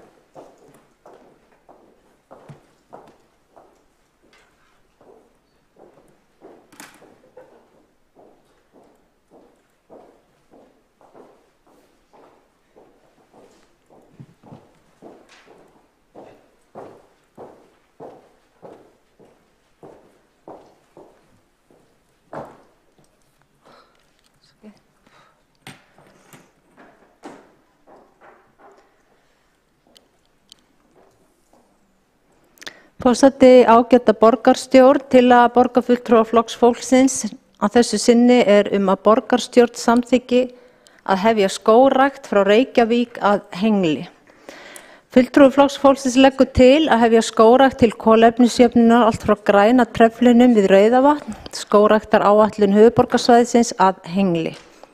Hér á landi eru þegar til trjátegundir sem myndu þrífast vel þarna. Svæðið í lögsögu nokkurra sveitarfélaga. Lagt til að meirihluti nýti sér aðgang sem hann hefur að nágranna sveitarfélaginu til að koma málinu áfram. Hér yrði ódýra stórframkvæmd að ræða en ávinningur mikill. Nýta mætti óseljanlega moltu sem verður til í sorpu sem áburð við útplöntun. Með þessu verkefni yrðu nokkrar flugur slegnar í einu höggi. Mikið kolefni yrði bundið og sorpa losnar við óseljanlega moltu. Reykjavík myndi jafna kolefnisútblástu sinn og dregið yrði úr þeirri svifryksmengun í Reykjavík sem á uppruna sinn á Suðurlandi. Stórskógur yrði til sem gefur möguleika á nýtingu í atvinnuskyni í framtíðinni. Það örstutt greinargerð sem fylgir þessari tillögu. Minnst á skógrækt í loftslagsstefnu höfuðborgarsvæðisins og þessi tillaga fellur að þeim markmiðum. Tré draga kolefni úr lofti og binda það í trjáviði. Að auki binst auki kolefni í jarðvegi þegar skógur myndast. Hægt verður að fá það vottað að þessi aðgerð sé kolefnisjafnandi. Mjög líklega yrði með þessu bundi mun meira kolefni en á til dæmis að gera með Carbfix aðferðinni. Svæðið sem hér ræðir talið vera rýrt og því líklegt að auka þurfi framboð á plöntunæringarefnum en það alveg ljóst að hér á landi eru þegar til trjátegundir sem myndu vel þrífast þarna. Verkefni nær ekki aðeins yfir það land sem tilheyrir Reykjavík heldur einnig yfir nágranna sveitarfélögin svo og Ölfus. En það ætti eins og áður segir ekki að vera vandamál þar sem meirihlutinn í Reykjavík hefur þegar greiðan aðgang að nágranna sveitarfélögum í gegnum samráðsferla í samtökum sveitarfélaga á höfuðborgarsvæðinu og á landsvísu. En þetta þarf ekki að stofna byggðasamlag heldur aðeins ná samkomulagi stefnu og aðgerðir. Til að auka framboð plöntunæringarinnar mætti dreifa moltu frá sorpu eins og komið var í tillögunni. Og meirihlutinn hefur einnig greiðan aðgang að stjórnun sorpu og gæti talað fyrir málinu þar. Allt þetta svæði er að mestu tiltækt fyrir skógrækt. 12.000 hektar af þessu svæði er að vísu beitarhólf tómstundabænda höfuðborgarsvæðisins. Það beitarhólf má færa til með nýjum girðingum og enda að lokum þar sem kindur borgarbúa bíta í lundum nýrra skóga. Með þessu verkefni yrðu nokkra flugurslegnar í einu höggi, mikið kolefni yrði bundið og moltan nýtt. Stór skógur yrði til sem gefur möguleika á nýtingu í atvinnuskyni eins og segir í tillögunni. Og svifrykið, það sem verður til á Suðurlandi, að það verður séð fyrir því. Stór skógur austur af Reykjavík myndi sem sagt draga mikið úr þessu svifryki. Já, og ég veit ekki, ég vil bara segja kannski að lokum hérna að þetta sannarlega ódýr leið til að kolefnisjafna. Tré gera það sem nú reynt að gera með tæknilausnum og það að draga kolefni, koltvísýring úr andrúmsloftinu og binda það fast í efni. En munurinn sá að með því að nýta tré og binda þannig kolefni að frekar heldur en að nota tæknilausnir sem tengjast á vissulega alls konar kostnaði og náttúrulegum ferlum. Mörg svona skógræktarverkefni hafa verið sett af stað víða heim. Þetta vissulega stórt og gerist ekki á einni nóttu, en það líka hægt að hugsa sér til dæmis bara unglingavinnuna og það má einhvern veginn teygja þetta í ýmsar áttir þar sem fleiri geta komið að og tekið þátt. Og það náttúrulega mjög mikill ávinningur. Ég reyndi að teikna upp þetta svæði. Reynda bara að fara á já.is til þess aðeins að átta mig á og geta sýnt hvað verið að meina hér, en það náttúrulega sést ekki neitt hérna úr pontu, en það kannski ekki mjög skýr mynd. En það hægt að hugsa sér þetta allavegana. Það má taka kannski 100 hektara á ári og þá verið kannski að tala 400.000 plöntur og síðan bara búta þetta niður allt eftir því hvernig landi liggur hverju sinni. En þetta í rauninni bara það eina rétta að gera og þarna svæði, þó það sé rýrt, að þá eru til klárlega trjátegundir sem að myndu þrífast þarna vel. Ég hef verið þeirra gæfu njótandi að vera á skógræktarsvæði í meir en 20 ár og þegar að ákveðið var að planta þar þá var sem sagt margir svona ráðgjafar og fræðingar sem sögðu að þarna myndi aldrei þrífast stingandi strá, en það nú komin stór 7 hektara skógur, þannig að það sýnir bara hvað hægt að gera mikið ef að bara farið af stað með verkefni.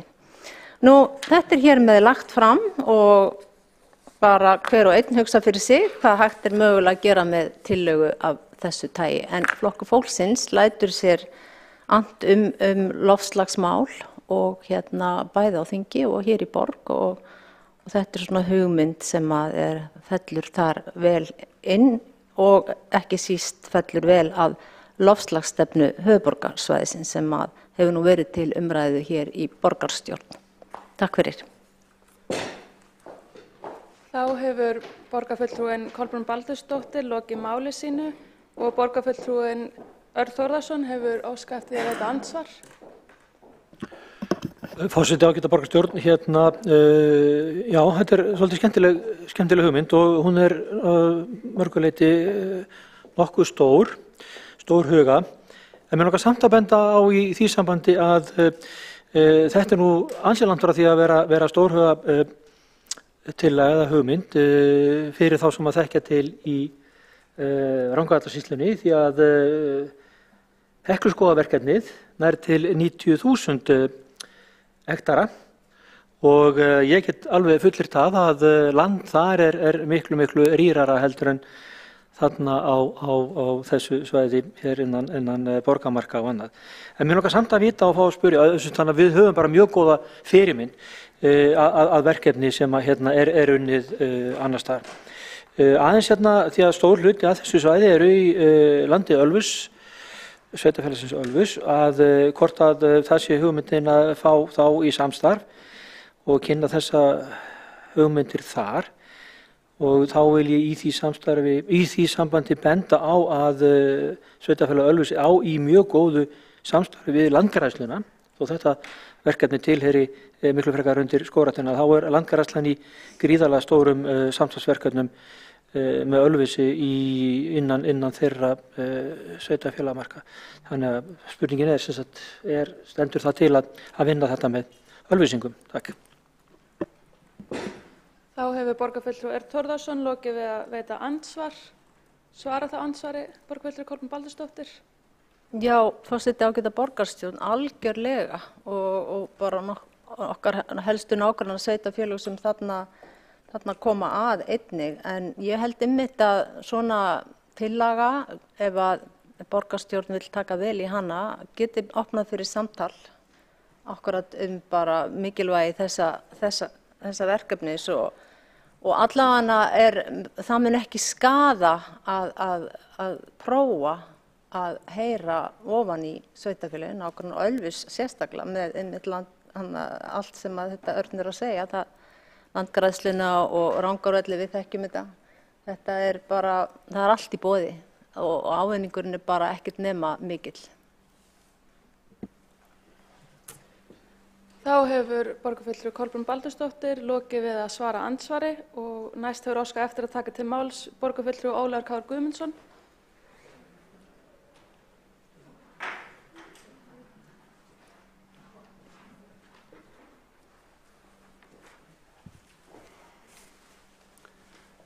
Já, forseti ágæta borgarstjórn. Mig langar aðeins til þess að koma upp í þessu máli vegna þess að ég styð þetta mjög og fyrir því eru nokkrar ástæður. Ég nefnilega tók þátt í því þegar ég var á mínum yngri árum í skóla upp í Árbæ, 62, 65 eitthvað svoleiðis, þá var Breiðholtið bara melur. Og það var eitt af verkefnunum okkar í barnaskóla sínum tíma að fara 1 eða 2 daga upp í Breiðholtið hinum megin, með því áður en það byggðist og setja niður tré. Og þið sjáu núna hvernig Breiðholtið lítur út Árbæjarmegin, hérna fyrir ofan Arnar, glæsilegu skógur. Og þarna var frumherji sem að bjóð þarna, sem var eiginlega sú sem að byrjaði með þetta, Eddukoti. En ég ólst hérna upp við Elliðavatn og það var líka bara mó og melur. En það var farið að græða skóg þar og í dag þetta risastór skógur, þannig að mín kolefnisjöfnun, ég stoltur af henni, þó ég keyri bíl. En ég minnist þess líka í æsku þegar ég var með föður mínum að reyna að halda lífinu í þessum trjám í þessu veðurlagi sem hér. Það þurfti að smíða utan hvert einasta tré. Þannig ég styð það mjög að þetta sé gert og þið vitið bara hvernig heiðmörkin í dag. Þar voru ýmis félög sem tóku sig til og græddu upp heiðmörkina. Alls konar ungmennafélög, íþróttafélög, fyrirtæki sem að fóru þarna á þess auðn sem að þá var. Þannig að það að taka skógrækt upp að Hengli stórt mál, stórmannlegt. En þau líka að passa okkur aðeins að þetta getur farið aðeins úr böndunum, verið of þétt og við skulum ekki gleyma því líka að þetta svæði frá Rauðavatni sem reyndar partur af þessum skógum sem voru byggður upp, Furuskógurinn þar, þetta var bara auðn fyrst, að byggja þetta, að græða þetta allt saman upp með þessum hætti vandaverk og þarf að huga að því sem fyrir vegna þess að mikið af þessu landi eins og kom fram áðan beitarland og hefur sitt sérkenni bara sem mýrar og móar, eins og við fyrir sandskið á þessu svæði, þannig að það þarf að vanda sig þarna, þannig að það heila punkturinn sem ég veldi setja inn í þetta, að við þurfum að passa okkur og gera þetta mikið sátt við það sem að fyrir en ég styð þetta heils hugar að það verði farið í þetta átak, en að við gerum það með mikilli virðingu fyrir því sem fyrir en áttum okkur líka á því að þetta gjöfult verkefni og fyrir okkur öll og við ættum að samþykkja þessu tillögu mín frá Flokki fólksins. Takk. Þá hefur borgarfulltrúinn Ólafur Kár Guðmundsson lokið máli sínu og óskað hefur eftir að taka til máls borgarfulltrúinn Líf Magnúsdóttir.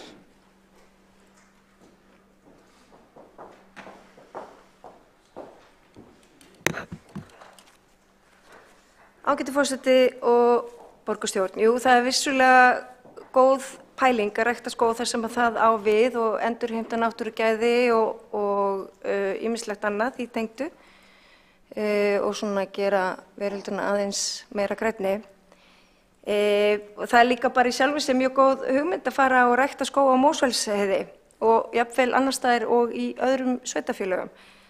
En það eðlilegra að Reykjavík sinni bara sínum verkefnum í sínu sveitarfélagi og leyfi öðrum sveitarfélögum að rækta sína skóga. Við eigum land í Reykjavík sem við erum að horfa til í samráði við Skógræktarfélagið, Geldinganes, Úlfarsfell, Esjuhlíðar. Við erum með stórhuga loftslags skógaáætlun, við erum með grænatrefilinn og ég held að sé best fyrir okkur að halda okkur við þau áform, þau eru góð. Auðvitað má endurskoða allt, en hér samt tillaga sem að segja öðrum sveitarfélögum hvað þau eiga að gera. En við skulum líka treysta þeim þá til þess að gera það sem eins og Örn Þórðarson borgarfulltrúi fór hér yfir og eru jafnvel að gera.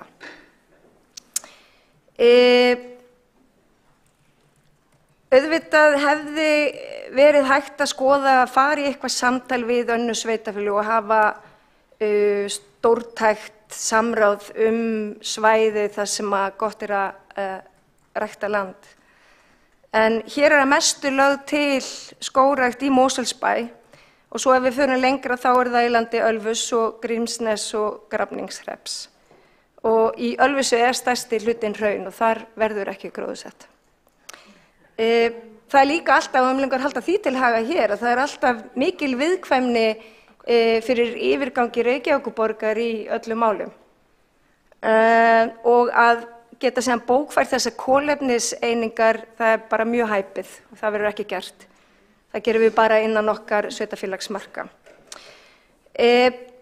Vegna þess að hér var minnst á óseljanlegu moltuna sem verður til í Gæju, þá vil ég líka halda því til haga og leiðrétta hér borgarfulltrúa sem hafa haldið því fram að það hafi alltaf átt að selja þessa moltu. Það hefur ekki staðið til. Við höfum hins vegar verið í samtali við ýmis uppgræðslufélög og skógræktarfélagi til þess að nýta moltuna. En Reykjavíkurborg hefur ætíð haldið því fram og gerir enn að til þess að fá brúklega moltu úr Gæju að þá verðum við að sérsafna. Og við fórum yfir það hér í fyrsta lið á dagskrá í dag ástæðu þess að hverju við meðal annars þurfum að sérsafna og við erum að fara að gera það.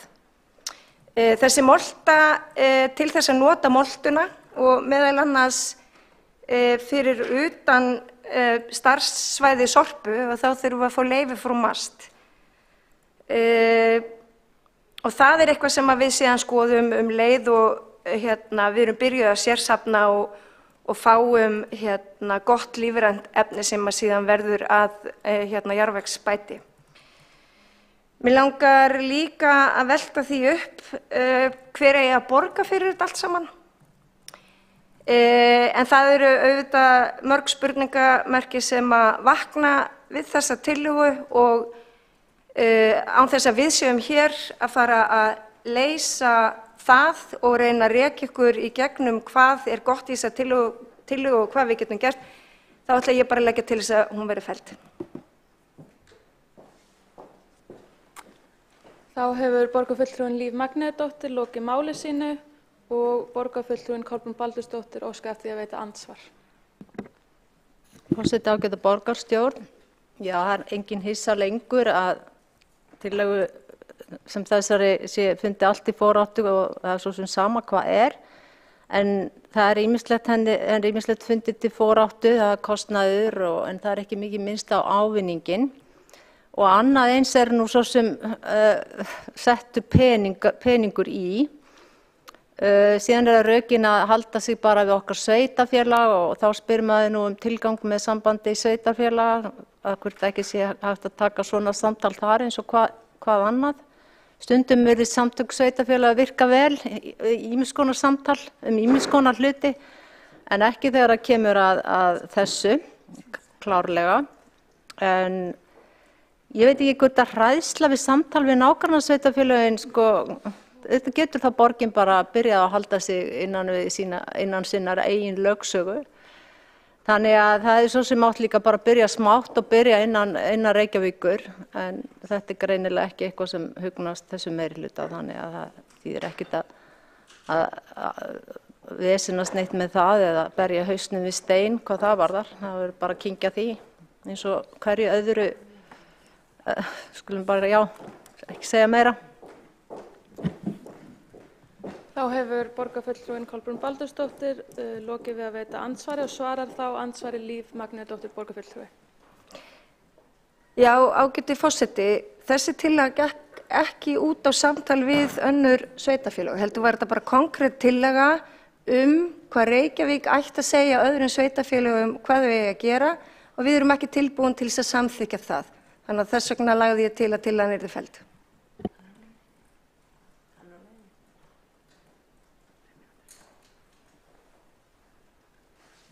Þá hefur borgarfulltrúinn Líf Magnúsdóttir lokið við að svara andsvari. Ekki hafa fleiri hvatt sér hljóðs undir þessum lið og telst umræðum því lokið og gengið til atkvæðagreiðslu. Ég bið þau sem í fjarfundi að kveikja á myndavél.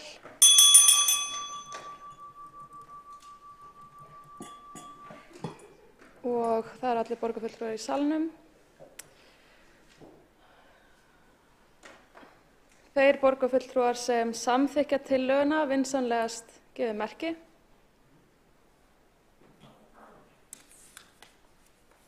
Og þeir sem á móti kunna vera.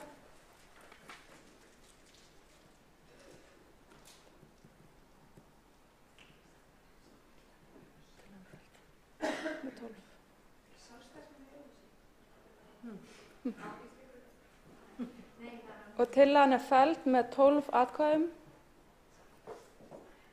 Og einn borgarfulltrúi sat hjá. Þá gengið til 5. liðar á dagskrá sem umræða fjárhagsstöðu Reykjavíkurborgar að beiðni borgarfulltrúa Miðflokksins og tekur þá til máls borgarfulltrúi Vigdís Hauksdóttir.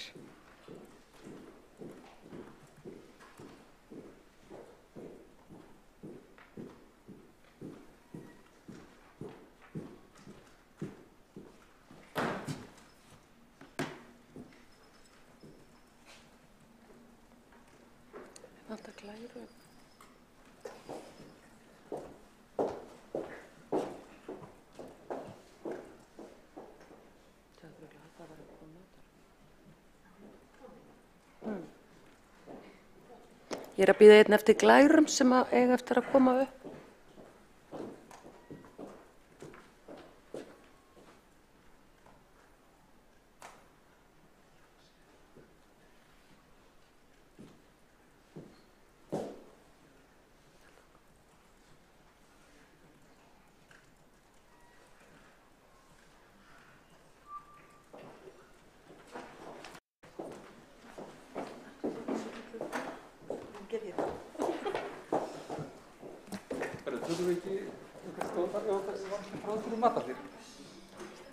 Virðulegi forseti, ágæta borgarstjórn og tilheyrendur.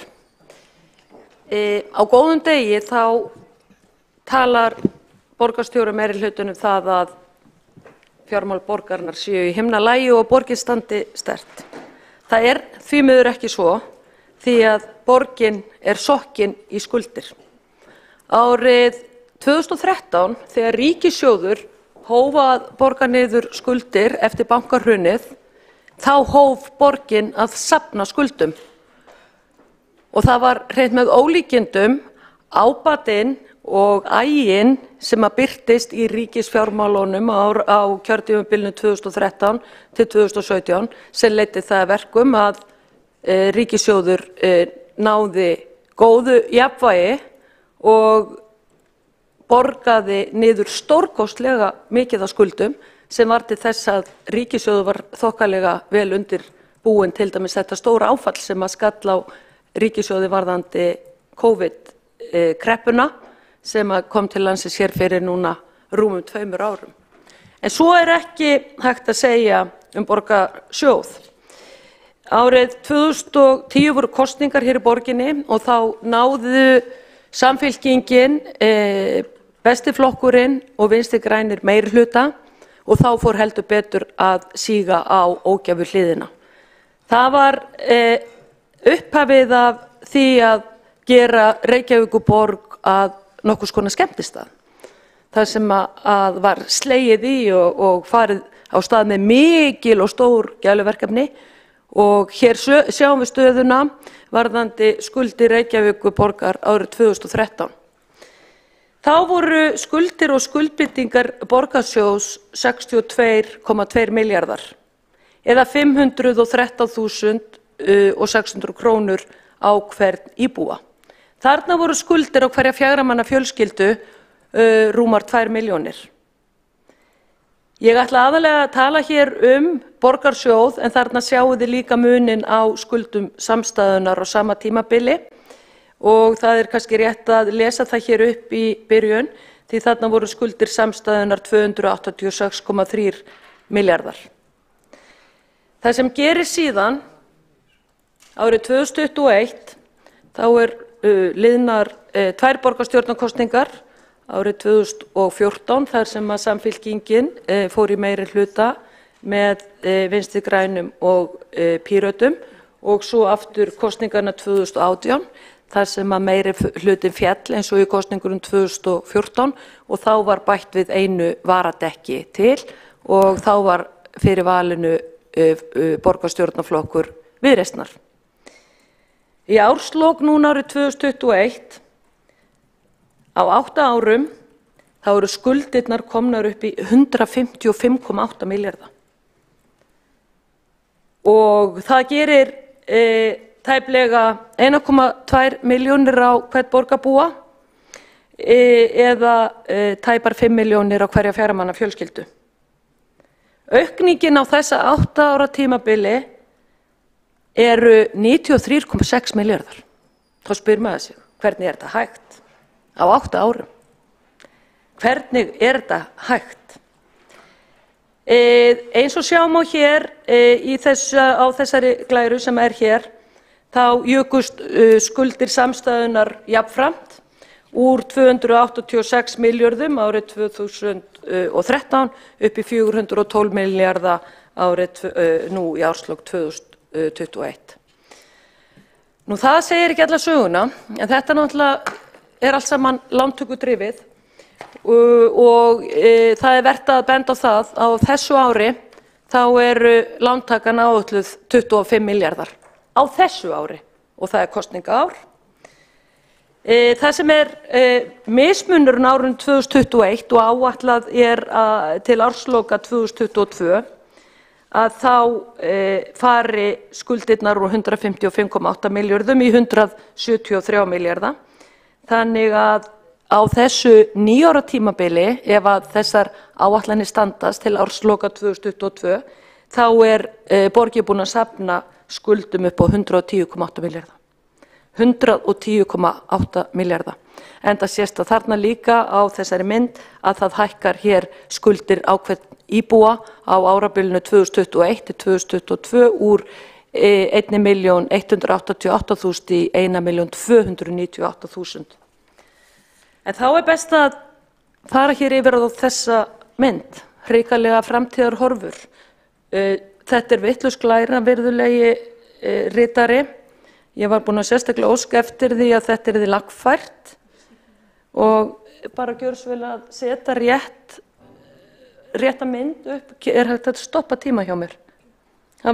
Ég fékk bæði póst frá skrifstofustjóra borgarstjórnar og ritara að það væri búið að skipta út glærunni. Þetta ekki fyrsta sinn sem að það gerist hér í þessum sal að varpaðar upp röngum glærum, segi ég með.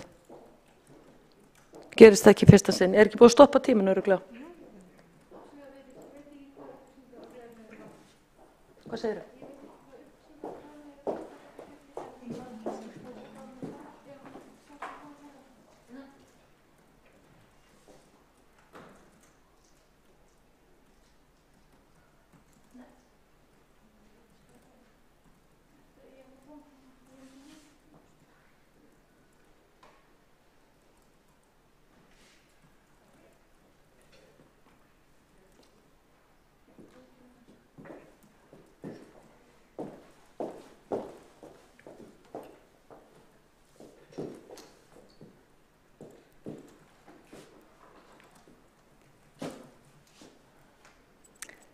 Það nú alltaf hægt að segja þetta sé tilviljun, ég veit ekki.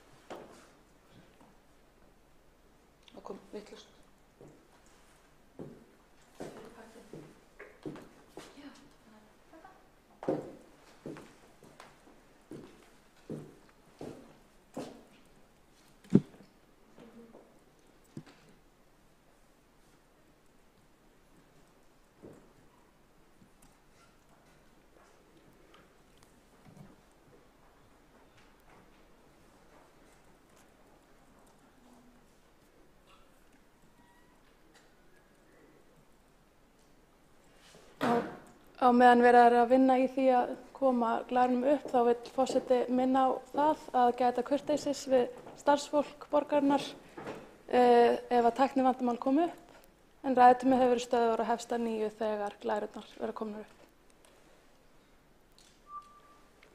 Virðulegi forseti, ég vil nú bara bera með sakir. Hér hef ég ekki verið með dónaskap við starfsmenn borgarinnar vegna þess að ég fékk 2 tölvuskeyti það að það væri komna nýja glærur frá mér og uppfærðar og hér er rétta glæran. Og það eru hrikalega framtíðarhorfur á næsta kjörtímabili. Kjörtímabili sem er að hefjast núna miðjan maí, því að áætlanir gera ráð fyrir því að á því kjörtímabili eigi borgarsjóður að taka láni 83 milljarða með þessu ári hér 2022 meðtöldu. 83 milljarða láni á 4 ára tímabili.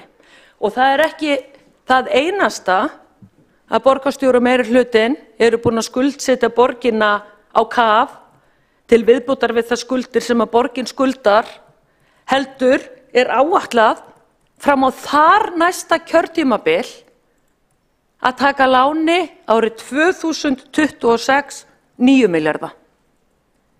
Hvernig er hægt að reka sveitarfélag með þessum hætti? Skuldbinda komandi meirihluta eftir borgarstjórnarkosningarnar. Hvernig haldið þið að það verði að taka við borginni með þessum skuldum? 25 milljarðar árið 2022, 22,5 milljarður árið 2003, 22 milljarðar árið 2024, 13,1 milljarður árið 2025, 9 milljarðar árið 2026. Þegar þetta allt saman er lagt saman, með við stöðuna í árslok 2021 og þessar nýju 66,6 milljarða, þá kemur borgarsjóður er til útskýringa fyrir þá sem heima sitja, það er A-hlutinn svokallaður. Það er sá rekstur sem að snýrað lögbundinni þjónustu og grunnþjónustu. Það eru ekki B-hluta fyrirtækin eins og Sorpa, Orkuveitu Reykjavíkur og Strætó. Þetta er borgarsjóður. Þetta er eiginlega ávísunarhefti borgarinnar. Þetta er debitkort borgarinnar. Þá er staðan þessi. 240 milljarða, 240.000 milljónir í árslok 2026. Og ég get alveg fullyrt það ef að sá meirihluti sem nú situr heldur áfram að stjórna borginni og ef að borgarstjóri fær endurnýjað umboðsitt eftir næstu borgarstjórnarkosningar, þá eiga þessar tölur eftir að aukast. Og ofan á allt kaupið og alla þessa lántöku sem er búið að fara í síðan 2013, þá er samt verið að koma með froðutekjur inn í borgarsjóð í matsbreytingum félagsbústaða sem fara brátt að nema 100 milljörðum og jafnframt hefur Orkuveita Reykjavíkur núna hinn síðustu misseri verið að skila miklum arði inn í borgarsjóð út af því að ytri aðstæður í heiminum eru þannig að álverð er í hæstu hæðum. Þannig að það er ekki, borgarsjóður er ekki bara rekinn á fasteignagjöldum og útsvari og þessu lögbundnu tekjustofnum sem að sveitarfélögin hafa, heldur hafa þessar auka froðugreiðslur frá dótturfélögum sínum, en samt er lántaka með þessum hætti. Virðulegi forseti, Reykjavíkurborg er svo illa komin og hún er orðin svo skuldsett og þetta er svo hræðilega háar upphæðir sem umræðir að það sjá það allir að það er ekki nokkur leið að snúa tilbaka af þessari braut. Enda þær upphæðir sem Reykjavíkurborg er að greiða í vexti og afborganir, þær eru alveg hrikalega háar. En þetta er kannski stíl við fasteignalóðabraskið að það verið að náttúrulega greiða mikið til fjármagnseigenda og lánardrottna borgarinnar og það sést best á þessum upphæðum. Þannig að það verður efni næstu ræðu hjá mér þegar ég er búin að fá upplýsingar á fjármálasviðinu hvað vaxtaberandi skuldir eru háar upphæðir á þessu sama áratímabili. Þá hefur borgarfulltrúinn Vigdís Hauksdóttir lokið máli sínu. Einn borgarfulltrúi hefur óskað eftir því að veita andsvar. Það er Örn Þórðarson. Forseti, ágæta borgarstjórn, ég vil bara þakka borgarfulltrúa Vigdísi Hauksdóttur fyrir að vekja athygli á þessu máli. Hún teiknar upp grafalvarlega stöðu sem fleiri hafa verið að draga fram og ég verð að viðurkenna það, ég hélt undir þessum dagskrárlið þá myndu fulltrúar meirihlutans sem hafa stýrt þessari vegferð sem að borgin á komið hér upp og tjásið um þetta mál. En svo er ekki, þeir hafa ekki kosið að stíga hér upp og taka þátt í þessum umræðum, botna þetta mál. Þannig að ég vænti þess að það verði gert í komandi kosningabaráttu. En aftur kæra þakkir borgarfulltrúi Vigdís Hauksdóttir fyrir að vekja athygli á þessu máli. Takk. Þá hefur borgarfulltrúi Örn Þórðarson lokið við að veita andsvar og svara þá andsvari borgarfulltrúi Vigdís Hauksdóttir. Já, virðulegi forseti, ég þakka andsvarið frá borgarfulltrúnum Erni Þórðarsyni. Mér heyrist á honum að mælitaskráin líti þannig út að það hefur enginn óskað eftir orðinu frá meirihlutanum. Ég var að setjast hér í sæti mitt og ég var ekki búin að kíkja inn á mælitaskrána. En ef að svo þá er það náttúrulega grafalvarlegur hlutur að það þori enginn að kommenta á þessi mál. En ég skildi ekki betur en svo væri. En við skulum sjá til, ég á eftir að komast hér inn í tölvun og kíkja á mælitaskrána. En þetta er hrikaleg staða og 240 milljarða skuldir í árslok 2026. Þetta er eitthvað sem ekki nokkur sveitarfélag á Íslandi getur sætt sig við því að við erum jú einungis svona tæplega 365.000 sem búa hér í þessu landi. Þannig að ég trúi ekki öðru en að sveitarstjórnarráðuneytið fari eitthvað að skoða málefni borgarinnar. Ég trúi ekki öðru. Þá hefur borgarfulltrúinn Vigdís Hauksdóttir lokið að svara andsvari og næst hefur veitir þá andsvar öðru sinni Örn Þórðarson borgarfulltrúi.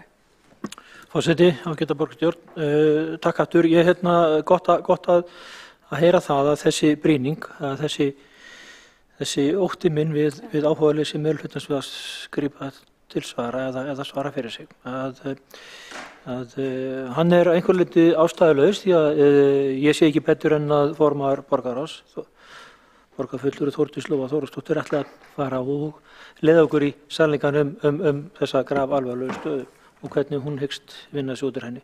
Þannig að ég bara fagna því að umræðan eigi að halda áfram þetta mikilvæga mál. Takk.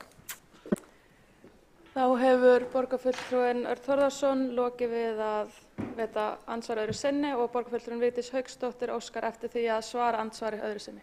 Takk andsvarið. Ég bíð spennt eftir ræðu formanns borgarráðs. Þá hefur borgarfulltrúinn Vigdís Hauksdóttir lokið við að svara andsvari öðru sinni og þá hefur borgarfulltrúinn Marta Guðjónsdóttir óskað eftir því að veita andsvar. Já, þá er það borgarfulltrúinn Þórdís Lóa Þórhallsdóttir sem er næst á mælendaskrá. Nei. Hún var næst.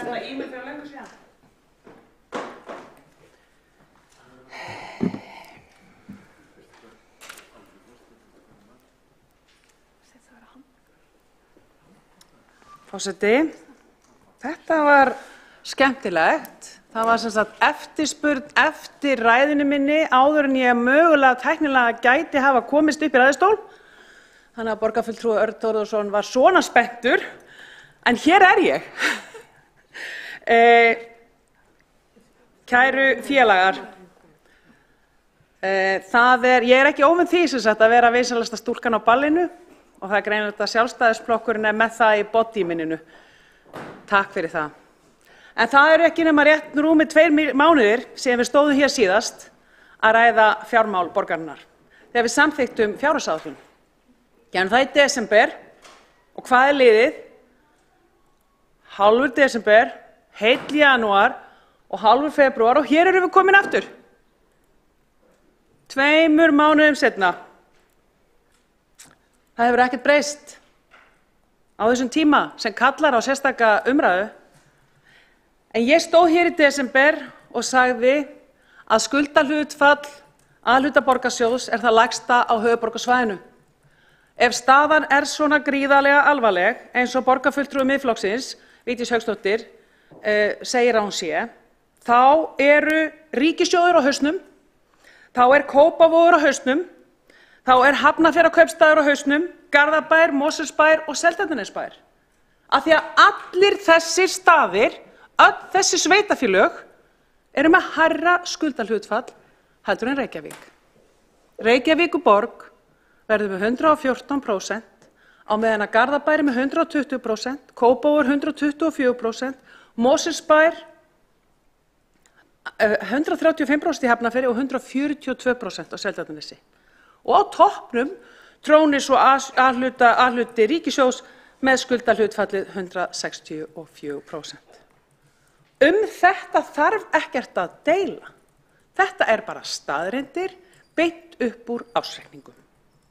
Stendur í fjárhagsáætlun borgarinnar þar sem allir sjá og allir geta lesið. Við ákváðum, þetta er búið að vera mjög sérstakt því að borgarfulltrúi Vigdís Hauksdóttir kom inn á að nú væri kjörtímabilinu að ljúka og þetta hefur sannarlega verið merkilegt kjörtímabil. Hér erum við búin að standa síðan í janúar 2020 erum við búin að standa með heimsfarsótt í fanginu. Og hvað höfum við hjá Reykjavíkurborg gert? Við höfum gert allt sem í okkar valdi stendur til þess að mæta þessum tíma. Við höfum gert það með sveitarfélögunum hérna, kollegum okkar, sem þó eru með hærra skuldahlutfall en við hér, en standa sig líka vel.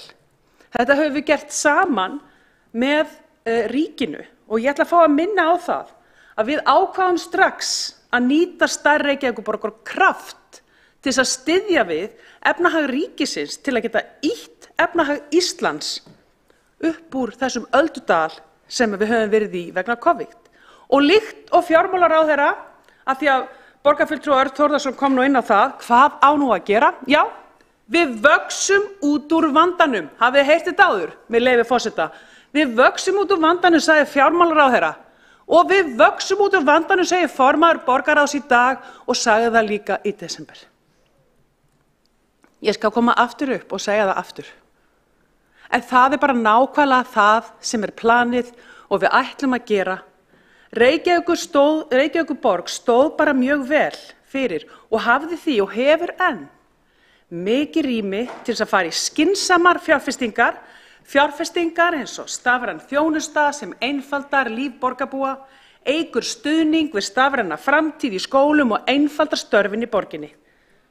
Svo það sé hægt að nýta starfskreftana í önnur og mikilvæg verkefni. Og tökum okkur aðeins út fyrir höfuðborgina.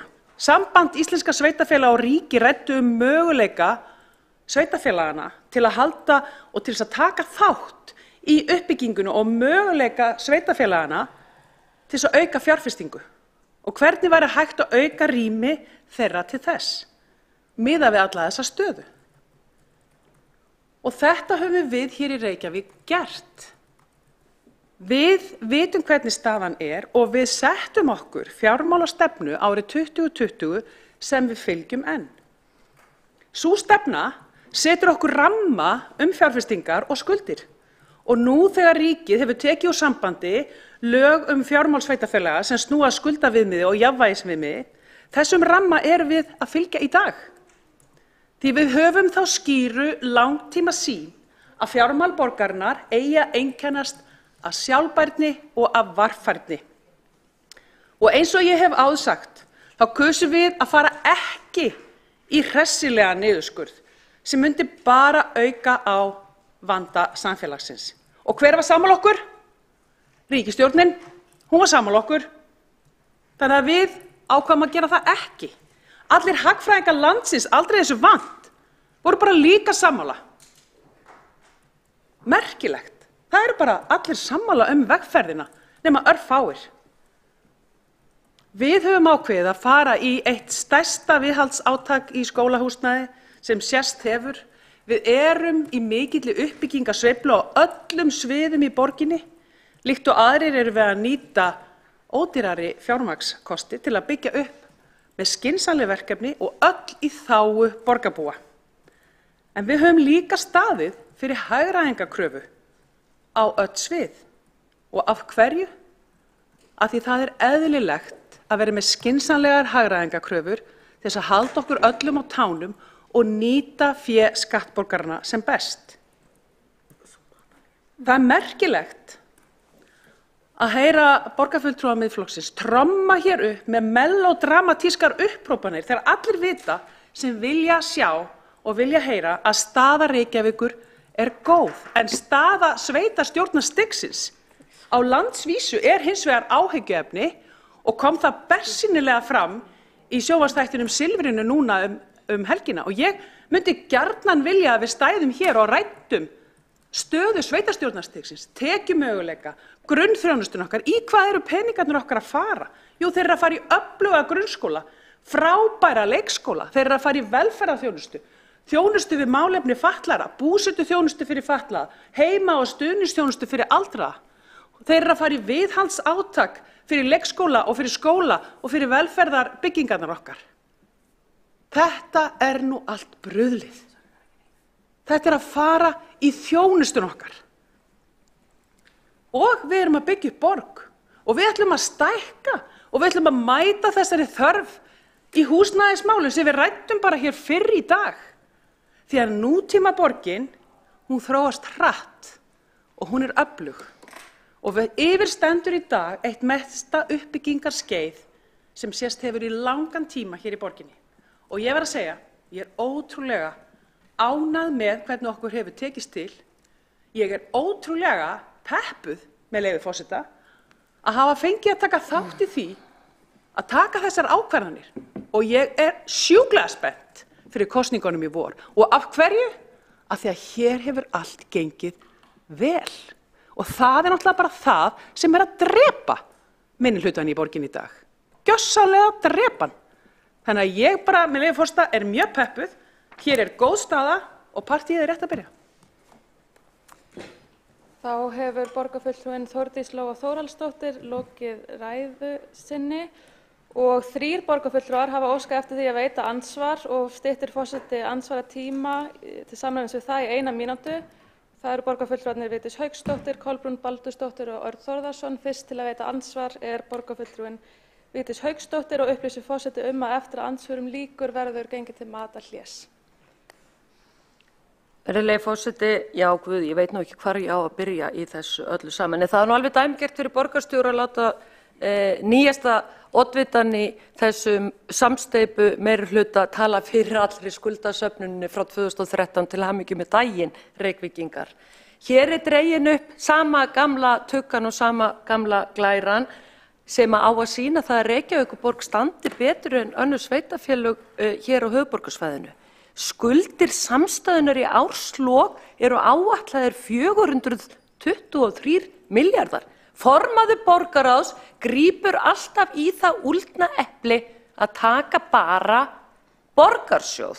Gleymir öllum skuldum jafnframt. Ég sagði það í upphafi ræðu minnar að ég ætlaði bara að tala um borgarsjóð en ég væri með allar upplýsingar samstæðuna jafnframt. Þetta er hvít lygi, þetta eru blekkingar, þetta eru það sem er kallað falsfréttir sem að vera hér á borð. Þá hefur borgarfulltrúinn Vigdís Hauksdóttir lokið við að veita andsvar og veitir þá borgarfulltrúinn Kolbrún Baldursdóttir andsvar. Ræðu.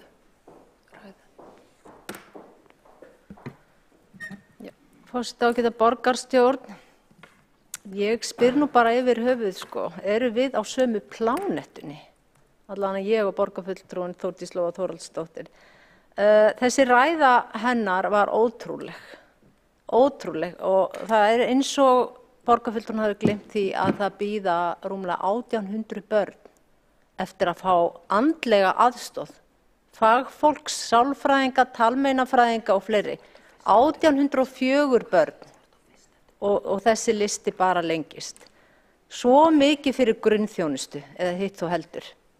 En þetta gjörsamlega horfið úr höfðun á borgarfulltrúanum þegar hún fer í svona hamræðu eins og áðan sem við höfum svo sem oft heyrt á þessi 4 ára tímabili þar sem allt verður bara æðislegt og frábært og gengur svo vel og svo framvegis.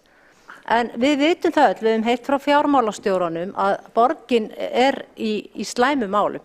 Fjármálastjórinn hefur alveg lýst því mjög einlæglega fyrir okkur að hér stór skuldasúpa. Ræðutíma lokið. Ok. Þá hefur lokið við að veita ansvar borgarfulltrúi Kolbrún Baldursdóttir og svara þá ansvari Þórdís Lóa Þórhallsdóttir borgarfulltrúi. Takk fyrir það. Ég vil ítreka það að ræða mín var fjármál borgarinnar. Ég skil vel áhyggjur borgarfulltrúa Kolbrúnar Baldursdóttir líðan barna og það var sannarlega ekki ræðuefni hér, heldur var ég að telja upp í hvað peningarna væri fara. Mér langar hins vegar að minna á það að við höfum og erum í átaki til þess að mæta betur uppsöfnuðum vanda sem greinilega áhrif eftir COVID og ég held að við eigum eftir að mæta þeim verkefnum á komandi misserum. Þannig ég tek undir þær áhyggjur en ég vil líka segja að við höfum verið að taka góð skref í átt að bæta það. En það eru sannlega verkefni sem eru framundan og þau verða ekki tekin fyrir frá okkur og eru bara verkefni sem við ætlum að fara í. Þannig að ég held að við ættum ekki að hafa neina áhyggjur af því. Við munum ræða það pólitískt í framtíðinni en hér eru við að ræða skuldir og fjárhagsstöðu og það var sú ræða sem ég hélt og það sú ræða sem sá vettvangur sem að ég myndi gjarna vilja að við héldum okkur við. Þá hefur borgarfulltrúin Þórdís Lóa Þórhallsdóttir lokið við að svara ansvari og veitir þá ansvar öðru sinni borgarfulltrúin Kolbrún Baldursdóttir. Forseti ágæta borgarstjórn, verkefni sem við ætlum að fara í. Má ég minna á að börn eru fólk. Þetta ekki hlutir sem bara hægt að geyma árum saman og fara í. Þetta eru einstaklingar sem vaks úr grasi. Borgarfulltrúin nefndi sóun og brauð og skammaðist hérna út í minnihlutann og nefndi grunnþjónustuna. Þess vegna myndist ég nú á þessi börn sem bíða. En skýrasta dæmi sóun og brauð útstreymi fjármagns til þjónustu og nýsköpunarsviðs upp á 10 milljarða án þess að það fylgdi nokkuð hvað ætti raunverulega að gera við þann pening nema búið til mælaborð, endalaus mælaborð og alls konar dagatöl. Og þarna bara, gjör svo vel, leikið ykkur að þessum pening. Já, þarna sko sóun og brauð. Og hvar eru síðan nauðsynlega lausnir? Hvar hlaðan? Hvar gagnsjáin? 4 ár liðin bráðum, allavega 2 til 3 ár síðan að þessu umræða hófst, tímabilið verða búið og enn nýr vefur komir allir í klessu, meira og minna ekkert annað almennilega sem gengur þar en 10 milljardarnir að verða búnir. Þetta sóun og brauð. Þá hefur borgarfulltrúi Kolbrún Baldursdóttir lokið við að veita ansvar öðru sinni. Óskar borgarfulltrúin eftir að svara ansvari. Þórdís Lóa. Já, takk. Ég frábið mér svona tilfinningaklám að mér séu sett orð í munum að ég sé að hlutgera börn. Mér finnst það á frá. Ég var að tala verkefni sem snúa að því að stytta biðlista. Það eru verkefni.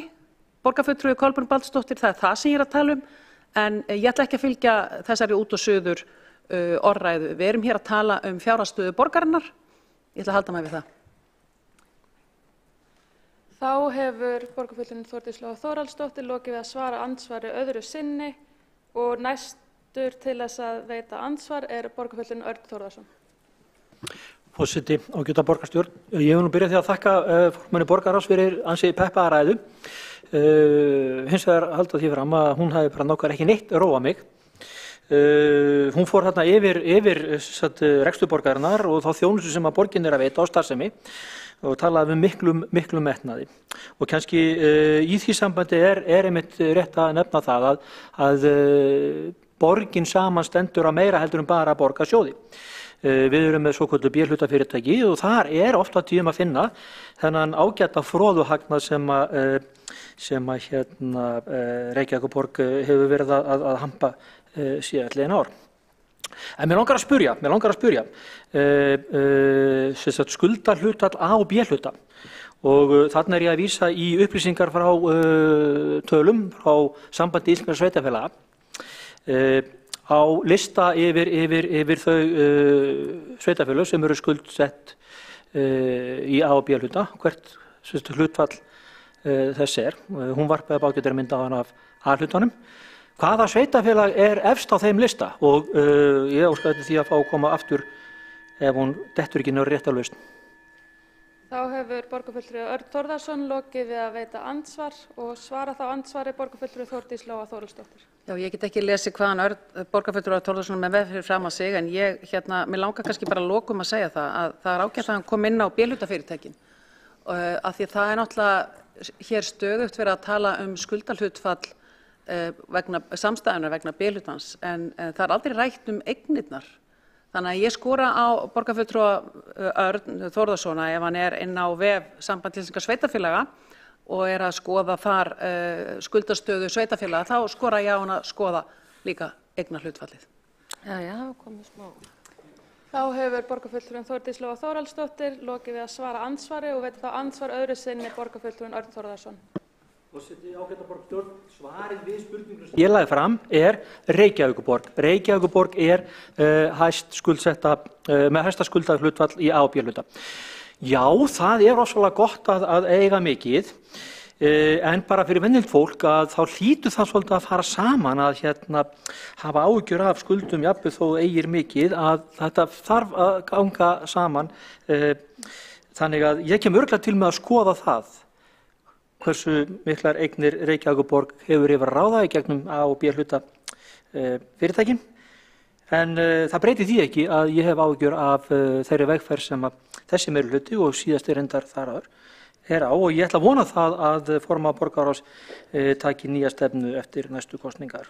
Fái hún til þess braut að gengja að hafa einhverjum það að ráða. Takk. Þá hefur borgarfulltrúin Örn Þórðarsson lokið við að veita andsvar öðru sinni, Óskar borgarfulltrúin. Og þá telst andsvörum lokið og forseti leggur til stutt matarhlé og fundarhlé og lagt er til að fundur hefjist að 9:18:55, 5 mínútur í 7. Hefur við borðað með þeim upp eða er matur upp? Er þetta matur niðri? Er ekki matur niðri bara? Niðri. Rattir niðri? Allir niðri. Ég veit ekki hvort það er. Ég veit það. Ég hef ekki bara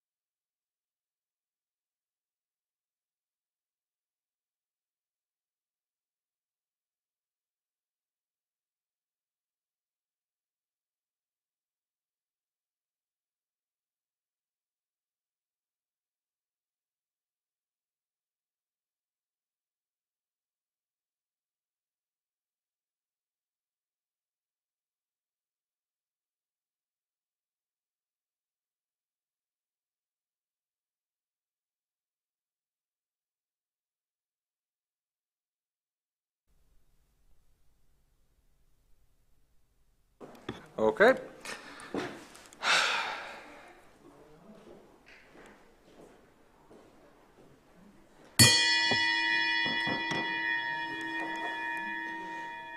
Þá er fundur borgarstjórnar Reykjavíkur settur að nýju eftir þetta ágæta kvöldverðarhlé. En þá eru 2 fulltrúar á mælendaskrá og tekur næst til máls borgarfulltrúin Marta Guðjónsdóttir.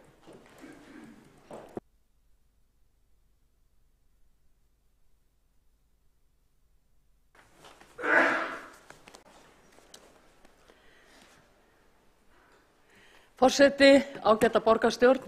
Hér kom formaður borgarráðs Þórdís Lóa Þórhallsdóttir upp áðan að tala fjárhagsstöðu Reykjavíkurborgar. Og hún sagði að partíið er rétt að byrja. Ég er ekki viss að Reykvíkingar vilji taka þátt í þessu partíi vegna þess að þetta er skuldapartí. Þetta er partí sem þeir borga. Greiðslan fyrir þetta partí kemur úr þeirra vösum. Reykjavíkurborg hefur verið að safna gífurlegum skuldum á þessu kjörtímabili og þær hafa aldrei verið hærri. Hér í upphafi kjörtímabilsins þá voru skuldirnar 299 milljarðar en núna eru þeir komnir yfir 400 milljarða. Það er ansi dýrt partí. Ansi dýrt partí. Þessi skuldsetning kemur nefnilega niður á borgarbúum. Í verri þjónustu, hvað varðar viðhald bygginga, mannvirkja og annarri vanrækslu. Við erum búin að sjá hvern skólan á fætur öðrum sem útsetti fyrir myglu og börnin þurfa að stunda nám sitt kvippin og kvappin borgina. Við sjáum biðlistana lengjast, við sjáum gjaldskrár hækka og útsvarið er í toppi. Það eru nefnilega borgarbúar sem að borga fyrir þetta partí sem að formaður borgarráðs var svo kampakátur hér að boða yrði áfram og boðar það að það verði áfram á næsta kjörtímabili. Peningarnir nefnilega, þeir vaxa ekki á trjánum. Við þurfum einhvers staðar að fá tekjustofna til þess að standa undir þeirri þjónustu sem við ætlum að veita borgarbúum. Og við þurfum að fara vel með þá og við þurfum að forgangsraða rétt. Ég man ekki betur en að í meirihlutasáttmála þessara vinstri stjórna sem er búin að stjórna borginni hér á þessu kjörtímabili hafi verið talað að lækka skuldir, en það er bara að hlaðast upp. Og ég legg ekki í það ef það á að boða enn frekari skuldasöfnun á næsta kjörtímabili af því að partíið er rétt að byrja. Ég er ansi hrædd það að borgarbúar sem að þurfa að greiða á hvern íbúa með við 4 manna fjölskyldu 3 milljónir fyrir þessa skuldsetningu borgarinnar, finnist það svolítið hátt verð fyrir þetta skemmtilega partí sem að meirihlutinn boðar, eða minnstakosti Viðreisn og formaður borgarráðs boðar á næsta kjörtímabili. Ég held að sé kominn tími til að Reykjavíkurborg fari að hagræða, fari að forgangsraða og forgangsraða í þágu fólksins, en ekki að skuldsetja borgarbúa, ekki að hækka álögur á borgarbúa og fara að sinna grunnþjónustunni af alvöru.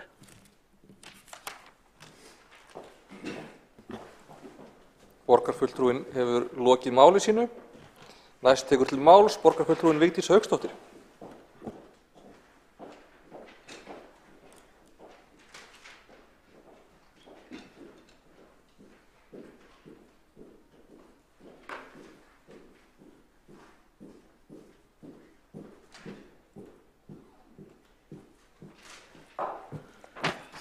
Forseti ágæta borgarstjórn og tilheyrendur, já, ég vil líkt og borgarfulltrúi Marta Guðjónsdóttir taka hér undir orðin að þvílík dæmalaus ræða sem að formaður borgarráðs hélt hér þetta Reykjavíkurpartí. Hér var hún að tala það að Reykjavíkurborg kæmi alveg afskaplega vel út úr öllum samanburði við sveitarfélögin á höfuðborgarsvæðinu. En eins og borgarfulltrúinn Örn Þórðarson kom inn á, þá trónir Reykjavíkurborg á toppnum með upp í hátt í 190% skuldahlutfall þegar A- og B-hlutafyrirtækin eru tekið saman. Til þess að útskýra fyrir bæði borgarfulltrúum og borgarbúum hvað það er, þá er það þannig að skuldahlutfallið sýnir hlutfall skulda og skuldbindingar af heildartekjum A og B hluta sveitarfélaga. Í 64. grein sveitarstjórnarlaga segir að heildarskuldir og skuldbindingar A og B hluti reikningsskilum eigi ekki að vera hærri en sem nemur 150% af reglulegu tekjum.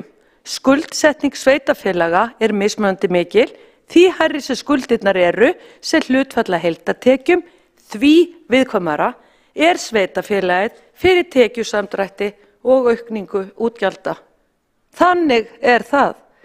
Þessari rosalega viðkvæmu stöðu sem að Reykjavíkurborg er í með skuldaviðmið í kringum 190% fyrir samstæðuna ætlar meirihlutinn og borgarstjóri að slá lán fyrir 90 milljarða á næsta kjörtímabili. Það er ekki einu sinni farið eftir lögum hér í þessari höfuðborg eins og ég var að fara hér yfir. Svo er hér bara dansandi partí og svaka gaman, bara fleiri gæluverkefni og annað og þau ætla bara að vaxa út úr vandanum og hvað eina. Sko, ég veit ekki hvort þetta fólk sem að stjórnar hérna borginni sem er réttur ráðið þegar kemur að fjármálum sveitafélagsins og að bera saman Reykjavíkurborg og sveitafélögin annars vegar og svo ríkið hins vegar að vaxa út úr vandanum. Sveitafélögin hafa raunverulega bara 2 tekjustofna. Það er fasteignagjöldin og það er útsvarið. Sveitafélögin og sérstaklega Reykjavíkurborg liggja á hnjánum grenjandi hjá ríkinu að fá til sig meiri peninga til þess að geta haldið sukkinu og partíinu áfram. Þannig ætlar Reykjavíkurborg að vaxa út úr vandanum. Manni verður bara orðavant að verða vitni af þessari vitleysu sem kemur hér frá þessu fólki. Þau eru í algjöri afneitun. Ég sagði þetta verið hvít lygi áðan. Þetta er ekkert annað. Það er verið að blekkja, það er verið að segja ósatt, það er verið að segja falsfréttir af stöðu borgarinnar. Jú, þau ætla að vaxa út úr vandanum með því að fjölga hér opinberum störfum.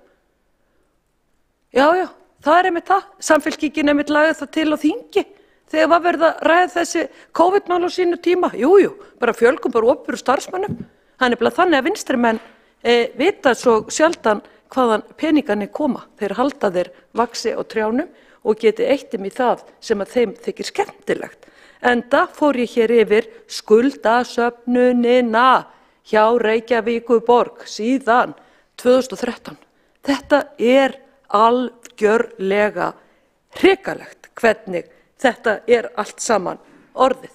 Svo er bara farið í svona gæluverkefni, stafræn uppbygging fyrir 10 milljarða. Partíð, það er svo gaman í partíinu, 10 milljarða bara þangað, ekkert mál. Heimasíðan er að vísa óvirk eftir að það var farið að laga hana. Ekki virka núna í 3 vikur. Þrátt fyrir það að liggja 10 milljarðar inn á þjónustu- og nýsköpunarsviði fyrir það að uppdata heimasíðuna. Svona er þetta allt. Algjörlega ferð án fyrirheits. Svona er farið með útsvarstekjur Reykvíkinga. Ég minni aftur á, það er búið að skuldsetja borgina allt þetta kjörtímabil sem er að byrja í maí og það er búið að skuldsetja hana fram á þar næsta kjörtímabil. Þetta er ósvífni af verstu gráðu en það er ágætt að þessu fólki hlakki til sveitarstjórnarkosninganna. Þar talar fólk með atkvæði sínu. Þá hefur borgarfulltrúinn lokið máli sínu. Næst tekur til máls borgarfulltrúinn Skúli Helgason. Þetta er ágæta borgarstjórn. Það er gott að fá tækifæri til þess að fjalla fjárhagsstöðu borgarinnar undir þessum lið og mikilvægt í þessu sambandi eins og forseti formaður borgarráðs fór yfir hér áðan í sínu máli að skoða þennan samanburð bæði á milli Reykjavíkurborgar og annarra sveitarfélaga á höfuðborgarsvæðinu en sömuleiðis hvernig við erum að standa okkur í samanburði við ríkið. Ég ætla aðeins að taka snúning á þessu máli, skoða hvernig ríkið hefur staðið sig undir stjórn fjármálaráðherra og formann Sjálfstæðisflokksins undanfarin misseri. Ríkið var rekið með miklum halla á síðasta ári, tæplega 300 milljarða halla sem er tæplega þriðjungur af öllum tekjum ríkisins á ársgrundvelli sem að vægast sagt ógnvænleg staða. Það er áhugavert ef við myndum nú bara til gamans heimfæra þá stöðu á fjármál borgarinnar. Það er ef að halli borgarsjóðs næmi þriðjungi af heildartekjum borgarsjóðs á ársgrundvelli, þá er ég hræddur að það myndu margar hurðir hrökkva af hjörum í ráðhúsinu. Það myndi þýða að halla borgarsjóðs upp á 50 milljarða króna takk fyrir, en hallin á þessu ári er áætlaður rúmlega 10 sinnum minni, eða 3,4 milljarðar. Þannig er ólíkur saman hérna. Og þetta er staðan jafnvel þó að ríkisvaldi á Íslandi hafi kerfisbundið snuðað sveitarfélögin í landinu framlög til bráðnauðsynlegra grunnþjónustu, framlagar sem að þó hefur verið samið á milli ríkis og sveitarfélaga.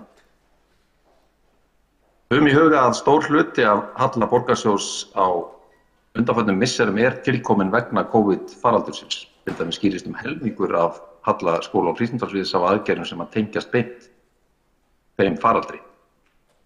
Ég tek undir áhyggjur formanns borgarráðs af stöðu sveitarstjórnarstigsins sem að býr við það að skilningur ríkisins á mikilvægi sveitarstjórnarstigsins því miður minni og takmarkaðri á Íslandi en gengur og gerist í löndunum í kringum okkur.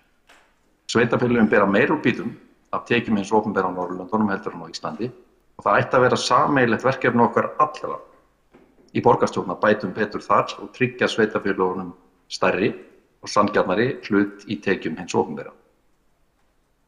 En af hverju ég að gera þennan samanburð við ríki eða umtalsefni? Hvaða máli skiptir það í raun og veru? Er þetta ekki bara gamla klisjan, svo skal böl bæta að benda á eitthvað annað? Nei, því ríkið ánefnilega óvart heilmikinn þátt í því að sveitarfélögin í landinu eru verr haldin hvað fjárhagsstöðu varðar en þau þyrftu að vera. Ríkisvaldið undir stjórn fjármálaráðherra og formanns Sjálfstæðisflokksins óvart mikill örlagavaldur þegar kemur að fjármálum sveitarfélaganna í heild og borgarinnar sömuleiðis.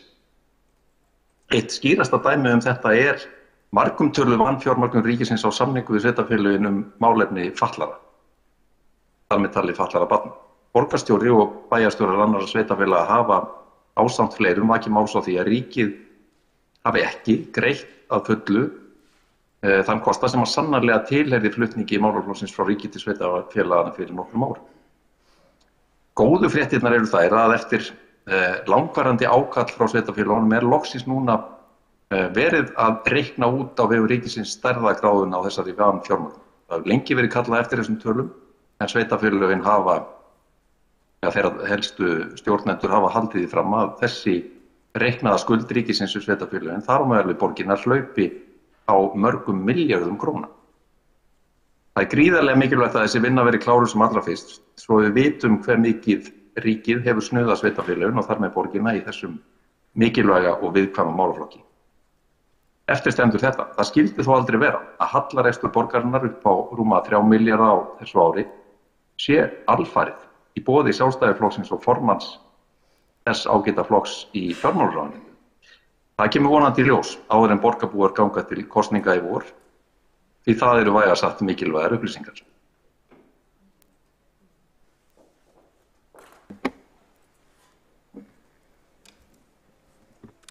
Varstu búinn?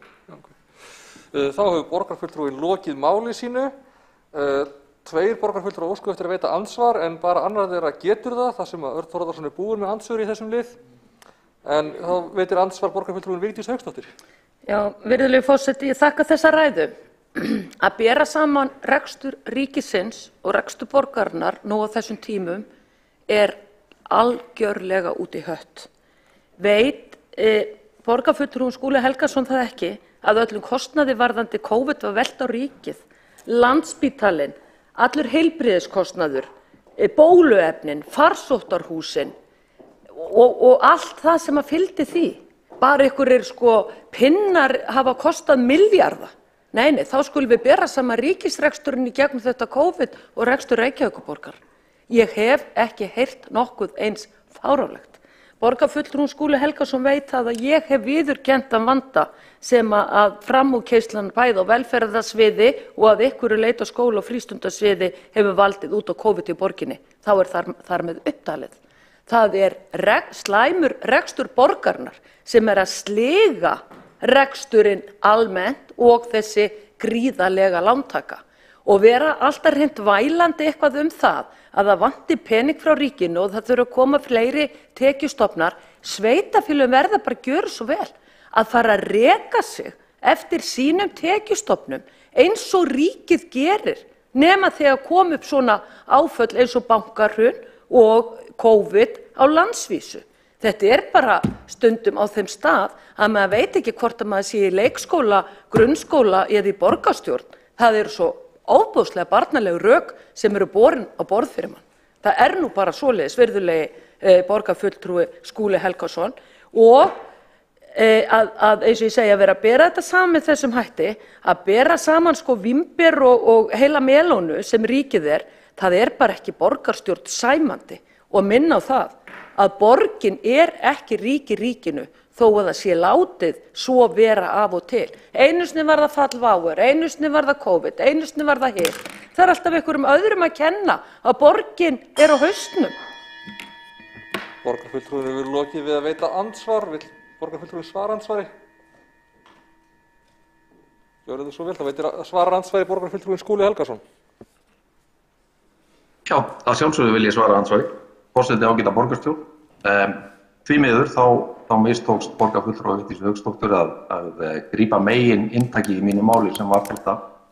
Samskipti ríkis og sveitarfélaga hafa verið með þeim hætti að jafnvel þegar að málaflokkar eru færðir yfir frá ríki til sveitarfélagana, hvort sem að það eru grunnskólinn á rétt fyrir aldamótin síðustu eða sem að munar miklu meira málefni fatlara núna fyrir nokkrum árum síðan, þá gerist það kerfisbundið að ríkið neitar að fjármagna að fullu þar sem að sveitarfélagunum ber við yfirflutning þessara málaflokka til sveitarfélaga. Það talið að sveitarfélögin hafi verið snöðuð einhverjar 100 milljóna varðandi grunnskólan en að reikningurinn varðandi málefni fatlara, hann hefur samkvæmt bestumanna yfir sín fram að þessu hlaupið á einhverjum milljónum króna. Þessum mörgum, það hefur ekki verið á hreinu, en eins og ég nefndi í minni ræðu, þá hillir undir það að það veri loksins svitt tölunni af því hversu mikil þessi vanfjármögnun ríkisins á málaflokki fatlara. Það það mikið sem að ríkið hefur snuðað sveitarfélögunum þar á meðal borgina. Við fáum vonandi að fá þær upplýsingar í hús fyrir kosningar því það skiptir auðvitað öllu máli að kjósendur sjáu það. Stór hluti af hallarekstri borgarinnar hreinlega í boði Sjálfstæðisflokksins og formanns hans í fjármálaráðuneytinu. Það allur halli borgarsjóðs sem að skýrist af þessu eina atriði að borgin hefur fengið brot af því sem að henni bara í þessu málaflokki málefnum fatlaðra.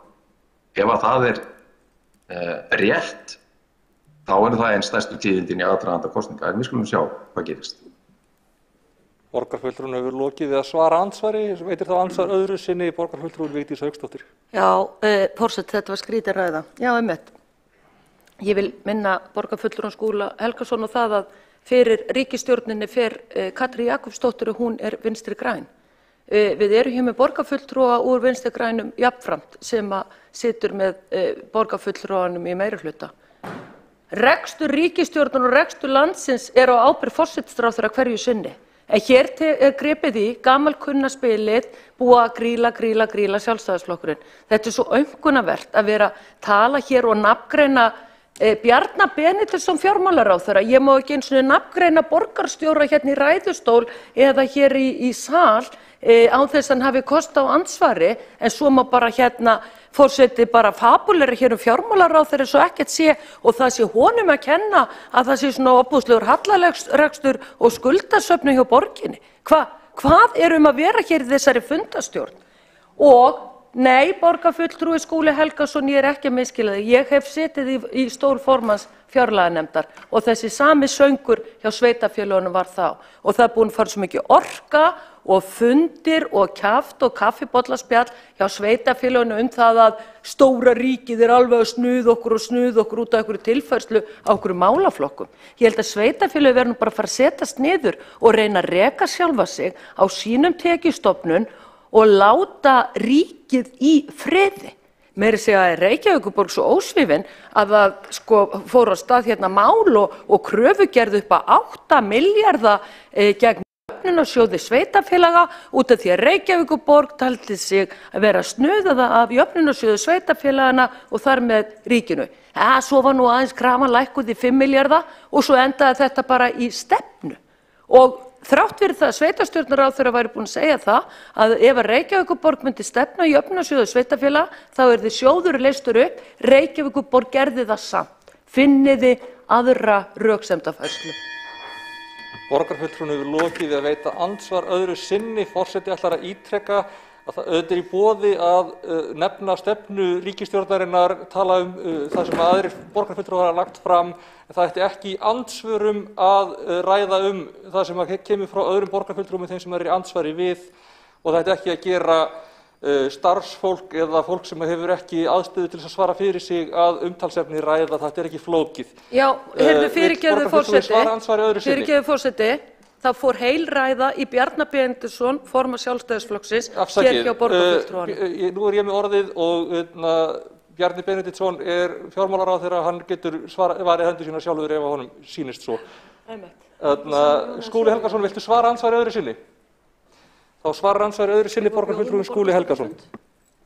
Forseti, ágæta borgarstjórn, bara örstutt áminning það að sem betur fer þá verið að reikna þetta út núna. Hvað var fjármagnur ríkisins á málefnum fallara, hvað þetta stórt dæmi. Þetta upp á marga milljarða eins og sumir hafa haldið fram, eða þetta einhver lægri upphæð? Við fáum vonandi að vita það á allra næstu mánuðum, vonandi fyrir kosningar. Ég held að þetta séu upplýsingar sem að kjósendur þurfa að vita, af því að það varpar bara algjörlega nýju ljósi á alla þessa umræðu fjárhagsstöðu borgarinnar.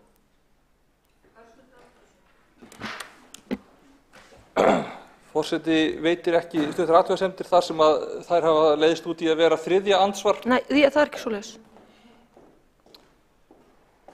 Þá veitist örstutt athugasemd borgarfulltrúinn Vigdís Hauksdóttir og forseti ítrekar að þá skuli hún vera örstutt og ekki til þess að svara efnislega umræðunni eins og andsvar verður ræða.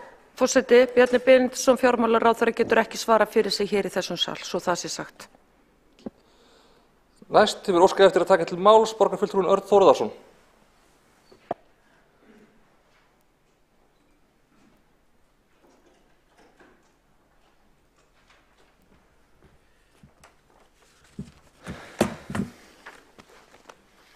Forseti, ágæta borgarstjórn. Já, nú erum við komin á 5. lið í dagskrá, umræða fjárhagsstöðu Reykjavíkurborgar. Umræðan hingað til hefur verið margt skemmtileg. Mér fannst gaman að hlusta á ofurpoppaða og peppaða ræðu formanns borgarráðs sem að reynda að gera lítið úr ástandi mála yfir í það að vera frekar hallærisleg.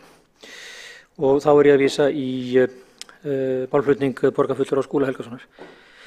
Mér finnst svolítið skrítið að við hér verum að ræða fjárhagsstöðu Reykjavíkurborgar að það sé í rauninni engum öðrum að kenna, slök staða en aðila en ríkisstjórninni. Ég held að við hefðum miklu betur notað þennan tíma og þetta tækifæri sem við höfum hér á þessum fundi til þess að fara yfir þau mál sem betur mættu fara í fjárhagsstöðu Reykjavíkurborgar. Mér dettur í hug til dæmis eins og staða í skóla- og frístundasviði. Þar stefnir í með þó nokkuð mikinn halla og ef ég má vitna í orð og skýrslu fjármálastjóra sviðsins, með leyfi forseta, orðið rétt, halli SFS á árinu 2021 meira en þekkst hefur frá stofnun sviðsins. Svo kemur auðvitað skýring á því nákvæmlega út á hvað hann gengur og hver þessi halli er. Ég hefði viljað nota þennan vettvang til þess að fara yfir stöðuna og þær áhyggjur sem við flest höfum að þessu. Við í fulltrúa sveitarfélagana, við auðvitað vitum það þegar við förum að stað með okkar rekstur, hvaða ramma við höfum. Okkur ber skylda til þess samkvæmt lögum að setja okkur eitthvað ákveðin ramma varðandi útgjöld og það er skýrt. Að vísa á það að það sé einhver inneign út í bæ eða hjá ríkissjóði getur ekki tengst ábyrgum rekstri eða verið skýring á slakri stöðu borgarinnar eða upp á vandi eitthvað. Það er einfaldlega bara ekki í boði. Það þarf að halda utan reksturinn með öðrum hætti. En eins og ég segi, ég hefði kosið að hafa þetta öllu málefnalegra, öllu snarpara og einbeittara að stöðu mála í borginni. Við höfum tekið á þessari ábyrgð sem okkur ber að taka, að halda okkur innan fjárheimilda, að halda okkur innan ramma og í staðin fyrir það að vera að kalla eftir einhverjum skýringum út í bæ. Og mér langar aðeins bara því að ég hef búin að fá tækifæri til þess að koma upp aftur, ég hef ekki tækifæri til þess að koma í andsvör, ég hef búin að klára þau, að nefna það að því það kom ekki skýrt fram í andsvari við málflutning formann borgarráðs, Þórdísar Lóu Þórsdóttur, að í þeirri spurningu sem ég varpaði fram, hvort hún hefði hugmyndum hvaða sveitarfélag trónaði efst á lista Sambands íslenskra sveitarfélaga yfir þau sveitarfélag sem hafa hvað hæst skuldarhlutfall A og B-hluta og ég ætla í því sambandi enn og aftur útskýra það eins og svo margir hafa gert áður að það er í rauninni svo fjölbreytta, víðtæka, öfluga, metnaðarfulla og vandaða þjónusta sem við erum að veita hér á vegum Reykjavíkurborgar. En aðeins aftur að svarinu við spurningunni hvaða sveitarfélag trónir efst á þeim lista, þá ætla ég að upplýsa það að það er nákvæmlega Reykjavíkurborg. Það er nákvæmlega Reykjavíkurborg. Það þarf ekkert að biðja neitt annan að fara yfir slík gögn. Þetta er að fletta upp á heimasíðu Samband íslenskra sveitarfélaga sem byggir sín gögn á þeim fjármálaupplýsingum sem sveitarfélögin senda sjálf. Og hér segir að þetta sé nákvæmlega hér frá nýjustu tölum sem fyrir liggja á heimasíðu sveitarfélagsins, Samband sveitarfélaga, upplýsingar að Reykjavíkurborg skuldarhlutfallið þar sé 186%. Vegið meðaltal er 146 og þau sem eru lægst eru töluvert fyrir neðan það. En það er ágætis lýsing á stöðu mála, skuldum í þeim sveitarfélagi sem við viljum vera Reykjavík. 186% skuldahlutfall A og B-hluta. Takk. Þá hefur borgarfulltrúinn Örn Þórðarson lokið máli sínu og næst tekur til máls borgarfulltrúinn Vigdís Hauksdóttir og er mælendaskrá lokað undir þessum lið.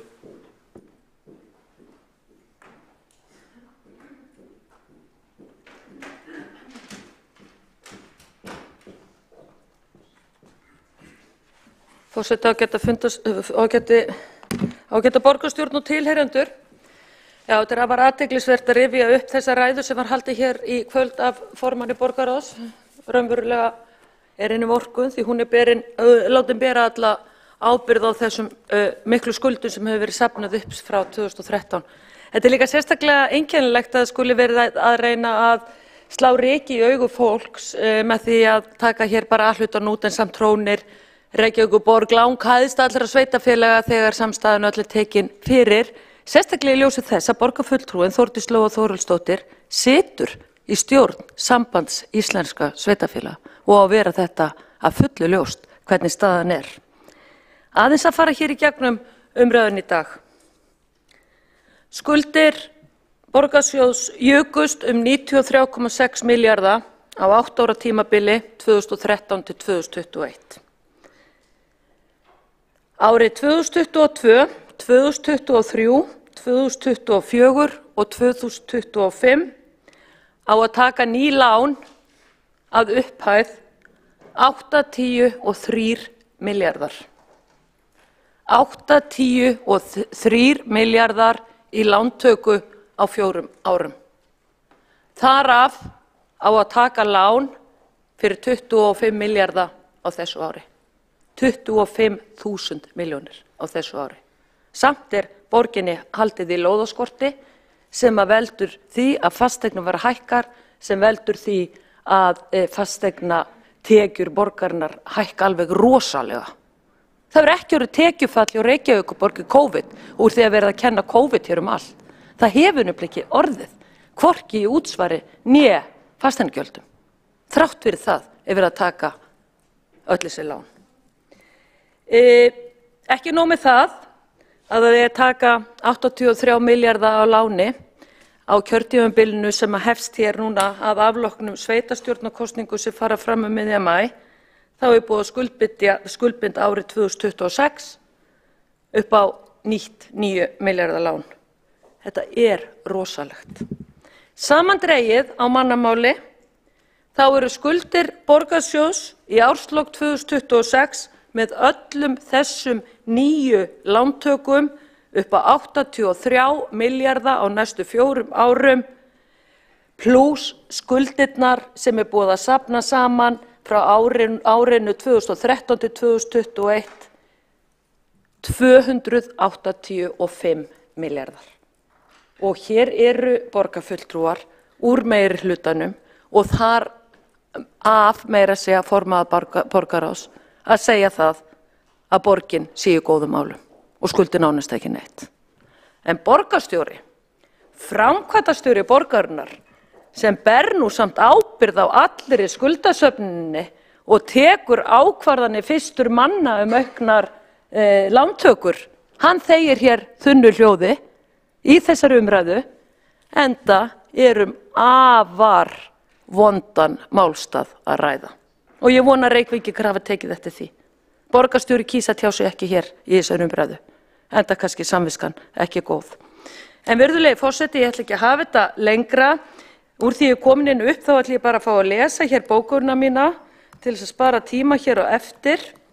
Og ég nú að fara hérna inn í tölvuna mína og bókunin svohljóðandi með leyfi forseta. Í árslok 2026 áætlaðar skuldir borgarsjóðs 240 milljarðar 240.000 milljónir. Á árinu 2013 hóf ríkissjóður að greiða niður skuldir í stórum stíl en á sama tíma hóf borgarsjóður að safna stórfelldu skuldum. Á þeim tíma mynduðu Samfylkingin besti flokkurinn og Vinstri græni meirihluta. Borgarstjóri hefur verið stjórnandi borgarinnar allt þetta tímabil og verið borgarstjóri síðastliðin tæpa 8 ár. Skuldir borgarsjóðs árið 2013 voru 62,2 milljarðar og voru rúmlega 500.000 á hvern íbúa. Nú 8 árum seinna voru skuldir borgarsjóðs 155,8 milljarðar eða tæp 1,5 milljón á hvern íbúa. Staðan alveg vonlaus. Lántöku áætlun á komandi kjörtímabili eru 83 milljarðar og 9 milljarðar á þar næsta kjörtímabili. Boðuð lántaka því 92 milljarðar næstu 5 ár. Skuldir borgarsjóðs verða því 240 milljarðar í árslok 2026. Þá hefur borgarfulltrúinn lokið máli sínu og umræðum þá lokið. Þá vindum við okkur til næsta liðar á dagskrá. Það við lesum bókanir í lokin. Þá það 6. liður á dagskrá, það eru fundargerðir borgarráðs frá 3. febrúar og frá 10. febrúar. En undir fundargerð borgarráðs frá 10. febrúar þarf að staðfesta 1 lið. Það 17. liður, Knarrarvogur 2, kaup á fasteign. 1 borgarfulltrúi hefur óskað eftir að taka til máls undir, 2 borgarfulltrúi hefur óskað eftir að taka til máls undir þessum lið og fyrst tekur til máls borgarfulltrúi Vigdís Hauksdóttir.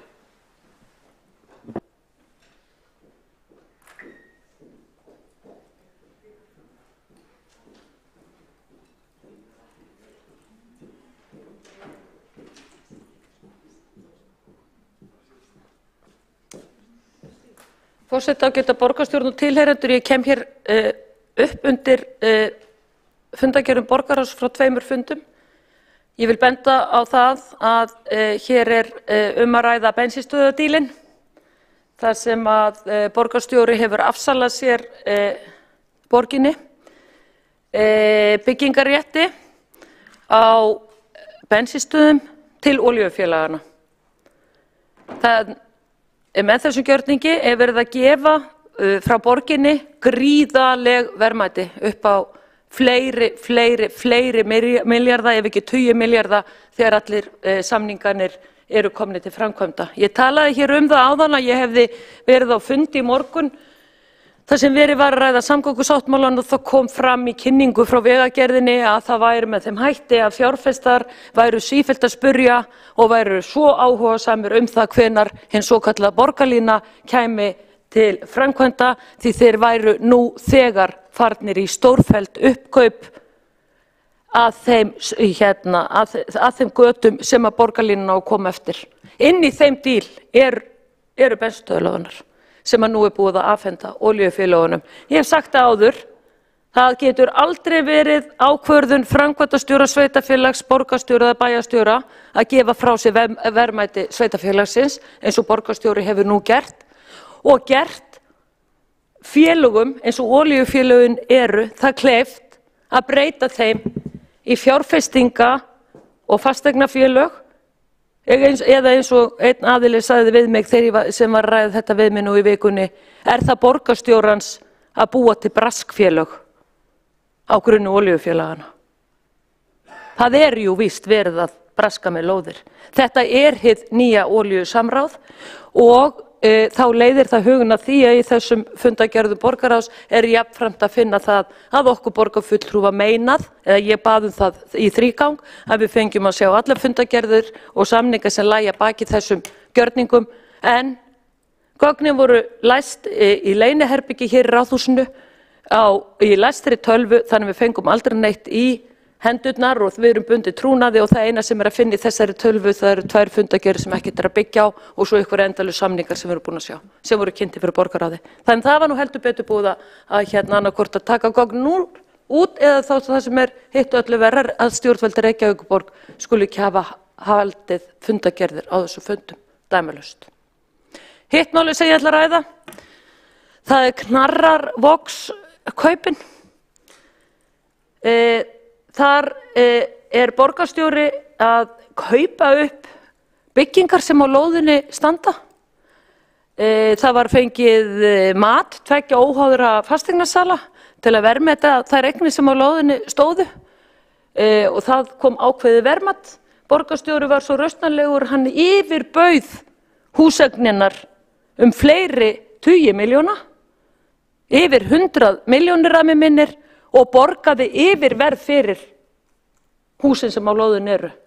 460 milljónir út í gluggann þar, takk fyrir pakkan.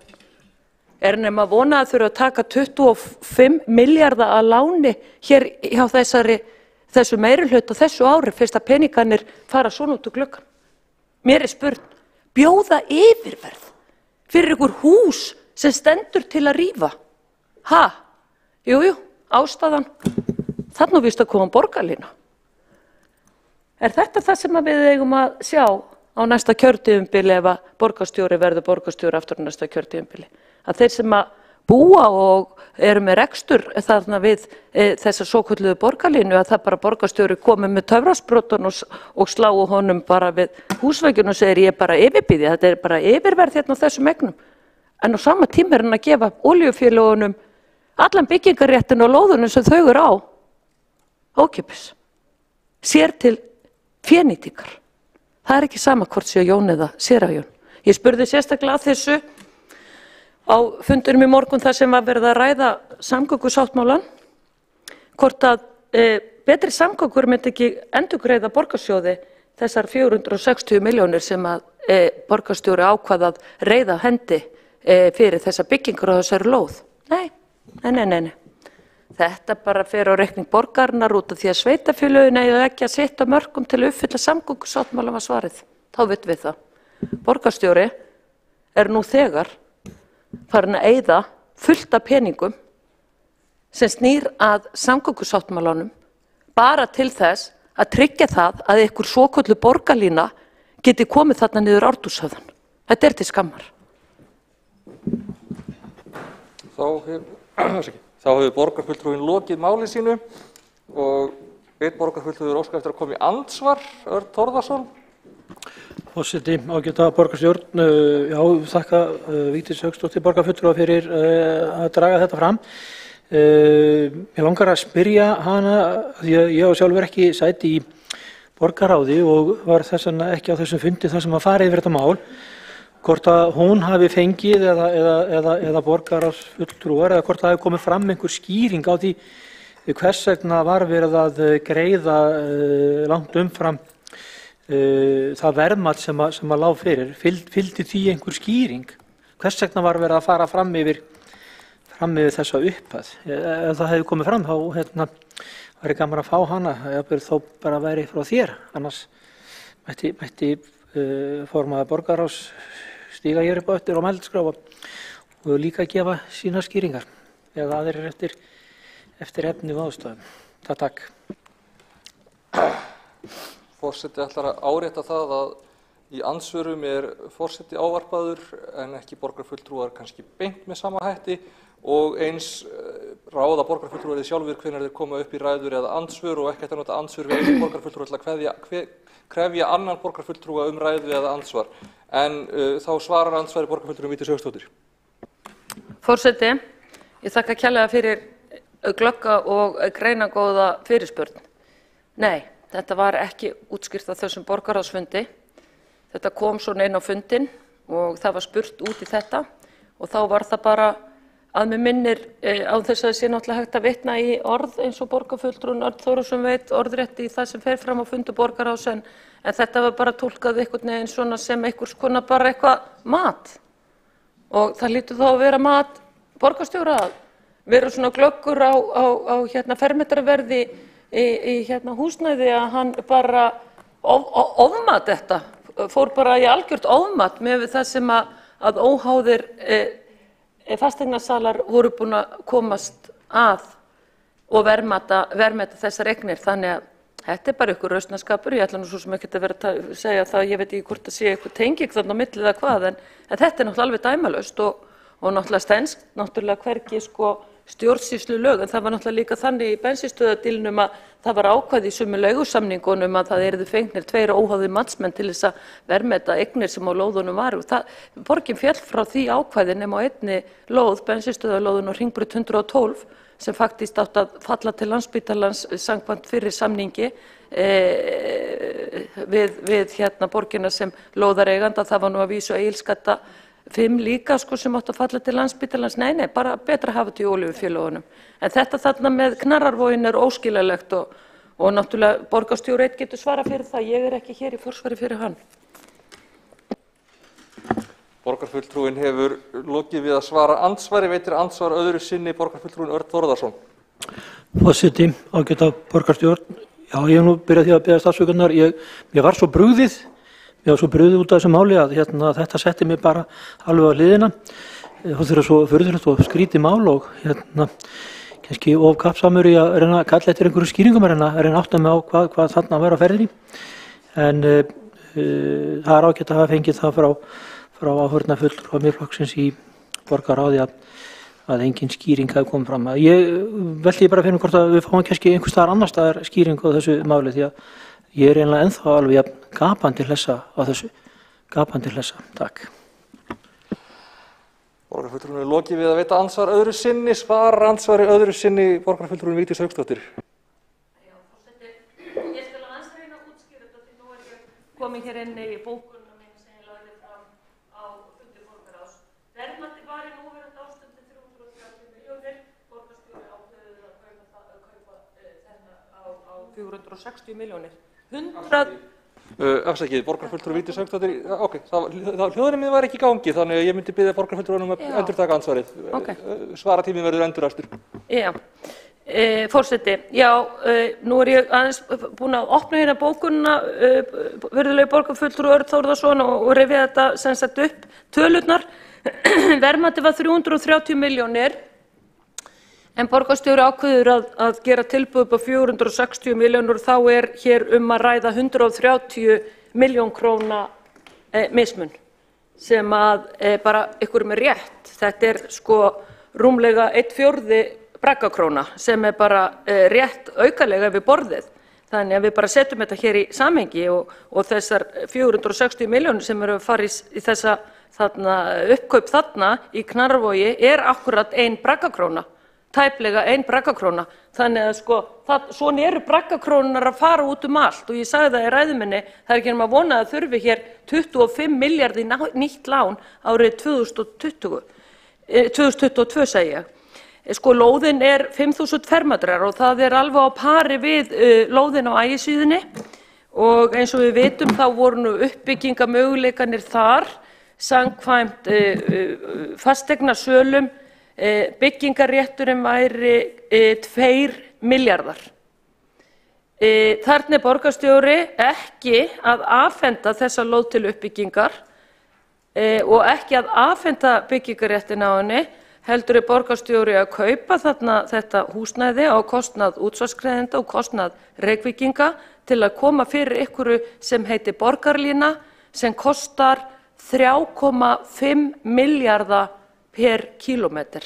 Þetta orðin svo mikil steypa, borgarfulltrúi Örn Þórðarson, þegar maður dregur þetta saman, hvernig þetta allt saman reksturinn á borginni, fjárútlát, draumaórar með borgarlínu, uppkaup á húsnæði fyrir borgarlínu eða bensínstöðardíllinn, að maður náttúrulega bara orðlaus.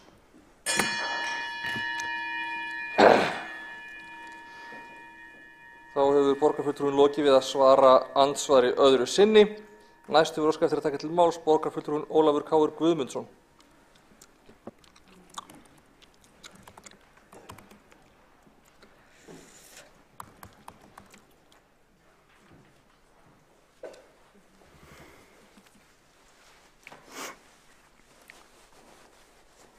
Já, forseti ágæta borgarstjórn. Fyrir 5 dögum hafði ég ekki hugmynd að væri einhverju samningar í gangi með Knarrarvogur 2. Ég hins vegar í ágætu sambandi við menn sem að stunda atvinnurekstur hérna á þessu svæði og í húsinu við hliðina á. Og þeir hafði ekki hugmynd það heldur. Þannig að það ekki bara þessi bensínstöðvarsamningar og leyndílar í kringum það. Það 5 dagar síðan að ég uppgötaði þetta, þannig að ég lagðist svolítið yfir þetta helgina, var reyna að átta mig á þessu. Ok, Knarrarvogur 2, nýja sendibílastöðin, það keypt upp húseignirna þeirra og bílaplönin og ekstæði og allt sem að þeir eru með þar og þá spyr maður sig strax hvert nýja sendibílastöðin að fara. Einhver annar díll í gangi hvað það varðar? Búið út að maður að lóða eða þeir að fara upp á Esjumeil eins og allir hinir. En þetta var Knarrarvogur 2 og við erum búin að heyra upphæðirnar það frá borgarfulltrúa Vigdísi Hauksdóttur en þetta eiginlega sambyggt húsi númer 4. Og ég talaði við þar bara síðust í dag og það enginn fann að tala við þá. Þannig eru þeir að fara, þeir hafa ekki hugmyndu það. Þeir eru margbúin að biðja viðræði við borginu það hvað sé að gerast þarna. Þeir eru búin að sjá Glærusjóun eins og allir aðrir það að þetta sé fyrir borgarlínunni. Og Knarrarvogur, nú hefum við smá fordæmi, Knarrarvogur 4 5 sinnum stærra hús heldur en Knarrarvogur 2. Þannig við erum sennilega að fara að horfa á einhvað yfirverð þar upp á einhverja 2 milljarða. En þetta gerði það að það eitt gott sem kom út úr þessu. Og að því að hér var tíðrætt áðan partíin, fjármálspartíin og allt þetta, og þannig að sumir séu nú bara alltaf í Eurovision-vagninum hér í borginni. En ég fann að horfa allt inn á lóðapartíið.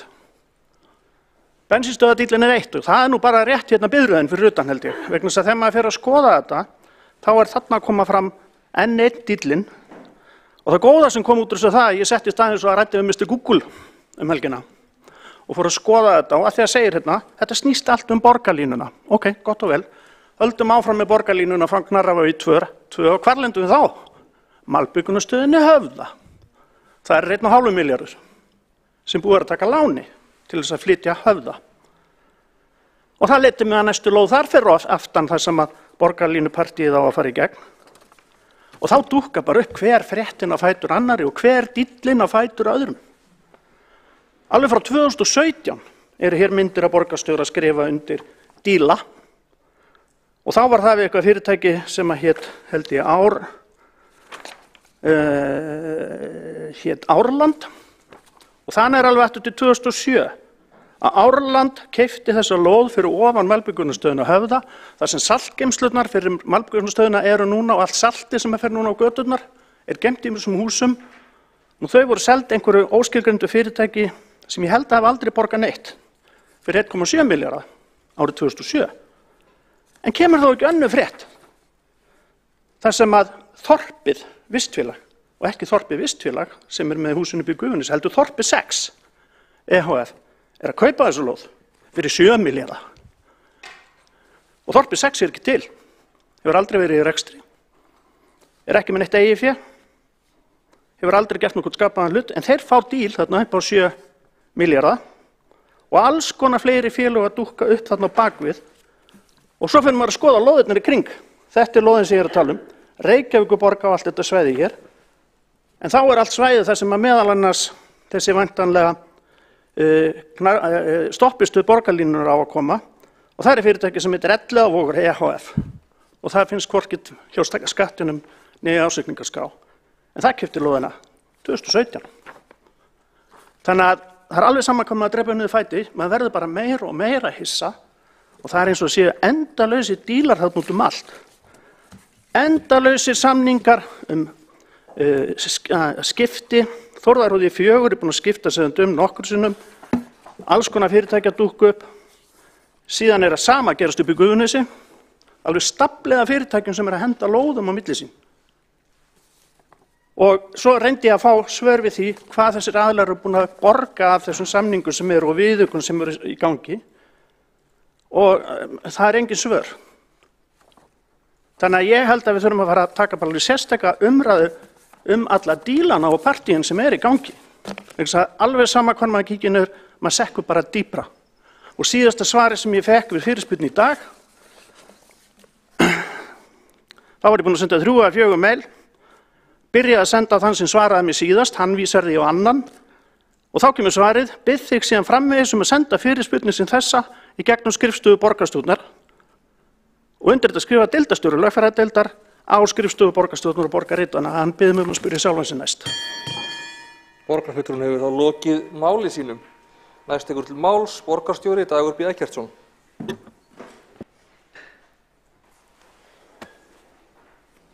Forseti ágæta borgarstjórn, hér vikið af 2 málum sem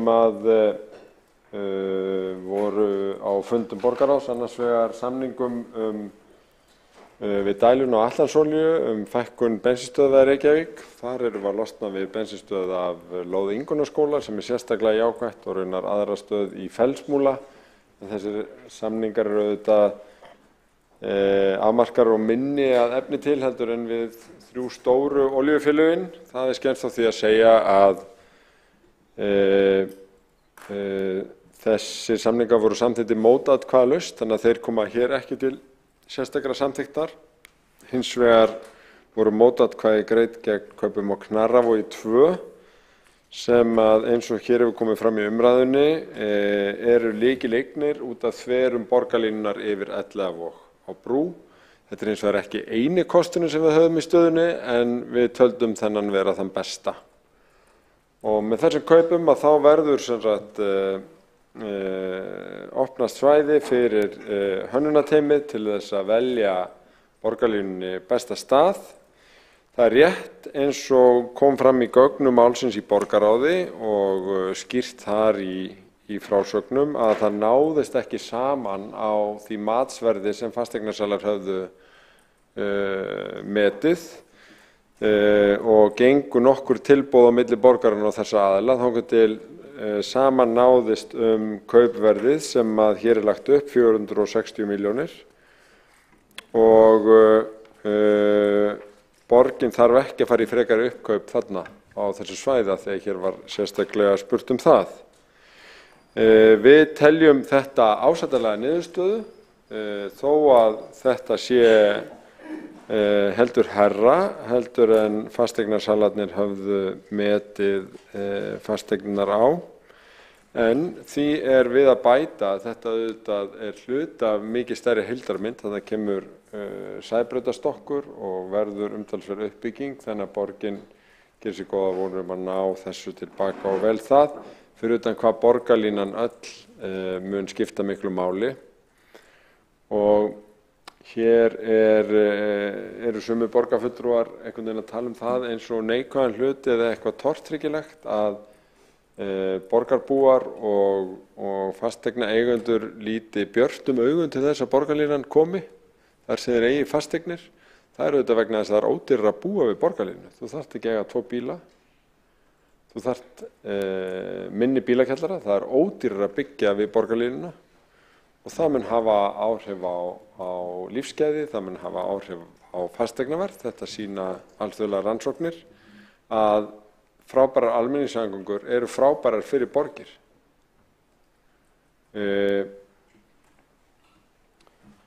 Það var síðan engu líkar en að varaborgarfulltrúi Sjálfstæðisflokksins væri átt að sjá því að fasteignir gengju kaupum og sölum í borgum og Reykjavík meira að segja líka. Og mér líður stundum eins og minnihluti sem fer að trúa því að það sé ekkert í gangi í borginni, það sé engin uppbygging, það sé engin áhugi. Það er bara þvert á móti, það er allt í gangi, það er mikill áhugi og mikil uppbygging. Og þetta er nú bara hluti af því sem í daglegu tali er kallað verslun og viðskipti, að það er líka verslað með fasteignir og gerðir samningar. Og ef að fulltrúar Sjálfstæðisflokksins stökk upp á nef sér út af því, að þá er nú bleik brauðið.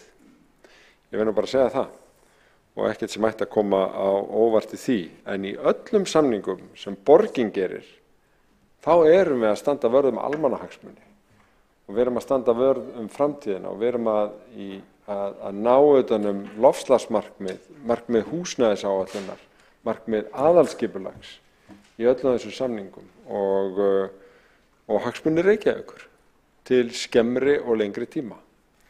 Og samningurinn Knarrarvog tengist þessu öllu, sterkt í gegnum borgarlínuna, því legg ég til að hann verði staðfestur hér. Borgarstjóri hefur lokið máli sínu og hafa 2 borgarfulltrúar óskað eftir að veita andsvar. Fyrst veitir andsvar borgarfulltrúin Vigdís Hauksdóttir. Forseti, ég þakka borgarstjóra fyrir það að hafa komið hér upp að því að ég náttúrulega var ekki með þessar upplýsingar og er bundið trúnaði af fundi borgarráðs, þannig að það er virðingarvert að borgarstjóri komi hér og reyna að svara fyrir þetta. Við fylgdust öll eins og límt við skjáinn að horfa á verbúðuna, það sem var verið að afhenda kvótan, fiskinn í sjónum til útvaldra aðila. Það er þannig í Reykjavíkurborg núna að það er hægt á morgun að gera heila þáttaröð sem gæti heitið Reykjavíkurbúðin, því að það er verið að búa til lóðakvóta, nýtt úthlutunarkerfi. Þeir sem eru með reksturinn á lóðunum, þeir fá byggingarréttinn. Alveg eins og var gert með sjávarútveginn, veiðireynsla gaf kvótan. Borgarstjóri er að fara sömu leið með lóðir Reykjavíkur, svo öllum sé það ljóst hér. Þetta er algjörlega það sama. Olíufélögunum eru afhent gæði borgarinnar. Borgin afsalar sér öllum byggingarrétti og uppbyggingaráformum sem eiga heima fyrst inn í eignarsjóði og síðan inn í borgarsjóði. Þetta er rosalegt mál. Við skulum bara sjá hvað við stöndum frammi fyrir núna á árinu 2022 hjá Reykjavíkurborg. Þá ætla ég að spyrja borgarstjóra í framhald af þessu. Dagskrárliður 22 í þessari fundargerð var lagt fram bréf borgarstjóra minnisblað stöðu samninga viðræðna við Atlas-olíu EHF og Skeljung fyrir hönd Dælunar uppbyggingu á lóðum í borgarlandinu og svo er þar áframhaldandi. Mér var það til undrunar þegar ég fór hér núna inn á Knarrarvog 2 á já.is að efst á já.is fyrirtæki sem koma þar OB, Atlas-olía. Er þetta tengt, þessi 2 mál sem voru tekin fyrir á fundi borgarráðs? Borgarfulltrúin er lokið við að veita andsvar, svarar andsvari borgarstjóri Dagur B. Eggertsson. Forseti, ágæta borgarstjórn, það er eiginlega svolítið kostur þetta verða bara vitnaði hérna í beinni útsendingu að fulltrúar minnihlutans er að reyna að koma sér upp einhverju svona samhengislínu eða kannski samhengislausri línu í aðdraganda kosninga. Sagan er einhvern veginn svona. Borgarlína er alveg hræðileg fyrir þessa borg og mun bara eyðileggja allt og já, og síðan að vera að kaupa bara fullt af fasteignum meðframinni vegna þess að íbúðaverð mun hækka svo mikið og vera svo eftirsótt að búa þar. Og svo verður að segja hérna í öðru orðinu að 5.000 fermetra lóð sem sé bensínstöð sé 2, 3 eða 20 milljarða virði, en síðan verið að segja að það sé verið að kaupa lóð sem jafnstór, 5.000 fermetrar, á ofurverði fyrir 400 milljónir. Það bara stemmir ekki neitt í þessu málflutningu, hann hangir ekki saman og þetta ekki fyrir nokkurn mann að skilja, af því að það bara slegið út á austur og rugglað í þeirri von að einhver trúi einhverju og helst hinu illa upp á alla menn. Þetta löngu komið út yfir allt, kæri borgarfulltrúi. Það engin brú í þessu. Þá hefur borgarstjóri lokið við að svara andsvari, veitir andsvar öðru sinni borgarfulltrúin Vigdís Hauksdóttir. Ágæti forseti. Veit nú borgarstjóri ekki lengur hver munurinn á lóðum og fasteignum? Það bara orðið þannig? Bara komið svo fyrir borgarstjóra? 400 milljónir fyrir fasteignir á lóðin á Knarrarvogi 2. Ægisíðu lóðin, byggingarétturinn á henni eru 2 milljarðar.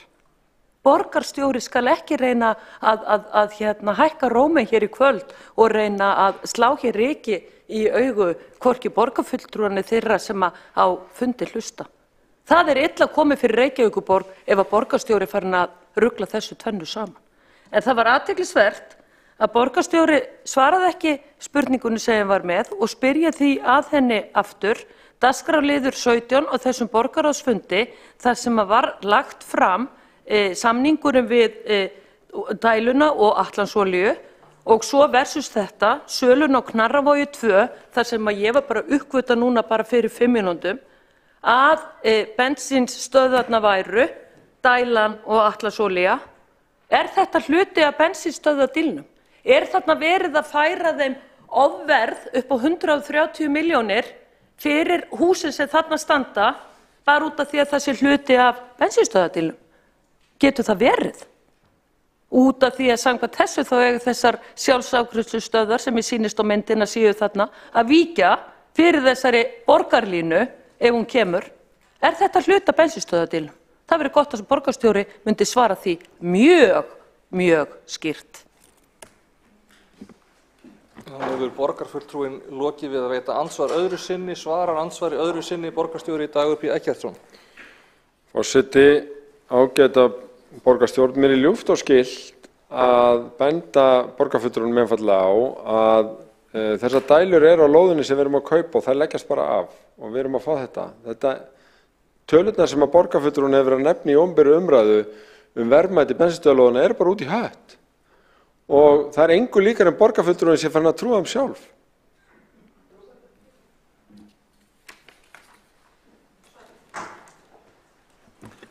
Þá hefur borgarstjóri lokið við að svara andsvari öðru sinni. Næstu óskar eftir að veita andsvar borgarfulltrúin Ólafur K. Guðmundsson. Já, forseti, ágæta borgarstjórn. Já, samhengislaust. Já, það ekki skrítið að það kom upp í huga borgarstjóra.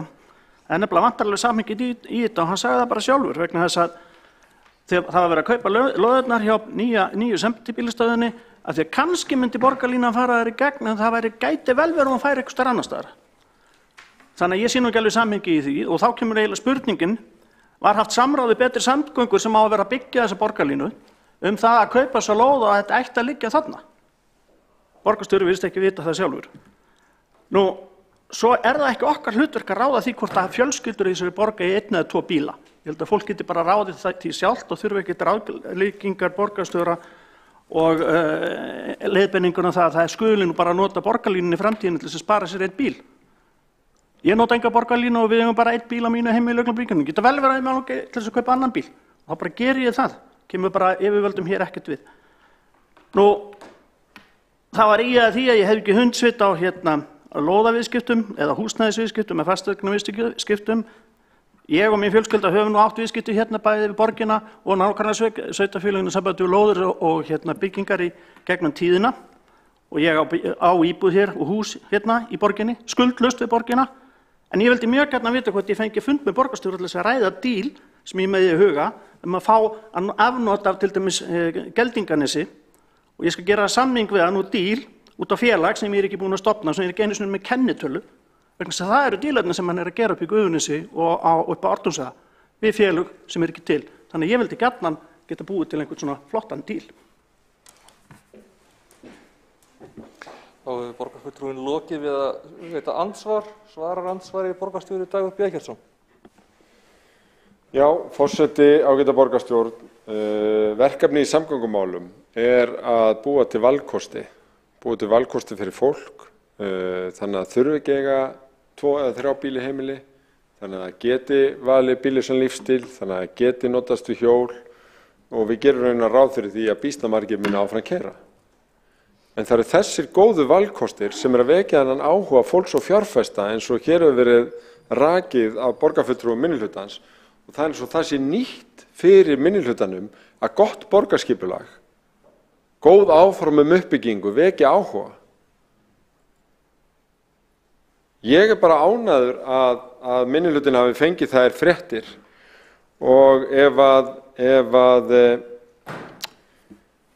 borgarfulltrúinn heldur að hlutinni gangi þannig fyrir sér að hann geti fengið fund með mér til þess að ræða einhverja díla Geldinganesið, þá verði ég bara að segja honum þær fréttir að Sjálfstæðisflokkurinn er ekki lengur hérna við völd. Það er liðinn sá tíma að þetta gerir svona. Í Gufunesi auglýstum við eftir hugmyndum og gengum til samninga við þá sem voru með þær hugmyndir sem féllu best að stefnu okkar og Grafarvogsbúa sem voru með í starfshópnum sem lagði mat á hugmyndirnar og það er nákvæmlega eins varðandi bensínstöðvamálin að þar leggjum við fyrir borgarráð sýn á fækkun bensínstöðva, svo þegar hægt gengur þá leggjum við fyrir plan og gildir það sama fyrir alla. Sjálfstæðisflokkurinn samþykkti reyndar þetta plan, Miðflokkurinn líka, allir í minnihlutanum, vegna þess að þetta var vel rökstutt og vel undirbúið plan.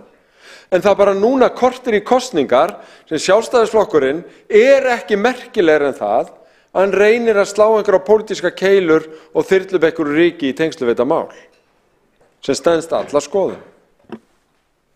Þá hefur borgarstjóri lokið við að svara ansvari, veitir ansvar öðru sinni borgarfulltrúinn Ólafur K. Guðmundsson. Já, það er ágætt að borgarstjóri er til í að ræða við mig þetta, þá hann vil ekki ræða við Sjálfstæðisflokkinn, enda var ég að biðja fund með honum fyrir mig persónulega en ekkert fyrir Sjálfstæðisflokkinn. Hann nefndi samráð í Gufunesi. Það vill nú bara svo illilega til að ég var í Hverfaráðinu á þessum tíma þegar Gufunesið og allar uppbyggingarnar þar voru að fara í gang. Það var aldrei talað við Hverfaráðið eða íbúðaráðið eða nokkurn annan þar. Það var lofað ýmsu, lofað samráði, en þetta samráð var aldrei haldið. Þannig að það er alveg á tæru vegna sem ég var í Hverfaráðinu þar og ég þarf ekki annað en heldur en að rifja upp það sem var í gangi við Borgarholtsskólann núna, lóðin tekin af honum og sett undir eitthvað allt annað. Það var ekkert samráð við íbúa þá. Og varðandi það að það sé svo voðalega gott að stunda bíllausan lífstíl og það þurfi ekki að eiga bíl, þá skoruðu nú íbúarnir sem að fluttu niður í Gufunes núna fyrir stuttu síðan ekki hátt í því og ætlaði að vera með bíllausan lífstíl þar og engar almenningssamgangur og allt sviki hvað það var það. Og ég keyrði þarna niður daginn, það er flutt inn í 49 íbúðir og það eru 30 bílar fyrir utan. Það er nú allir bíllausi lífstílina því að það var svo vel staðið við þessar svokölluðu bíllausu samgöngur sem þangað átt að fara. Borgarfulltrúinn hefur lokið við að veita ansvar öðru sinni, svarar ansvar öðru sinni borgarstjóri Dagur B. Eggertsson. Forseti, ágæta borgarstjórn, mér leiðist að þurfa að leiðrétta borgarfulltrúann, en það var sannarlega svo að það var stýrihópur framtíð Gufunes sem mat meðal annars innkomnar hugmyndir bestu starfsemi þar. Fulltrúi íbúi í honum hét og heitir Elísabet Gísladóttir sem lengi hefur verið formaður íbúasamtaka Grafarvogs og varaborgarfulltrúi Sjálfstæðisflokksins og Fjölnir átti líka fulltrúa í þessum hópi, þannig ég bara frábið mér einhverja upprifjun og einhverju sem er augljóst að borgarfulltrúin hefur ekki neina einustu endurminningu Þetta var nefnilega vel að þessu staðið og þegar sýnin lá fyrir eftir mikla vinnu, þá var auglýst eftir hugmyndum, það kom sameiginleg niðurstaða og á grundvelli þess var gengið til samninga við Reykjavík Studios á sínum tíma. Það er alveg rétt að Sjálfstæðisflokkurinn reyndi að gera það tortryggilegt en það var með afskaplega dapurlegum árangri vegna þess að þetta var unnið vel með fulltrúum íbúa sem sá í gegnum þennan pólitíska málatilbúnað. Borgarstjóri lokið við að svara andsvari öðru sinni. Næst tekur til máls borgarfulltrúinn Örn Þórðarson. Allt í lagi. Afsakið, borgarfulltrúinn Örn Þórðarson vill gera athugasemd við fundarstjórn. Forseti, ágæta borgarstjórn, já, ég vil gera athugasemd við það. Ég heldur sem við komum talsvert langt út fyrir máli sem er hér til umræðu. Við fengum að ræða 17. lið fundargera borgarans frá 10. febrúar og ættum að halda okkur við það í stað þess að vera að fara út í umvöll. Þannig að ég ætla að gera athugasemd við það. Ég er síðan að mæla dagskrá á eftir. Forseti ætlar að árétta að það dagskrárliðurinn sem er til umræðu eru fundargerðir borgarráðs frá 10. febrúar og 3. febrúar og í raun er ekki til fyrirstöðu að þeir sem að fara upp í ræður eða andsvör undir þessum lið ræði hvaða lið sem er á þessum fundargerðum. En næst tekur það til máls borgarfulltrúinn Marta Guðjónsdóttir.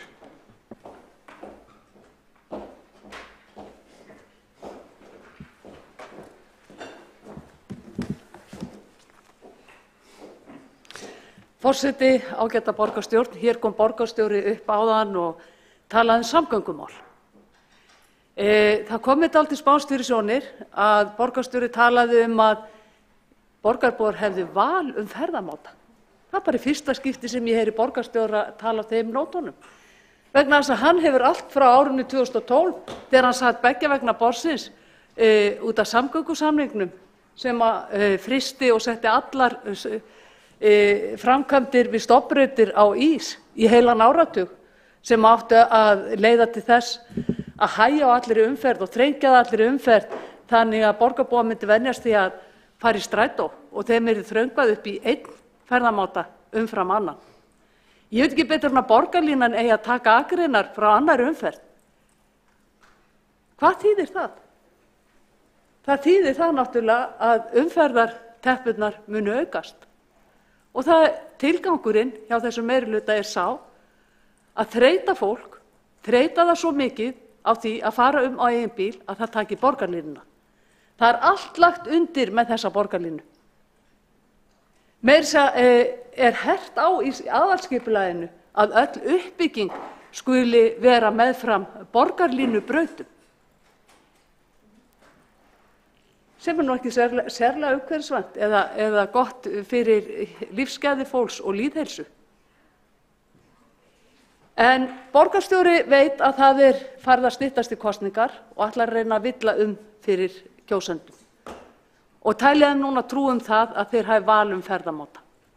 Nei, þeir muni ekki hafa marga kosti þegar borgarlínan verður búin að taka akreinar frá annarri umferð, þegar ekki hefur verið farið í nauðsynlegar framkvæmdir á stofnbrautum, mislæg gatnamót við bústaði við Reykjanesbraut sem hafa tafist og átt að vera lokið árið 2021 eða mislæg gatnamót við Kringlumýri Miklubraut og Háaleitisbraut og Grensásveg, svo dæmi sé tekið, eða farið í það að taka upp nútíma ljósastýringar.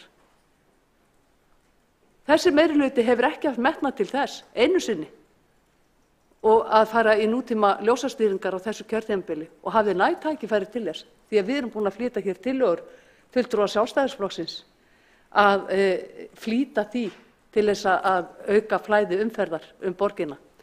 Nú á að kaupa hús fyrir peninga skattgreiðenda til að rýma fyrir borgarlínu upp á tæpan ½ milljarð. Og svo talar borgarstjóri hér og borgarfulltrúar meirihlutans eins og okkur komið þetta ekki við. Borgarfulltrúum í borgarstjórn Reykjavíkur, hvað þá borgarbú? Þetta algjörlega með ólíkindum, þetta viðhorf gagnvart bæði borgarbúum og kjörnum fulltrúum hér í borgarstjórn Reykjavíkur. Hér stekkur borgarstjóri upp á nef sér og hæðist jafnvel hér að borgarfulltrúum fyrir það að leyfa sér að gagnrýna þennan gjörning, að það vera að kaupa hús hér á yfirverði til að rýma fyrir borgarlínu og síðan á að rífa þetta hús. Fyrir liggur verðmat frá 2 aðilum sem miklu lægra. Borgarstjóri skuldar borgarbúum og okkur kjörnum fulltrúum svör við því hvers vegna þetta tilboð á yfirverði var tekið en ekki lægra tilboðinu og við óskum svara við því. Borgarfulltrúinn hefur lokið máli sínu og veitir andsvar borgarstjóri Dagur B. Eggertsson. Forseti, ágæta borgarstjórn, ég fór yfir það hér í fyrirræðu minni að það voru fengin 2 verðmæt fasteignasala og gengu nokkur tilboð á milli. Það náðist ekki saman á því matsverði og það var metið svo að það væri það miklir hagsmunir í húfi á þessu svæði fyrir borgina að samningar náðust kaupverði 460 milljónir. Þá hefur borgarstjóri lokið við að veita andsvar. Næst tekur til máls borgarfulltrúinn Örn Þórðarson.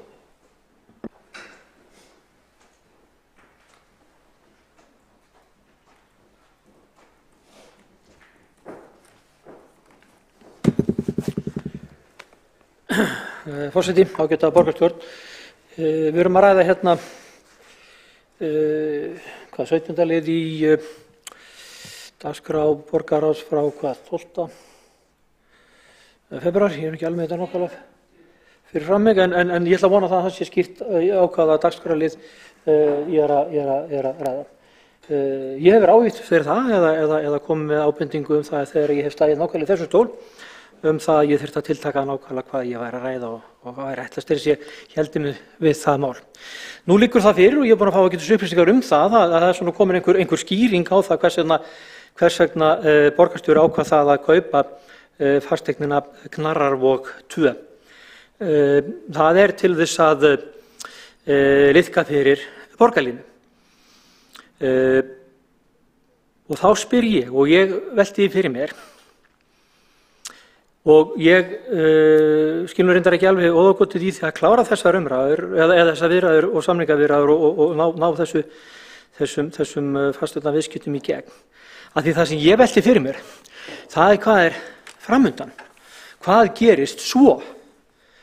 Ég er ekkert viss að það séu margir sem þekkja nákvæmlega hvernig hlutirnir líta út þarna við nákvæmlega þetta svæði. Hinum megin við götuna,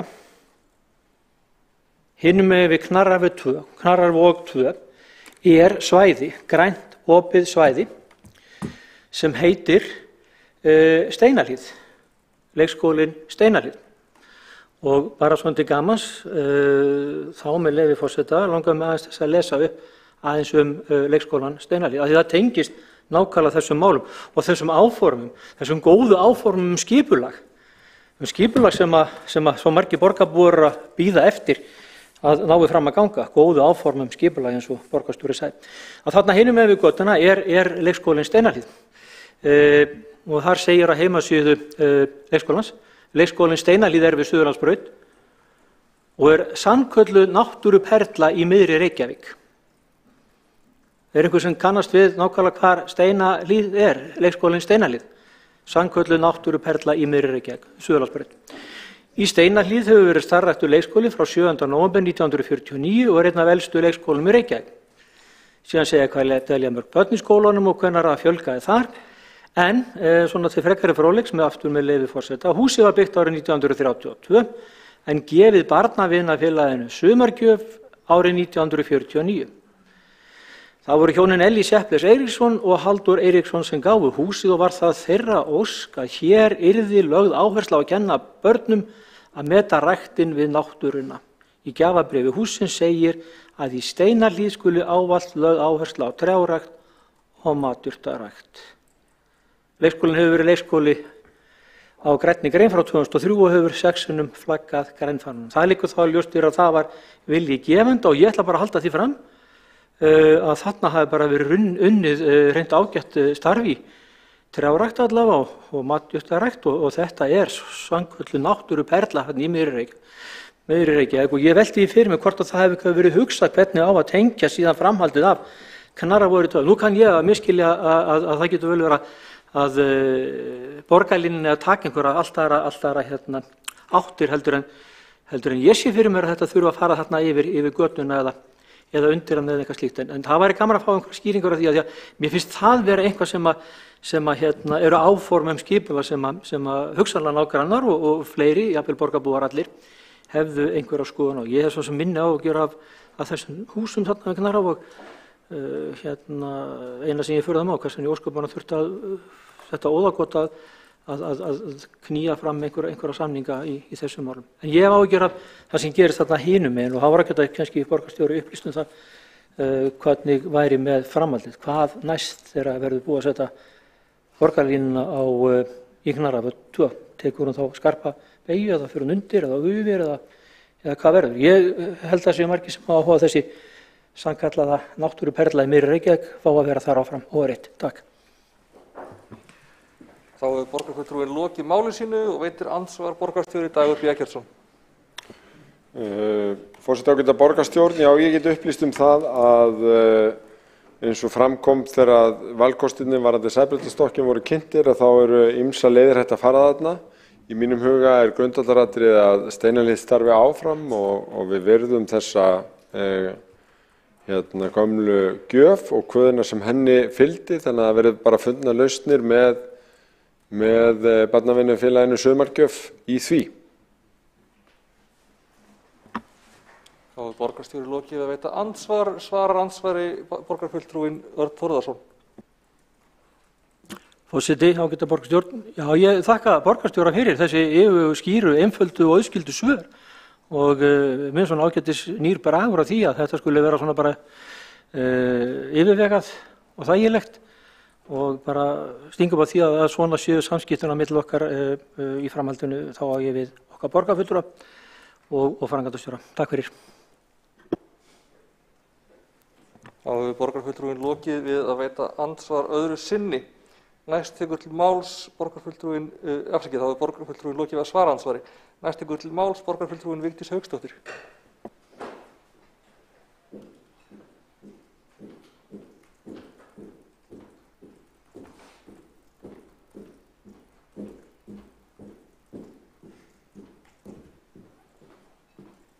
Forseti, ágæta borgarstjórn og tilheyrendur. Já, ég ætla að koma hérna aðeins upp aftur út af þessari lóð, bara til að útskýra fyrir þeim borgarfulltrúum sem ekki sitja í borgarráði og jafnframt þeim sem heima sitja hvernig kaupin gerast á Eyrinni. Við fáum dagskrá og fundargögn svona 1,5 sólarhring fyrir fund borgarráðs við minnihlutanum. Þá kerfið búin að veltast með sum málin langa lengi. Og við erum búin að kynna sér allt máli, vita allt málin, vita allt dílana, vita allt baksamningana, vita allt þetta og eins og þetta núna nýjasta mál með þetta félag Sumargjöf sem ég var nú bara alls ekki búin að átta mig á að það væri eitthvað hvað þar og borgarstjóri segir að það er að finna eitthvað góða lausn með þeim. Sko svona eru málin umfangsmikil og þetta sýnir það hvað borgarstjóri alltaf langt á undan okkur öllum hér inni og ég fullyrði líka borgarfulltrúum í meirihlutanum með alla vitneskju þekkingu því hann heldur á pókerspila stokknum og veit nákvæmlega upp á hár hvar þarf að semja og hvað þarf að gera. Og hér erum við að ræða þetta yfirverð fyrst og fremst á þessum húsum, þarna á þessari lóð sem að borgarstjóri ruglaði saman við byggingarétt til dæmis út á Ægisíðu. En látum það nú bara liggja milli hluta. Það getur alltaf gerst. En í framhaldi af þessu sem að ég sagði hér í fyrri ræðu minni, þá hafði borgari hér í Reykjavík sendið mér skilaboð þar sem að ég var að tala verðbúðina og kvótakerfið og þeir fengu kvóta sem höfðu veiðireynslu og það var settur út pottur og því var deilt út eftir veiðireynslu þeirra sem voru á miðunum á þeim tíma. Nú hér í Reykjavík, þessi svokallaða sem ég kalla Reykjavíkur verðbúð, þá snýst þetta lóðir og það snýst það hverjir hafa notað lóðirnar. Það er verið að búa til nýtt kvótakerfi, lóðakvótakerfi Reykvíkinga og þeir sem að fá þær hafa verið þar, olíufélögin. Þetta er nýja olíufélagasamráðið því að þó við megum ekki sjá gögnin sem liggja bak við samningana að þeirra mati á grunni þess að þeir séu í samkeppni og séu á markaði að þá er þetta ekkert annað en samráð og þess vegna eigum við sem borgarfulltrúar auðvitað að hafa aðgang að þessum gögnum öllum, ekki bara sumum. Að þá fékk ég skilaboð, já þetta var merkilegt sem þú sagðir. Það var nefnilega þannig að einn af höfundum kvótakerfisins ásamt nokkrum ágætum föllnum höfðingjum hér á landi var akkurat nákvæmlega forsætisráðherrann Steingrímur Hermannsson. Og hver skrifaði í 3 bindum ævisögu hans? Jú, maðurinn sem situr mér hér á hægri hönd og heitir Dagur B. Eggertsson og er núna borgarstjóri. Það skildi þó ekki vera að hann hafi verið góður nemandi okkar ágæti borgarstjóri á þessum tíma. En þetta fannst mér athyglisvert að fá þessa sendingu og svona svolítið spaugilega í ljósi þess að borgarstjóri er núna búinn að framþróa kvótakerfið í sjávarútvegi inn í rekstur borgarinnar því að nú finnst fjárfestum ekkert neitt spennandi að vera fjárfesta neitt á hlutabréfamarkaði eða í bönkunum eða neitt. Núna eru peningarnir í lóðunum, í landin okkar og það er nýja gullnáman. Enda er ásóknin slík að félögin, olíufélögin, þau hækkuðu marga milljarða leið og það var tilkynnt að dýllinn við Reykjavíkurborg með bensínstöðvalóðarnar var í höfn. Þannig að þetta vonandi eftir að springa betur út fyrir kosningar. En ég ætla að lesa bókun hér með leyfi forseta.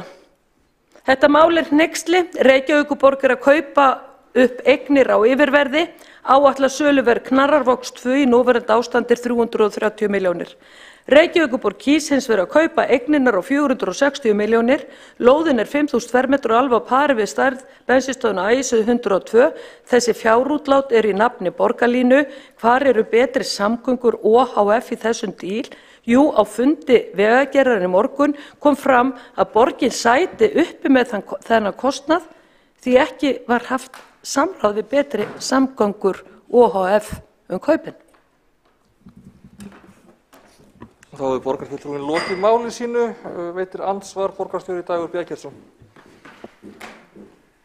Forseti ágæta borgarstjórn, þegar kvótakerfið verður til er kennarinn minn Kristín Á. Þorsteinsdóttir í 6. K-þ í Árbæjarskóla. Ég er 12 ára. Ég skrifaði eins vegar, það er alveg rétt, ég skrifaði ævisögu Steingríms Hermannssonar þegar ég var í læknanáminu og lærði mikið af því, lærði mikið af honum, lærði mikið flokk borgarfulltrúans, Framsóknarflokkinn og þeir sem að vilja kynna sér upp á kvótakerfisins geta lesið hreinskilna lýsingu Steingríms í þessari ágætu bók.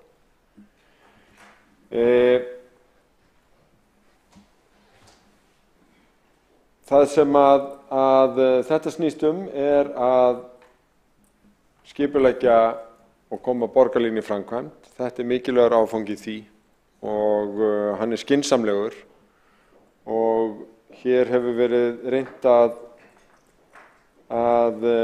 þyrla einhver upp í tengslu við það. Það tekst ekki vegna þess að hér var bara strax í upphafi máls sett niður samningateymi sem hefur unnið að því að kortleggja eftir því hvar Borgarlínan liggur, hvar þurfi hugsanlega að ganga til einhvers konar samninga og það er ekki á mörgum stöðum. Þannig að þetta er bara stór áfangi í því að koma þessi framkvæmd. Þá hefur borgarstjóri lokið við að veita andsvar, svarar andsvari borgarfulltrúinn Vigdís Hauksdóttir. Já, forseti ágæta borgarstjóri tilheyrendur. Já, ég er nú að vísu í Miðflokknum. Sá flokkur var ekki til þegar Steingrímur Hermannsson var þingmaður ráðherra, þannig að það skal nú leiðrétt hér. En ég hef ekki lesið ævisögu Steingríms, þannig ég veit nú ekki hvað borgarstjóri er að vísa í, að lýsa einhverjar hreinskiptar lýsingar hans á því hvernig kvótakerfi var til og tilurð þess.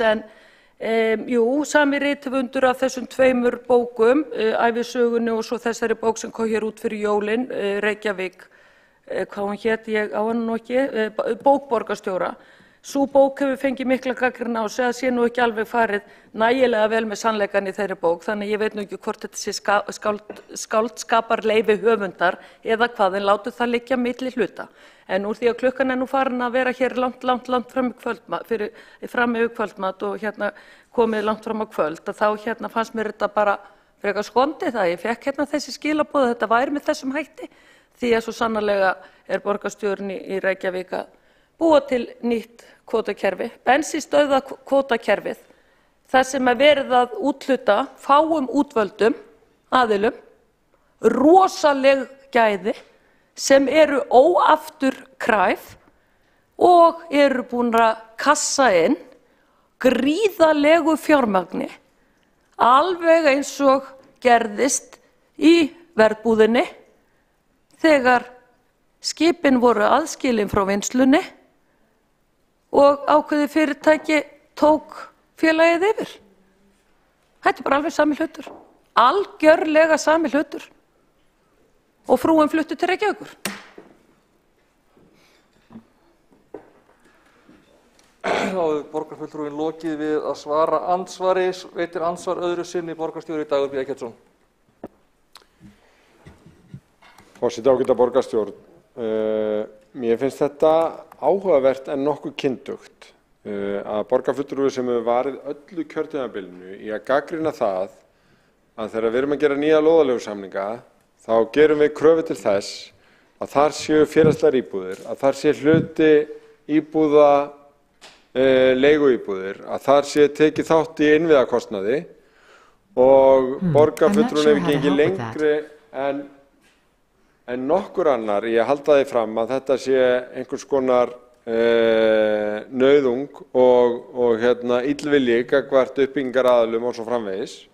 En þetta er nú bara að standa vörð almannahagsmuni. Svo kemur borgarfulltrúinn nokkrum dögum fyrir kosningar núna og ætlar að halda bara einhverja allt aðra ræðu að í þessum samningum felist allt saman gjafagjörningar og ég veit ekki hvað. Ég held að borgarfulltrúinn verði að fara að velja sér málstað.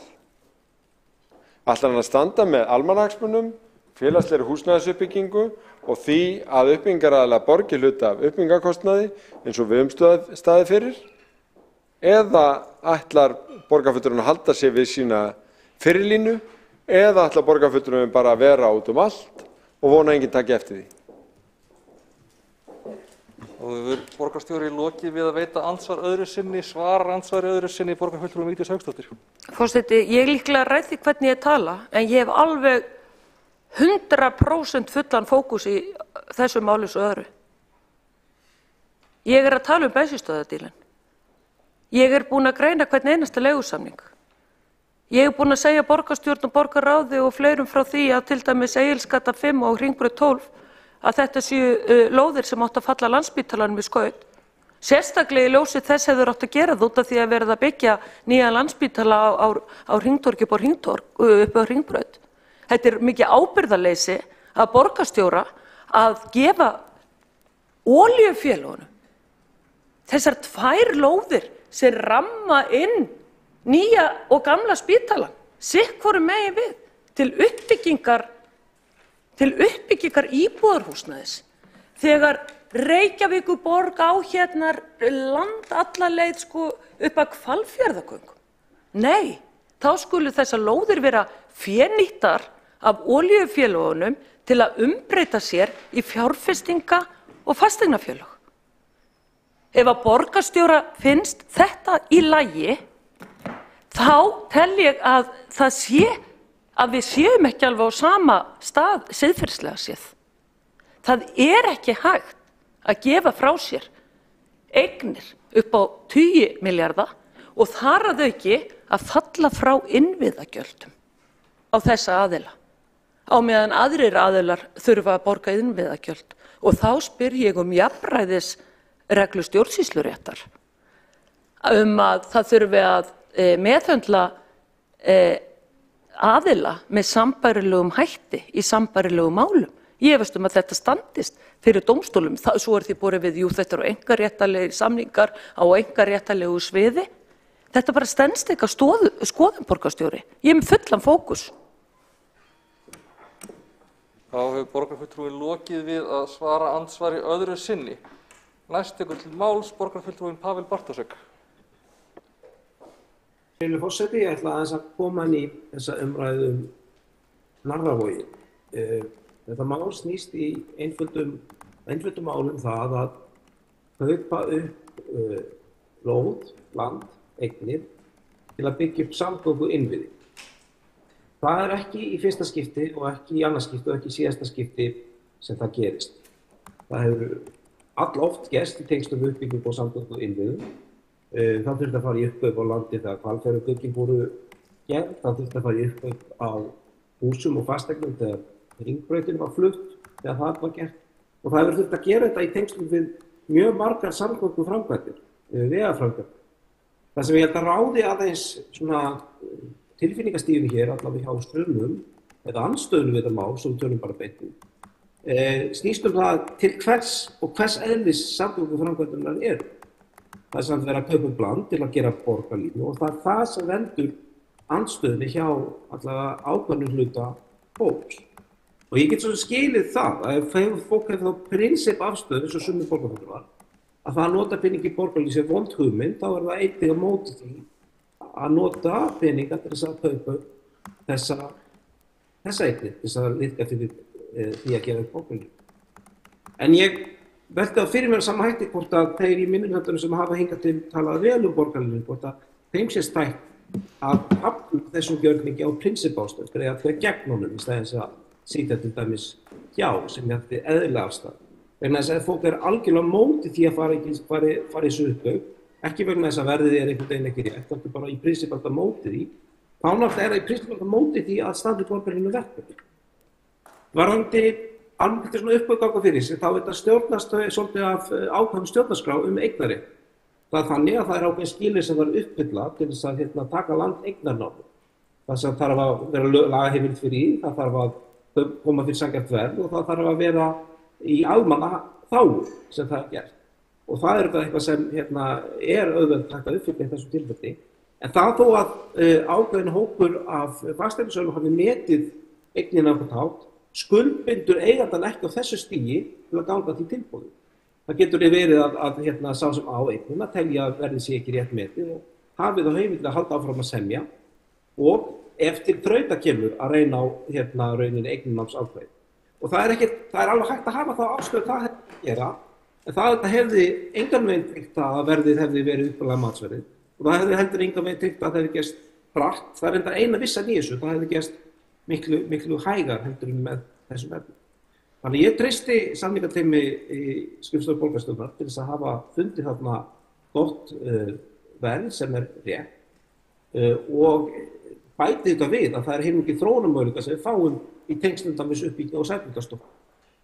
Þannig að ég styð þetta og segi jafnframt að mér finnst að ég get skilið að fólk sem er algjör móti því að byggja borgarlínu sé móti því að fara í þessu uppkaup.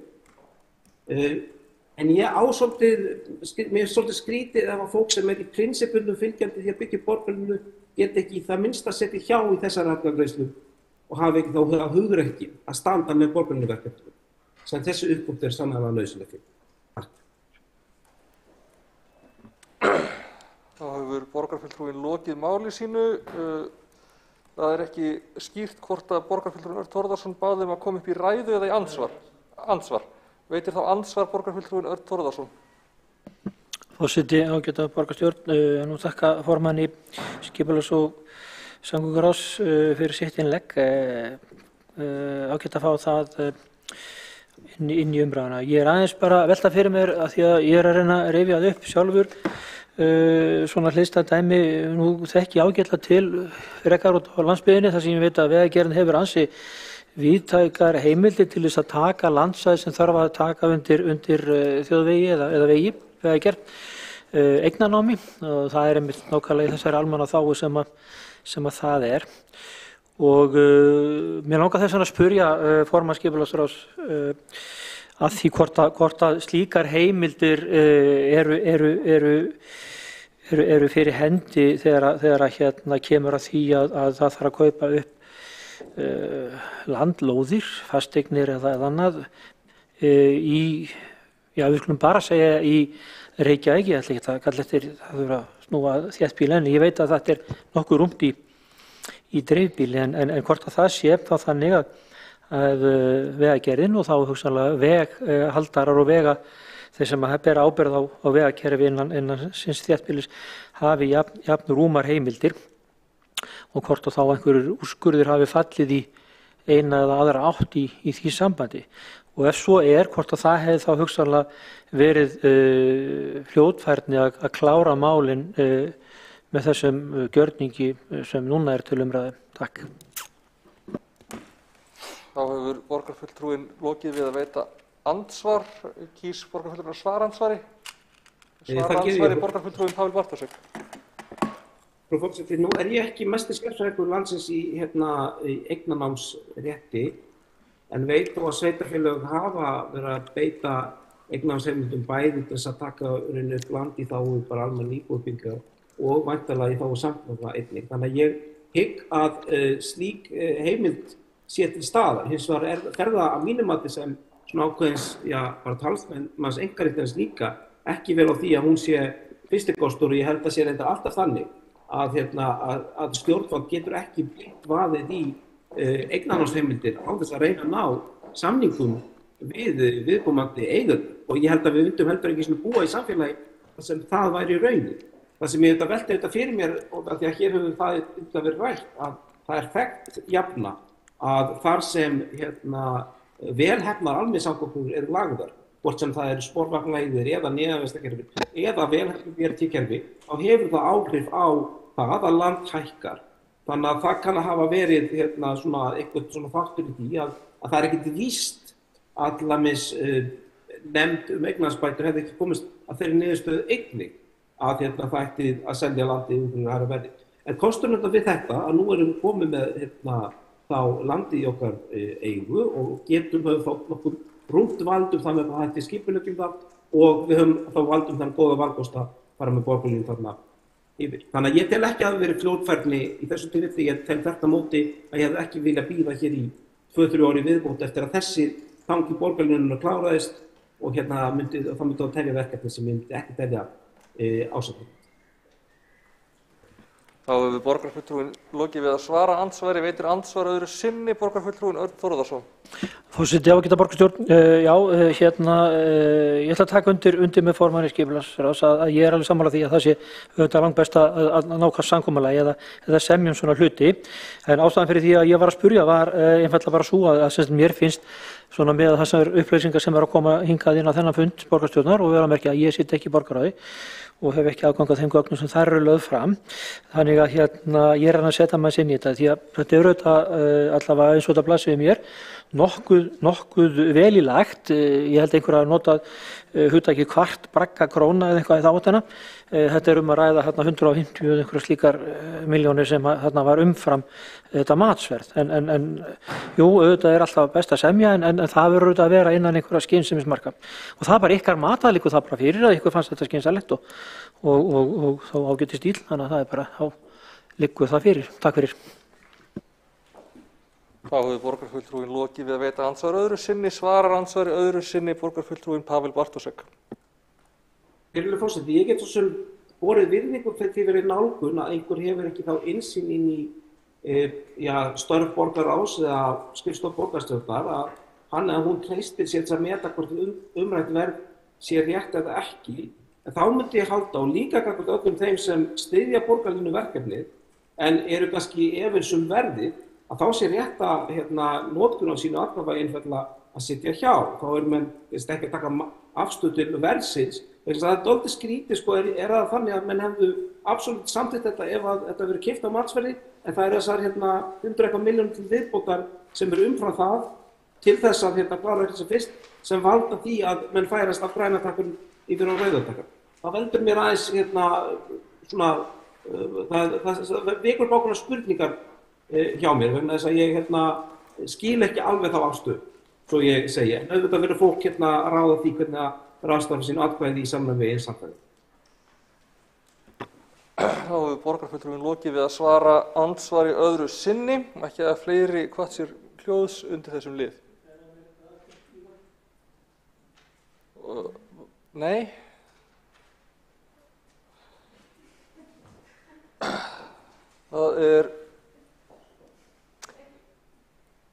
Þá er gengið til atkvæða 17. lið fundargerðar borgarráðs frá 17. febrúar. Það kaup á Knarrarvogi 2. Þau ykkar sem þá ætla ég að biðja alla borgarfulltrúa að vera í mynd eða sal eftir atvikum, kveikt á myndavél, tilbúin að taka þátt.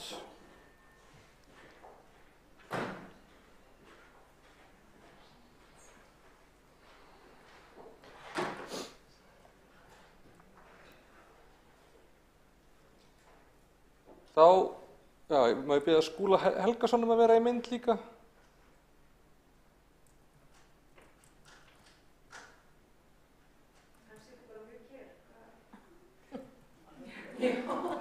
Afsakið. Þá er gengið til atkvæða 17. lið fundargerðar borgarráðs frá 10. febrúar, Knarrarvogur 2 kaup á fasteign. Þau ykkar sem að samþykki það gefið þess merki. Og þau sem á móti kunna vera.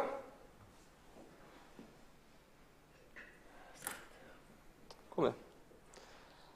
Þá er sá liður samþyktur. Þá göngum við til næsta liðar. Það er 7. liður, þar sem við ræðum fundargerð forsætisnefndar frá 11. febrúar, fundargerð mannréttinda, nýsköpunar og lýðræðisráðs frá 27. janúar, fundargerðir skipulags- og samgönguráðs frá 2. og 9. febrúar, fundargerð skóla- og frístundaráðs frá 8. febrúar og fundargerð velferðarráðs frá 2. febrúar. Einn lið þarf að staðfesta sérstaklega, það er 4. liður í fundargerð forsætisnefndar frá 11. febrúar sem er lausnarbeiðni Gunnlaugs Braga Björnssonar. Er einhver sem vil taka til máls undir þessum dagskrárlið? Verður þá gengið til atkvæða lausnarbeiðni Gunnlaugs Braga Björnssonar sem að gildir út kjörtímabilið og bið ég alla borgarfulltrúa að vera í sal, vera með kveikt á myndavél og fylgjast með. Þau ykkar sem að samþykkið lausnarbeiðnina gefið þess merki. Það er samþykkt einróma og er þá dagskrá fundarins tæmd. Þá er hægt að skella okkur í það að lesa upp bókanir. Fyrst les bókanir Sanna Magdalena Mörtudóttir fyrir Sósíalistaflokk Íslands. Má ég taka með grímuna meðan? Það leyfið er veitt. Það er ég eftir að lesa við lið 2. Þetta er umræðum húsnæðismál í Reykjavík. 552 eru á biðlista eftir almennu félagslegu leiguhúsnæði hjá borginni, þar af 125 barnafjölskyldur, 233 bíða þar eftir milliflutningi í húsnæði sem hentar betur þörfum einstaklingsins eða fjölskyldunar. 136 bíða eftir húsnæði sem hentar þörfum fólks með fötlun.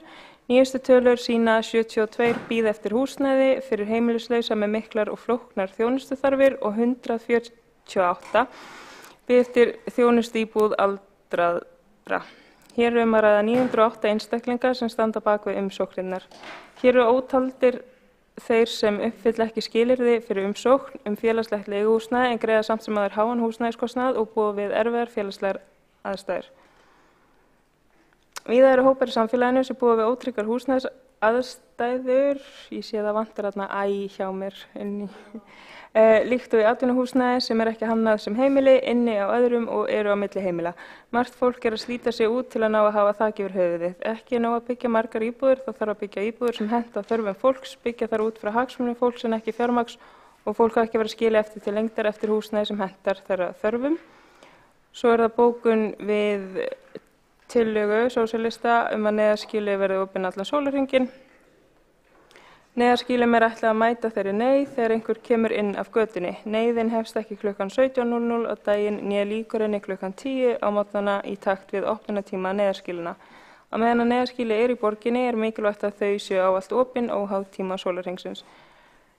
Samhliða því þarf að tryggja að nægilegt húsnæði sé alltaf til staðar sem hentar fjölbreyttum þörfum borgarbúa. Þá er þetta komið.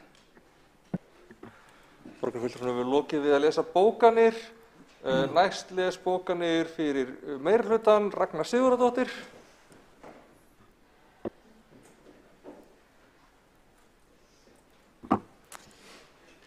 Já, þá er það bókun meirihlutans við lið 1, umræðum samræmingu sorphirðu á höfuðborgarsvæðinu. Með samræmingu sorphirðu á höfuðborgarsvæðinu er stigið risastórt skref í umhverfismálum og í umhverfisvitund fólks, enda er innleiðing hringrásarhagkerfisins og að ná betri tökum á úrgangsstjórnun liður í því að stemma stigu við loftslagsbreytingum af mannavöldum. Nýja kerfið er í samræmi við lagabreytingar söfnun á úrgangi við heimili sem taka gildi áramótin. Eftir innleiðingu þess verður 4 úrgangsflokkum safnað við öll heimili á höfuðborgarsvæðinu, lífrænum eldhúsúrgangi, blönduðu heimilissorpi, pappír og pappa og plastumbúðum.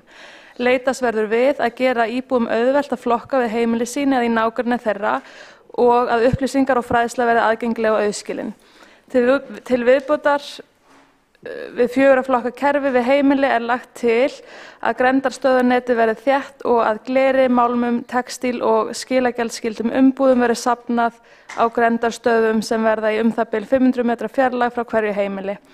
Stærri grenndarstöðvar verða í það bil 1000 metra fjarlægð frá hverju heimili og þar bætast við gámar fyrir pappír og pappa og plast.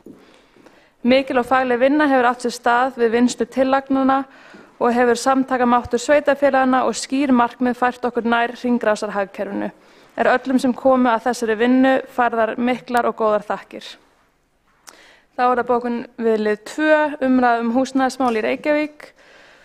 Þriðjungur íbúða á landinu rís nú í Reykjavík. Reykvíkingum hefur fjölgað 12.000 á síðustu 5 árum, sem er fordæmalaus fjölgun, en í sögu Reykjavíkur hafa aldrei verið reistar eins margar íbúðir og nú. En þarf að fjölga íbúðum og stefnt er að því eins og kemur fram í aðalskipulagi Reykjavíkur til ársins 2040. Og þá er það, hvað sér? Já, lið 3 til að borgarfulltrúar Sósíalistaflokks að neðaskilið verður opnað allan sólarhringinn. Bókunin er eftirhljóðandi.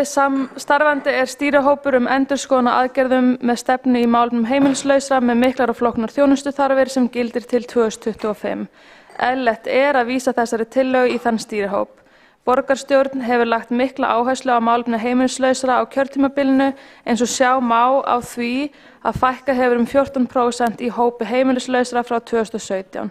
Fjárframlög hafa tvöfaldast á kjörtímabilinu frá 732 milljörðum króna 2019 í 1,4 milljarð á síðastliðnu ári. Þá er það lið 4. Tillagan gengur út á að hefja skógrækt í Svínahrauni sem er einstakt og fallegt mosavaxið hraun. Landið er ekki innan Reykjavíkur heldur á svæði Ölfus og hluta til í Kópavogi. Það er mikilvægt að vera með skýra sýn á skógrækt til framtíðar, þess vegna var gerð sérstök skógræktaráætlun. Reykjavíkurborg og Skógræktarfélag Reykjavíkur eru því sammála að skógræktaráætlun borgarinnar forgangsraði svæðum til skógræktar til norðurs í allt annars konar landslagi sem einnig mun draga úr vindi og vindstrengjum, Geldinganes, Álfsnes, Kjalarnes og Esjuhlíðar. Og þá er það lið 5. Ekkert hefur breyst frá því að borgarstjórn samþykkti fjárhagsáætlun Reykjavíkurborgar miðjan desember. Fjárhagsáætlunin er sóknaráætlun sem lýsir áframhaldandi metnaði fyrir mikilvægum verkefnum, svo sem grænum skrefum í þágu loftslagsins og framtíðar kynslóða, góðri þjónustu, einfalda lífi borgarbúa með stórum stafrænum skrefum og háu fjárfestingarstigi. Skuldahlutfall borgarsjóðs er það lægsta meðal bæjarsjóða á höfuðborgarsvæðinu og hefur borgarsjóður mikið rými til að fara í skynsamar fjárfestingar í þágu borgarbúa. Það er bjart framundan í Reykjavík á miklu uppbyggingarskeiði þar sem verður áfram gott að búa, starfa og heimsækja. Þá er búið að lesa bókanir meirihluta, næst les bókanir fyrir Flokk fólksins. Kolbrún Baldursdóttir, borgarfulltrúi. Já, ég átti eftir númer 1. Loks á að hefja metnaðarfulla flokkun á söfnunarstað og þá er engu til sparað. Árið 2019 lagði fulltrúi Flokks fólksins til í borgarráði að Reykjavíkurborg sett á laggirnar 3 tunnu flokkunarkerfi og þetta ár lagði flokkun einnig fram fyrirspurnir, bókunar og tillögu að sveitarfélög stæðu saman á sorphirðu. Algjört skilningsleysi var í borgarráð og borgarstjórn á þessu máli þá. Búið er að fara afspyrnu illa með fjármagn eiganda þessa BS fyrirtæki sem er að stæðsta hluta í eigu Reykvíkinga. Nú hækka gjöldin svo munar sem kemur verst niður á þeim efnaminnstu. Árið 2019 var plan Sorpu að flokkun færi fram í Sorpu. Í Gæi átti að flokka endastöð frekar en við upphástöð, svo sem með vindvélum, seglum og fleiru sem gekk ekki eftir eins og ætlað var. Tapast hefur mikill tími og fé sóað. Fé, það er ekki bara fé, ekki kannski laga þetta. Fulltrúi Flokks fólksins hefur verið með tillögu að þeir sem sitja í stjórn Sorpu hafi til þess sérþekkingu til að varna frekari mistökum. Ef hlustað hefði verið á varnaðarorð fjölmargra þá væri Sorpa fyrir löngu komið með almennilegt flokkunarkerfi fyrir heimilin og aðra sem þurfa að henda úrgangi og Gæja gæti búið til söluhæfa moltu og safna metani. Skuldastað Sorpu væri betri. Kannski leiðréttir þarna stafsningavillu Helga. Takk. Það er annarkvort alltaf fé eða fé, ég er ekki viss að því ég er ekki að tala sauðfé sko. Ég var búin að lesa húsnæðismálin og þá kemur ætla ég að hoppa bara yfir í 4.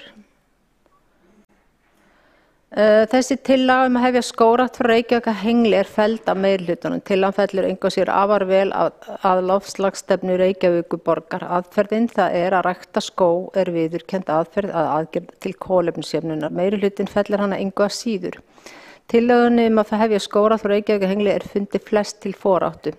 Ekki er minnsta ávinningin í málflutningi meirihlutafulltrúans sem segir að tillagan feli í sér að ætla að ráðskast með önnur sveitarfélög en Reykjavík get ekki sagt öðrum sveitarfélögum fyrir verkum. Fulltrúi Flokks fólksins minnir á að Reykjavík er aðila samtökum sveitarfélag á höfuðborgarsvæðinu. Halda mætti að sá vettvangur ætti að geta nýst til að kynna þessa til og heyra hljóðið ofan í nágranna sveitarfélögunum. Varla þarf að óttast heldur að ræða við Ölfus. Ef svona mikil hræðsla er við samtal við nágranna sveitarfélögin, hvað þá Ölfus, þá getur Reykjavíkurborg allavega plantað í það land sem er í lögsögu hennar. Skyldi maður halda. Fjárhagsstaða Reykjavíkurborgar er ekki góð. Veltufé frá rekstri er neikvæð sem þýðir að tekjur A-hlutans nægja ekki til að greiða útgjöld. Eins og fjárhagsstaða Reykjavíkurborgar er í dag er ljóst að erfiðara verður að finna peninga til að fjármagna mikilvæga grunnþjónustu. 1804 börn bíða eftir fagaðalum skólana, sálfræðingum og talmeinafræðingum helst. Erfiðast er þó að horfa upp á hversu illa víða er farið með fjármagn borgarbúa í borgarkerfinu, víða er bruðl og sóun. Skýrasta dæmi er útstreymi fjármagns frá þjónustu og nýsköpunarsviði í fjölmargar snjalllausnir sem ekki eru brýnar og hvernig þón undir stjórn meirihluta mannréttinda nýsköpunar og lýðræðisráðs vill sífellt finna upp hjólið. Hvers vegna hefur Reykjavíkurborg líkt og önnur sveitarfélög og stofnanir ekki nýtt sér gæði og hagkvæmni rammasamnings ríkiskaupa rafrænar undirskriftir í stað þess að gera kostnaðarsama sérsamninga við Dokk og Bit. Svo krútlegt. Nei, það er ekki krútlegt. Sviðið getur auðvitað svarað þessari spurningu hvernig sem er. Annað dæmi er að þón þáði heldur ekki boð ríkiskaupum samstarfi útboði vegna Microsoft-leyfa. Fulltrúi Flokks fólksins hefur lagt til að meðhöndlun fjármagnsþjónustu og nýsköpunarsviðs vantar þess verði skoðað af innri endurskoðun sem hefur þá ábyrgð og skyldur að hafa eftirlit með því að vel og skynsamlega sé farið með útsvarsfé borgarbúa.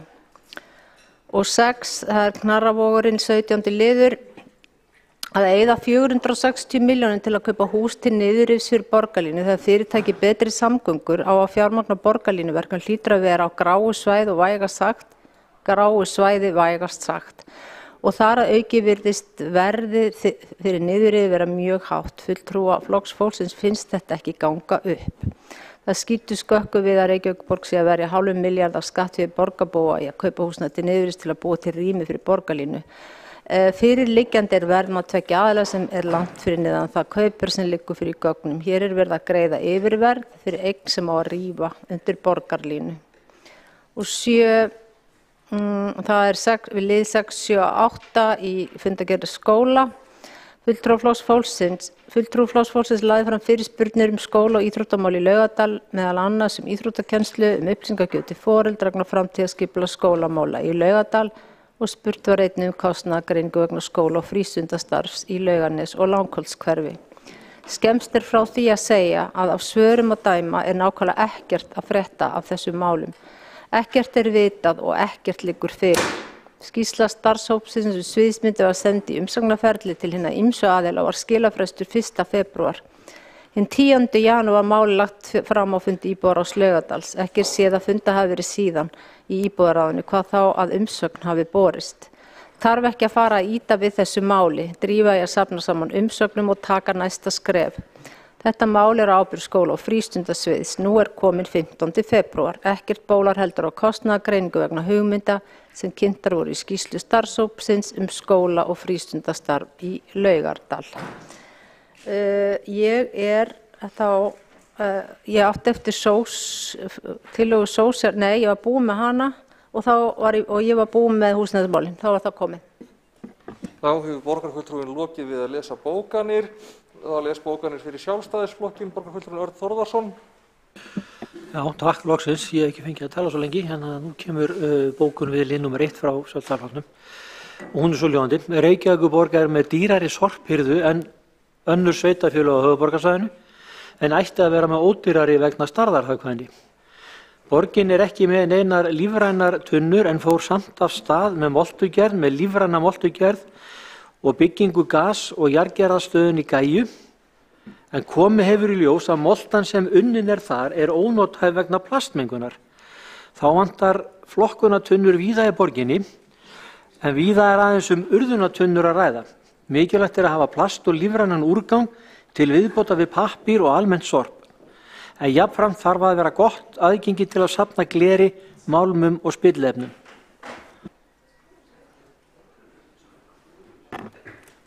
Þá hefur borgarfulltrúinn lokið við að lesa bókanir. Á einhver eftir að lesa bókanir? Já, ég á eftir að lesa hérna við lið nr. 2 fyrir Sjálfstæðisflokkinn. Allt í lagi, les þá bókun fyrir Sjálfstæðisflokkinn, Björn Gíslason, borgarfulltrúi. Já. Mikill skortur er á íbúðarhúsnæði í Reykjavík og eru flestir aðilar sammála að skortur á hagstæðar byggingarlandi sé orsök vandans.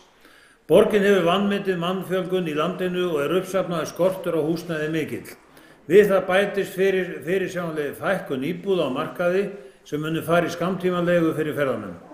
Þá er talið að 12.000 manns muni flytja til landsins á næstu 4 ár, beinlínis til að manna þau 15.000 störf sem talið er að bætist við fram til ársins 2025. Eru þá ótaldir þeir sem hingað koma og eru ekki starfandi svo sem börn. Það er misskilningur að telja að innflytjendur flytji tímabundið til Íslands. Sífellt fleiri flytja búsetu sína varanlega til Íslands. Margt bendir til þess að mannfjöldaspár borgarinnar og forsendur aðskipulags vanmeti það aðdráttarafl sem Ísland hefur. Rétt er að rifja upp að 90% leigjenda vilja eignast eigið húsnæði.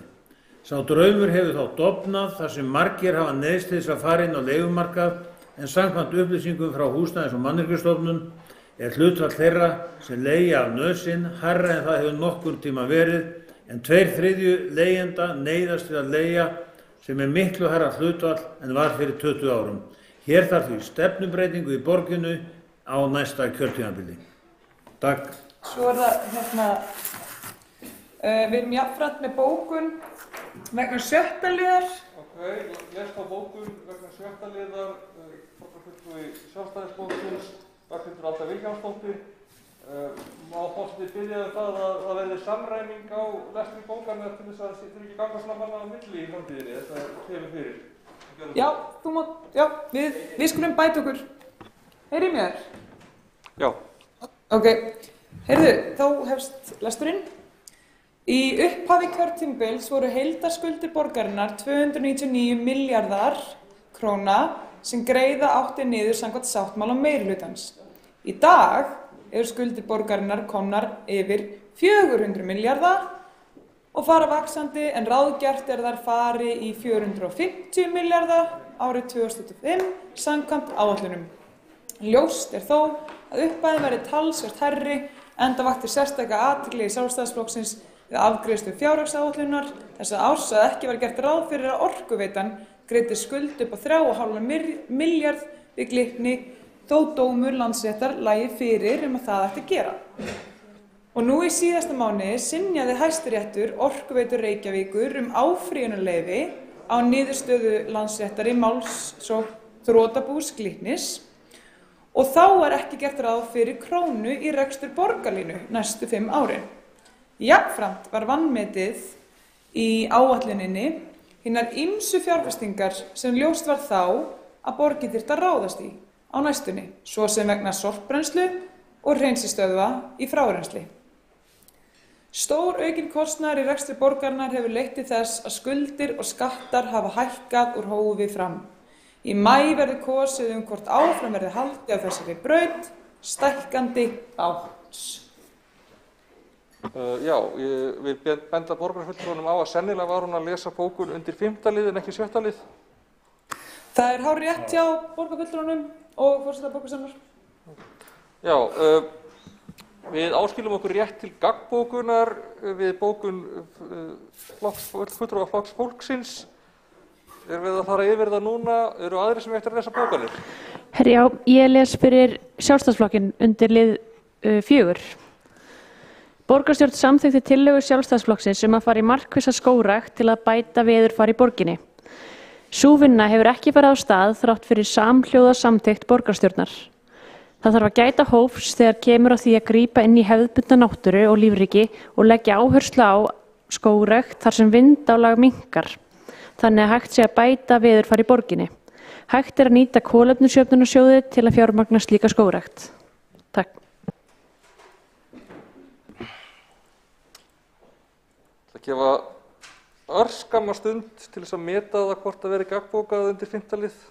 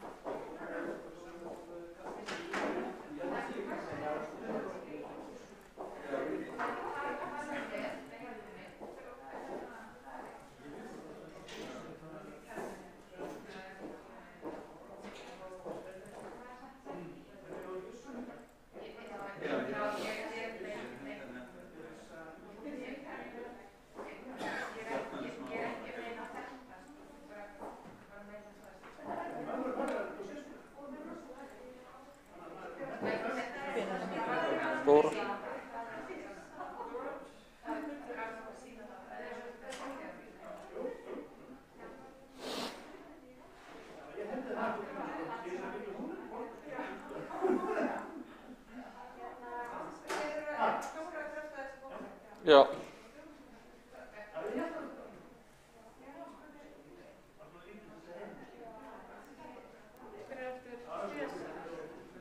Það eru Kolbrún og Ellen.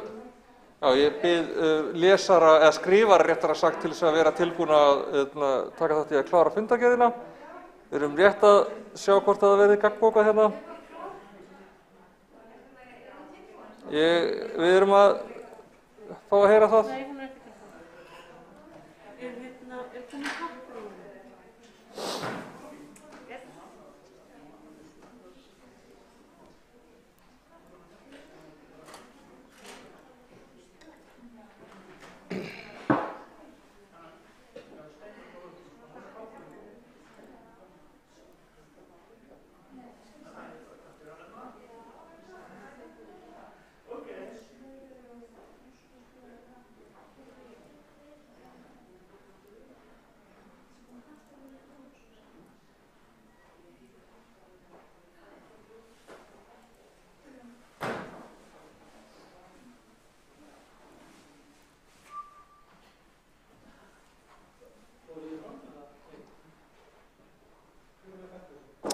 Við erum aðeins að sjá.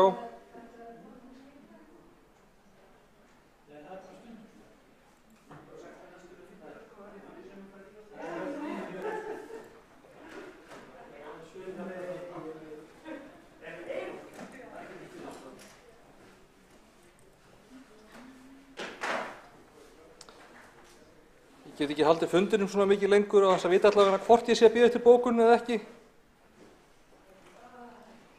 Já, frá hverjum? Nei, okkur. Nei.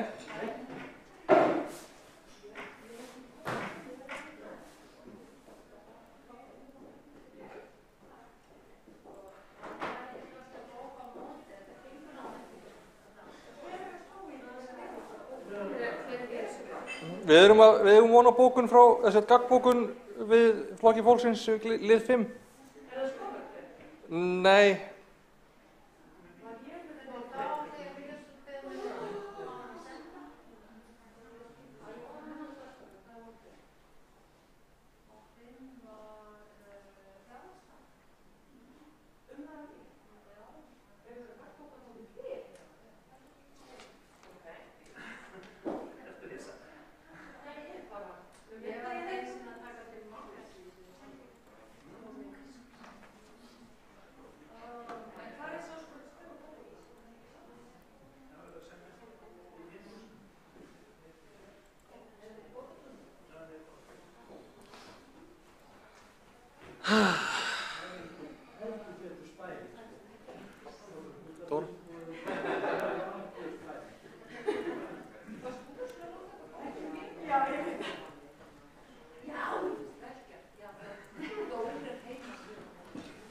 Herðu, já, þá les gaggbókun meirihluta í 5. lið, gaggbókun við bókun Flokks fólksins.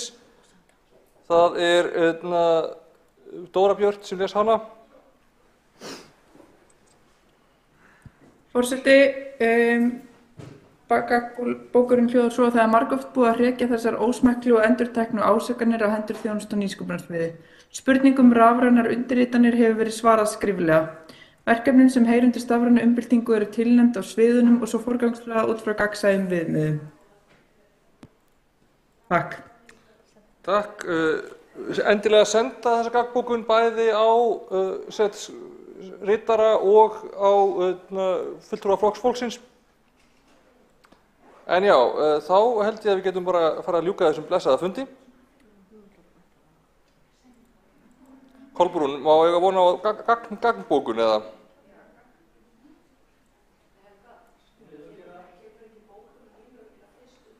Jú. Það er notabenni ekki alltaf skylda að eiga síðustu bókunina.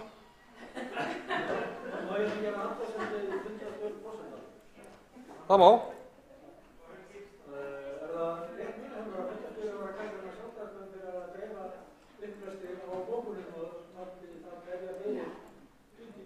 Já, og það stendur. Ég tók eftir því í fyrsta lagi,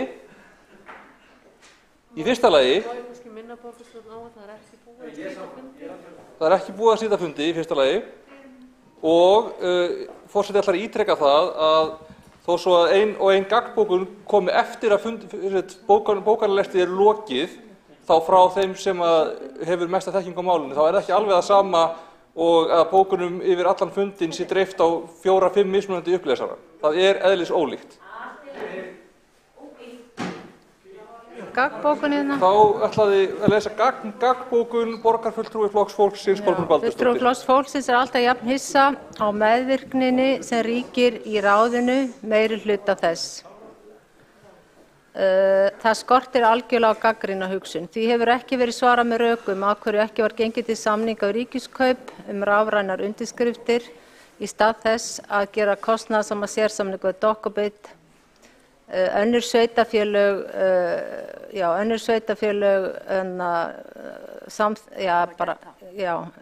bla bla. Í þessu tilfelli þarf heldur betur ekki að finna pjólið, rafrænar undirskriftir eru ekki nýjar á nálinni. Gengið til þeir eru, já. Þá eru allar bókar í lesnar. Gengið til samnings. Slitið.